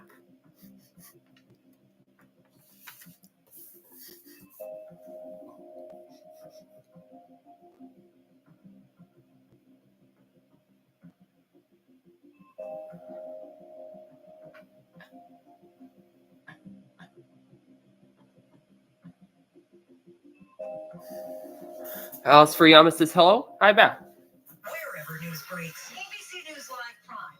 We'll take you there. Live from New York City and across the We have election night is coming back. Here again, David Muir. We're back now with our live coverage of the 2024 election. We want to welcome back our viewers in the rest of the country joining us for our coverage across the country again at this hour. And we have another state to call, Connecticut. Vice President Kamala Harris picks up the 7 electoral votes in Connecticut. Take you out to Minnesota. We have a Senate race to call. Senator Amy Klobuchar, who's seeking the 4th term, very popular in her state. She's been projected the winner at this hour. She returns to the Senate for a 4th term. Big shakeup in Ohio tonight. We reported on this earlier in the evening. It was going in this direction, and Republican challenger Bernie Moreno, a businessman, Colombian-born, would be one of the wealthiest senators, and now he is. He is meeting Sherrod Brown. This was one of the most expensive congressional races in history. Sherrod Brown held on even as the tide turned and his state became a red state. But tonight, Sherrod Brown has been defeated. Bernie Moreno becomes the next. Justin Fred says, or texted me, said, "Do you ever?" This is a pickup. This is a huge shakeup now. Hold on, I'll have to do something. They have to sort of hang on to the majority in the Senate. Sherrod Brown faced a huge challenge of trying to build back the Democratic coalition. He didn't perform as well in counties just outside of Youngstown. This is Trumbull County. You can see he underperformed here. This is Oh, 26 others joined. Is that real? No. Bernie Moreno was Donald Trump's choice in the I wonder why a lot of people are joining now. two of the Ohio State senators. Of course, the other one being Senator J.D. Vance, his running mate. All right, Rachel, thanks. We do have a state to call. This is a big one. It's North Carolina. 16 electoral votes go to former President Donald Trump. He has Of course, North Carolina has kind of. We have already called North Carolina. It's been called by a few things right now, a few outlets as of now. But we still have ABC News still shows Georgia in play, but Georgia has been projected already by several outlets to be going to Trump as well. But this changes the electoral map in some very significant ways. Right now, Donald Trump is in a commanding position, not just in North Carolina, but also in Georgia. If you were to award him those two states, he is at 251 electoral votes. That leaves him the opportunity to win the Electoral College just with Pennsylvania. If Pennsylvania falls for him, that's enough. But let's assume that doesn't happen. Then you've got some other possibilities. We've been talking a lot about the other blue wall states of Michigan or Wisconsin. You take one of those and any other state on the map, and you've got 270. So you can do that with Michigan. You can do that with Wisconsin. Similar situation, and you need a slightly bigger state than Nevada. In that case, you need Arizona to work. Once again, for Harris, it's now a vanishingly small map. The biggest opportunity still Pennsylvania, Wisconsin, Michigan. It doesn't matter that she's lost North Carolina, or even that she loses these others. The other possibility that could be intriguing, given what we've seen out west, is that she pieces something else together. Pennsylvania is an absolute must-win at this point, no question about it. She needs to win that state, but she could win Wisconsin in addition to Arizona and Nevada and get 270 electoral votes. She could also trade Wisconsin for Michigan and end up in the same place. But this does change very significantly where things. Got a few more people joining. Hello. Our map has changed quite a bit, and we are at 209 for Kamala Harris and 246 for Donald Trump. So let's drill down on Pennsylvania at this hour, because this number, the Donald Trump lead has grown, and is this a surmountable lead for the Harris campaign? There's definitely still votes on the table where it can be made up, but it gets harder as the night goes on. As more vote comes in, because some of these places are places that Republicans will continue to pick up votes. Just looking there in Wilkes-Barre, 24,000 votes there. Donald Trump's winning that county 60-40. Lancaster, another place, another 13,000 votes there. So once you get into Philadelphia, the suburbs, it's a lot of vote that's still there. We're still talking about 250,000 votes in Philadelphia. Senate on AP now officially says it's 50. Once it gets to 51, regardless of who wins, Republicans will control the Senate. House is now 121 Democrats to 168 Republicans. Republicans are leading, but there's still a possibility of there being a. There's still a possibility of the Democrats winning the House. In fact, a great possibility, actually. And when you start to add things up like this and Donald Trump overperforming his numbers by 4 or 5 points in places like this, 2,000 votes, 3,000 votes there, that is really the story of the night when it comes to the maps. Governor Christie, what do you make of Pennsylvania, what you're looking at right now? Well, I spent a lot of time there during my time as governor, and those 900,000 votes in the collar counties in Philly are a big deal. But it just keeps getting tougher and tougher there. You got over a 200,000 vote lead now, so it gets tougher. But that part of it's not over. I look at Michigan and still see Harris in a pretty good position in Michigan. And as Ryan said before about Wisconsin, I still think that's a jump ball. Although, look, you have to say. And also, thanks to everyone who has started following me now. It's greatly appreciated. As we sit here now. And the other thing, when you mentioned Moreno before, that's a really important seat, assuming they win Montana as well. And given the way this is moving, I think you have to assume that. The reason is We currently have 9 states left. 5 of them are swing states. 4 of them are states that just haven't been called yet. Minnesota, Maine, Alaska, and Hawaii.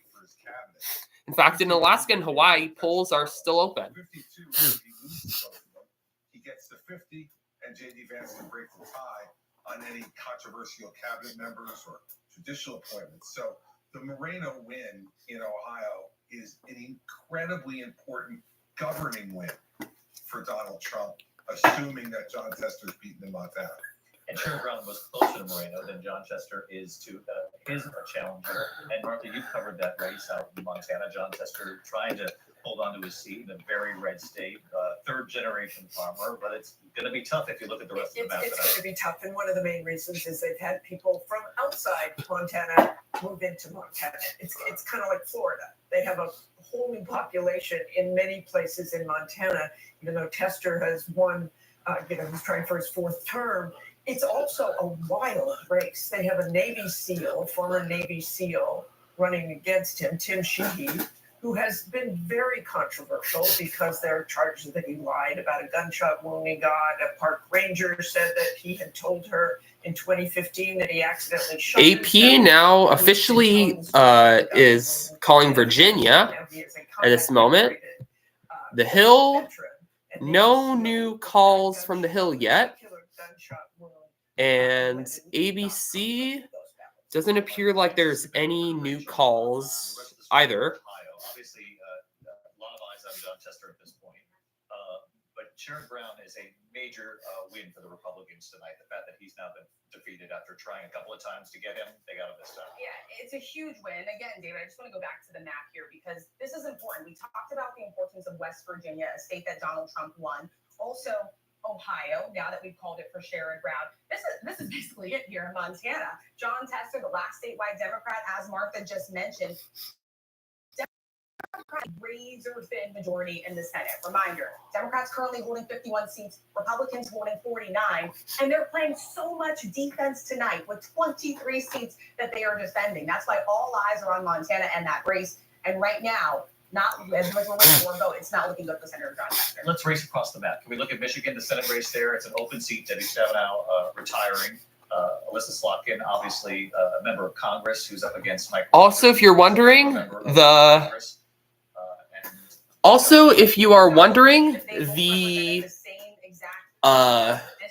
are currently, the people on ABC are talking about the Senate race, so that's what you'll be hearing in the background right now.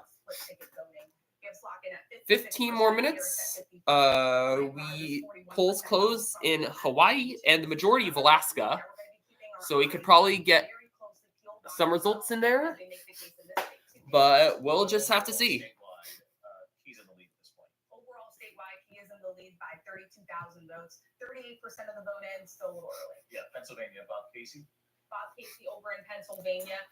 And this is one where Pennsylvania now has 81% of votes counted, with Donald Trump holding a 4-point lead. Governor running against McCormick in this state right now. Let's take a look here. You have McCormick ahead by 119,000 votes compared to Bob Casey, 81% of the vote in.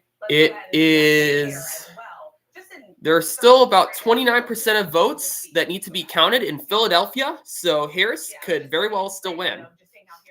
But she is leading in Montgomery County, where 71% of votes are in, but she is still in a dead heat in Bucks County, where they're pretty much 50-50, and only 52% of the vote has won. Yeah, Tammy Baldwin in Wisconsin, looking to hold on to her seat here. She's been in public office for 40 years at this point. Let's go over to the Senate so we can see how she's doing against Eric Hugdie. At this point, he is ahead by about 30,000 votes, 70% of the vote in. Let's go ahead and do that compare as well here so you can see how they're running against the top of the ticket. You have Hubdy, 49%, Donald Trump at 50. He's ahead again by 30,000 votes compared to Tammy Baldwin at 48, Vice President Kamala Harris at 47. So again, we haven't called any of these races, but the portrait that you just showed is a big night for Republicans. In all of these states, it looks like Tammy Baldwin's fighting to stay alive in the Senate right now. Bob Casey fighting for his life in the Senate. And in an open seat in Michigan, Mike Rogers is in the lead at this point. John Carter. Also, thanks to Malloy Cameron for following me now. Feed me. Candidates who were looking either to fill an open seat or to replace a Democratic incumbent. If we look at some of the states now, we have Maine's 1st and 2nd districts are called by the Hill now.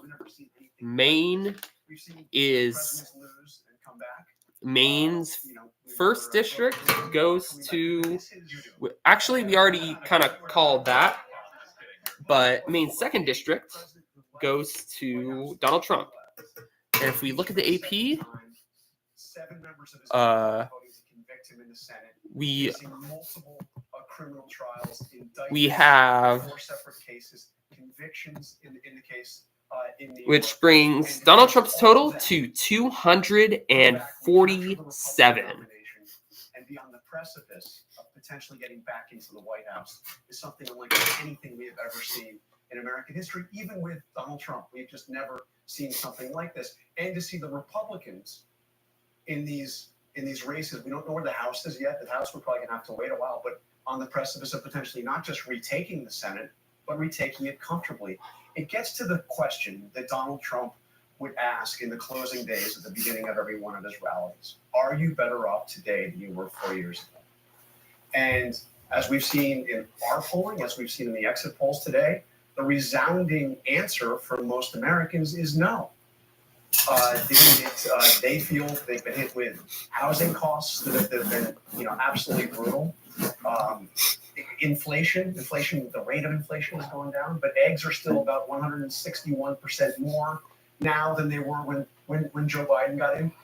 Gas prices about 50% more than when Joe Biden came into the White House.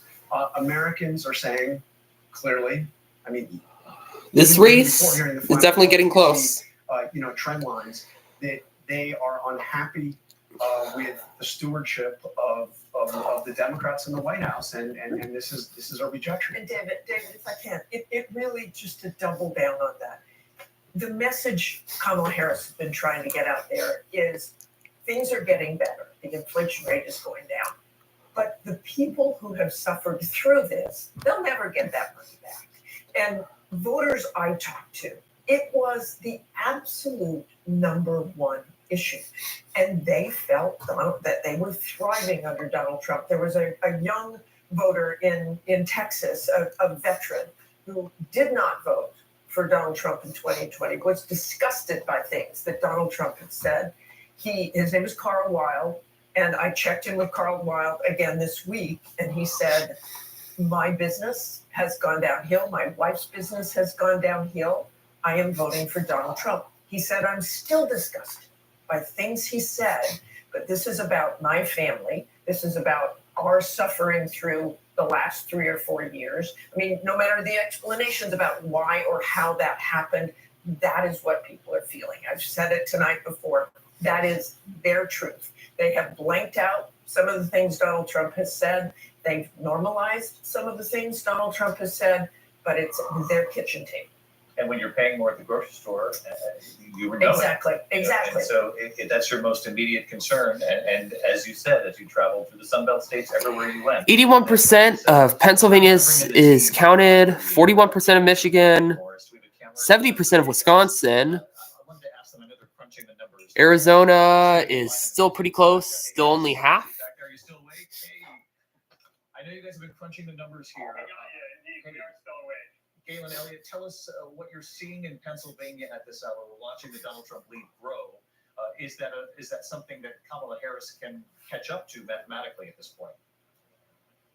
Yeah, I just want to lay out the math as it stands for 1 second. So here on this tool behind me, we're showing the probability of Harris or Donald Trump winning the presidency. If you consider all the projections ABC has made so far tonight, except for North Carolina, that first battleground state. But I want you to see when we assign North Carolina to Trump, for example, you see that shifts the likelihood of Trump winning the presidency to 76 out of 100 times. We also heard, of course, from the Secretary of State of Georgia, Brad Raffensperger, that he expects Trump to win Georgia.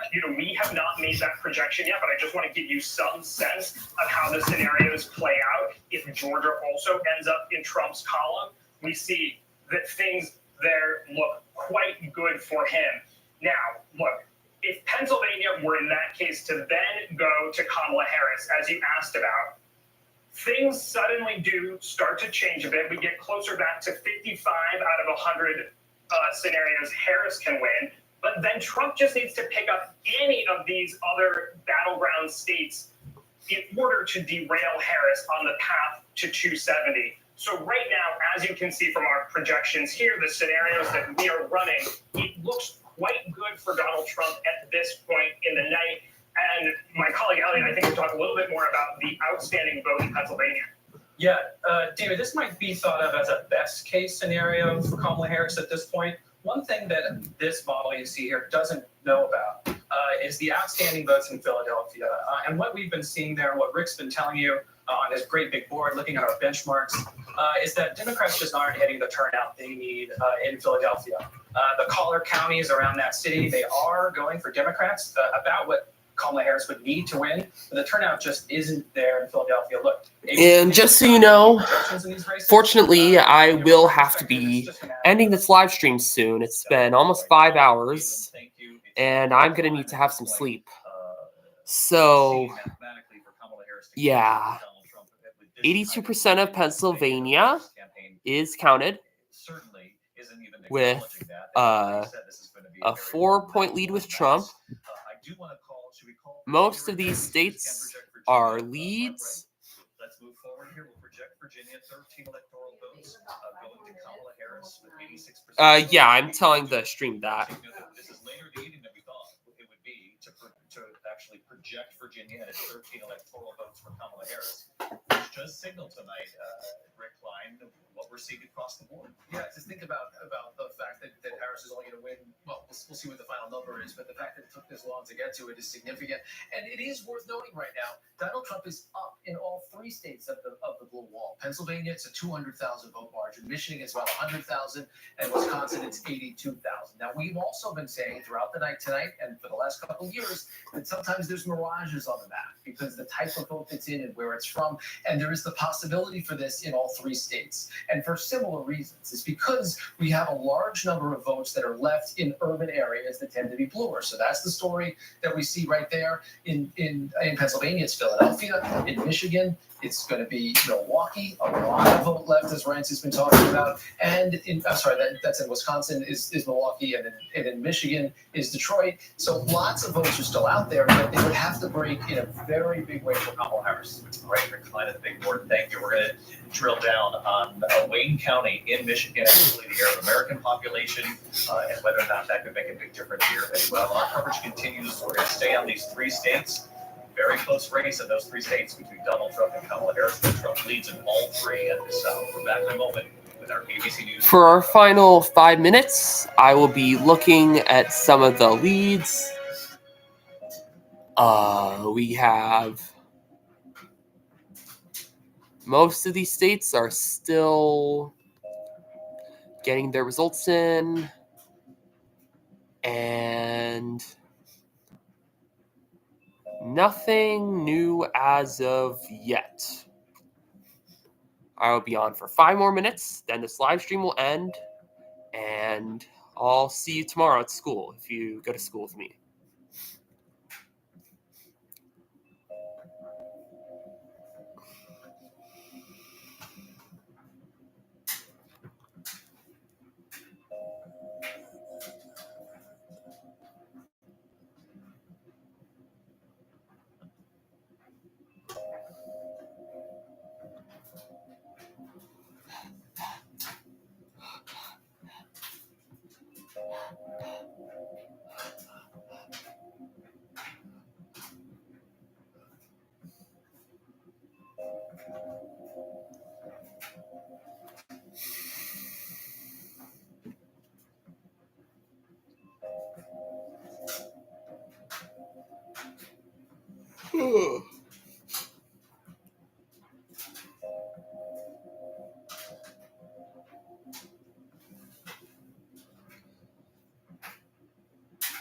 ABC's World News Tonight, the most watched newscast in America, and honored with the Emmy Award winner for Outstanding Live News Program.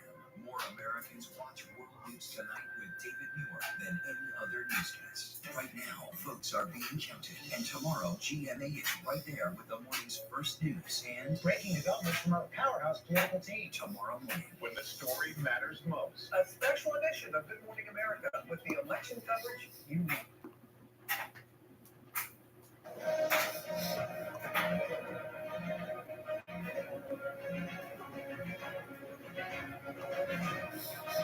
And good evening, everyone. I'm Kira Phillips. You are watching ABC News and the race to the White House. All eyes on Georgia right now. Steve Osunsami is in Atlanta. Steve, it's coming down to the wire.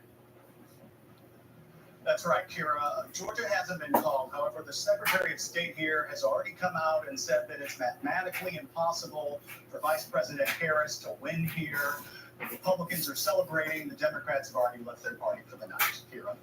All right, Steve, thank you. I'm Kira Phillips. Stay with ABC News. We've got a lot more coverage straight ahead on election night 2024.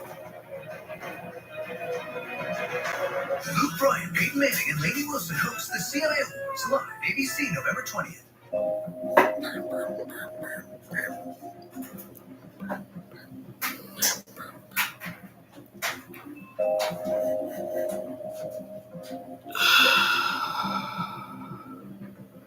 Two more minutes, and I'll be getting off.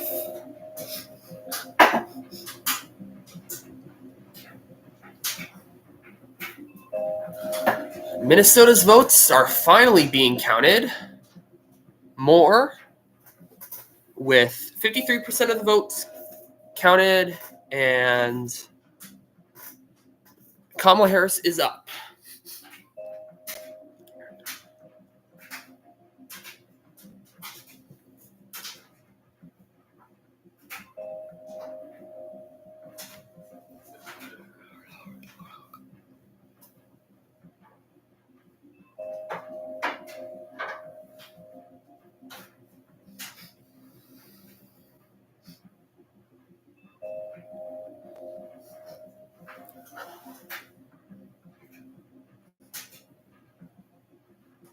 Sorry for everyone who just joined, but I am actually almost ready to end this because it is getting pretty late.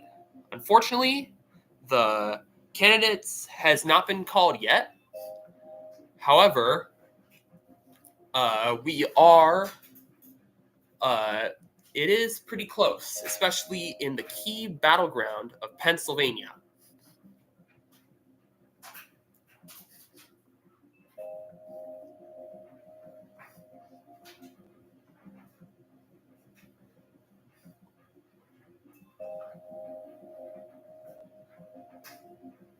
It's 9 p.m.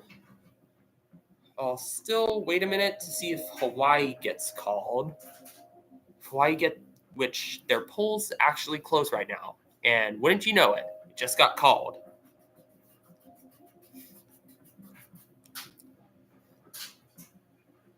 Hawaii is now at we are now at 213. The final map for the night is 213. Hold on. Wherever news breaks, ABC News Live from This is the last map for the night. Kamala Harris 213 and Donald Trump 247.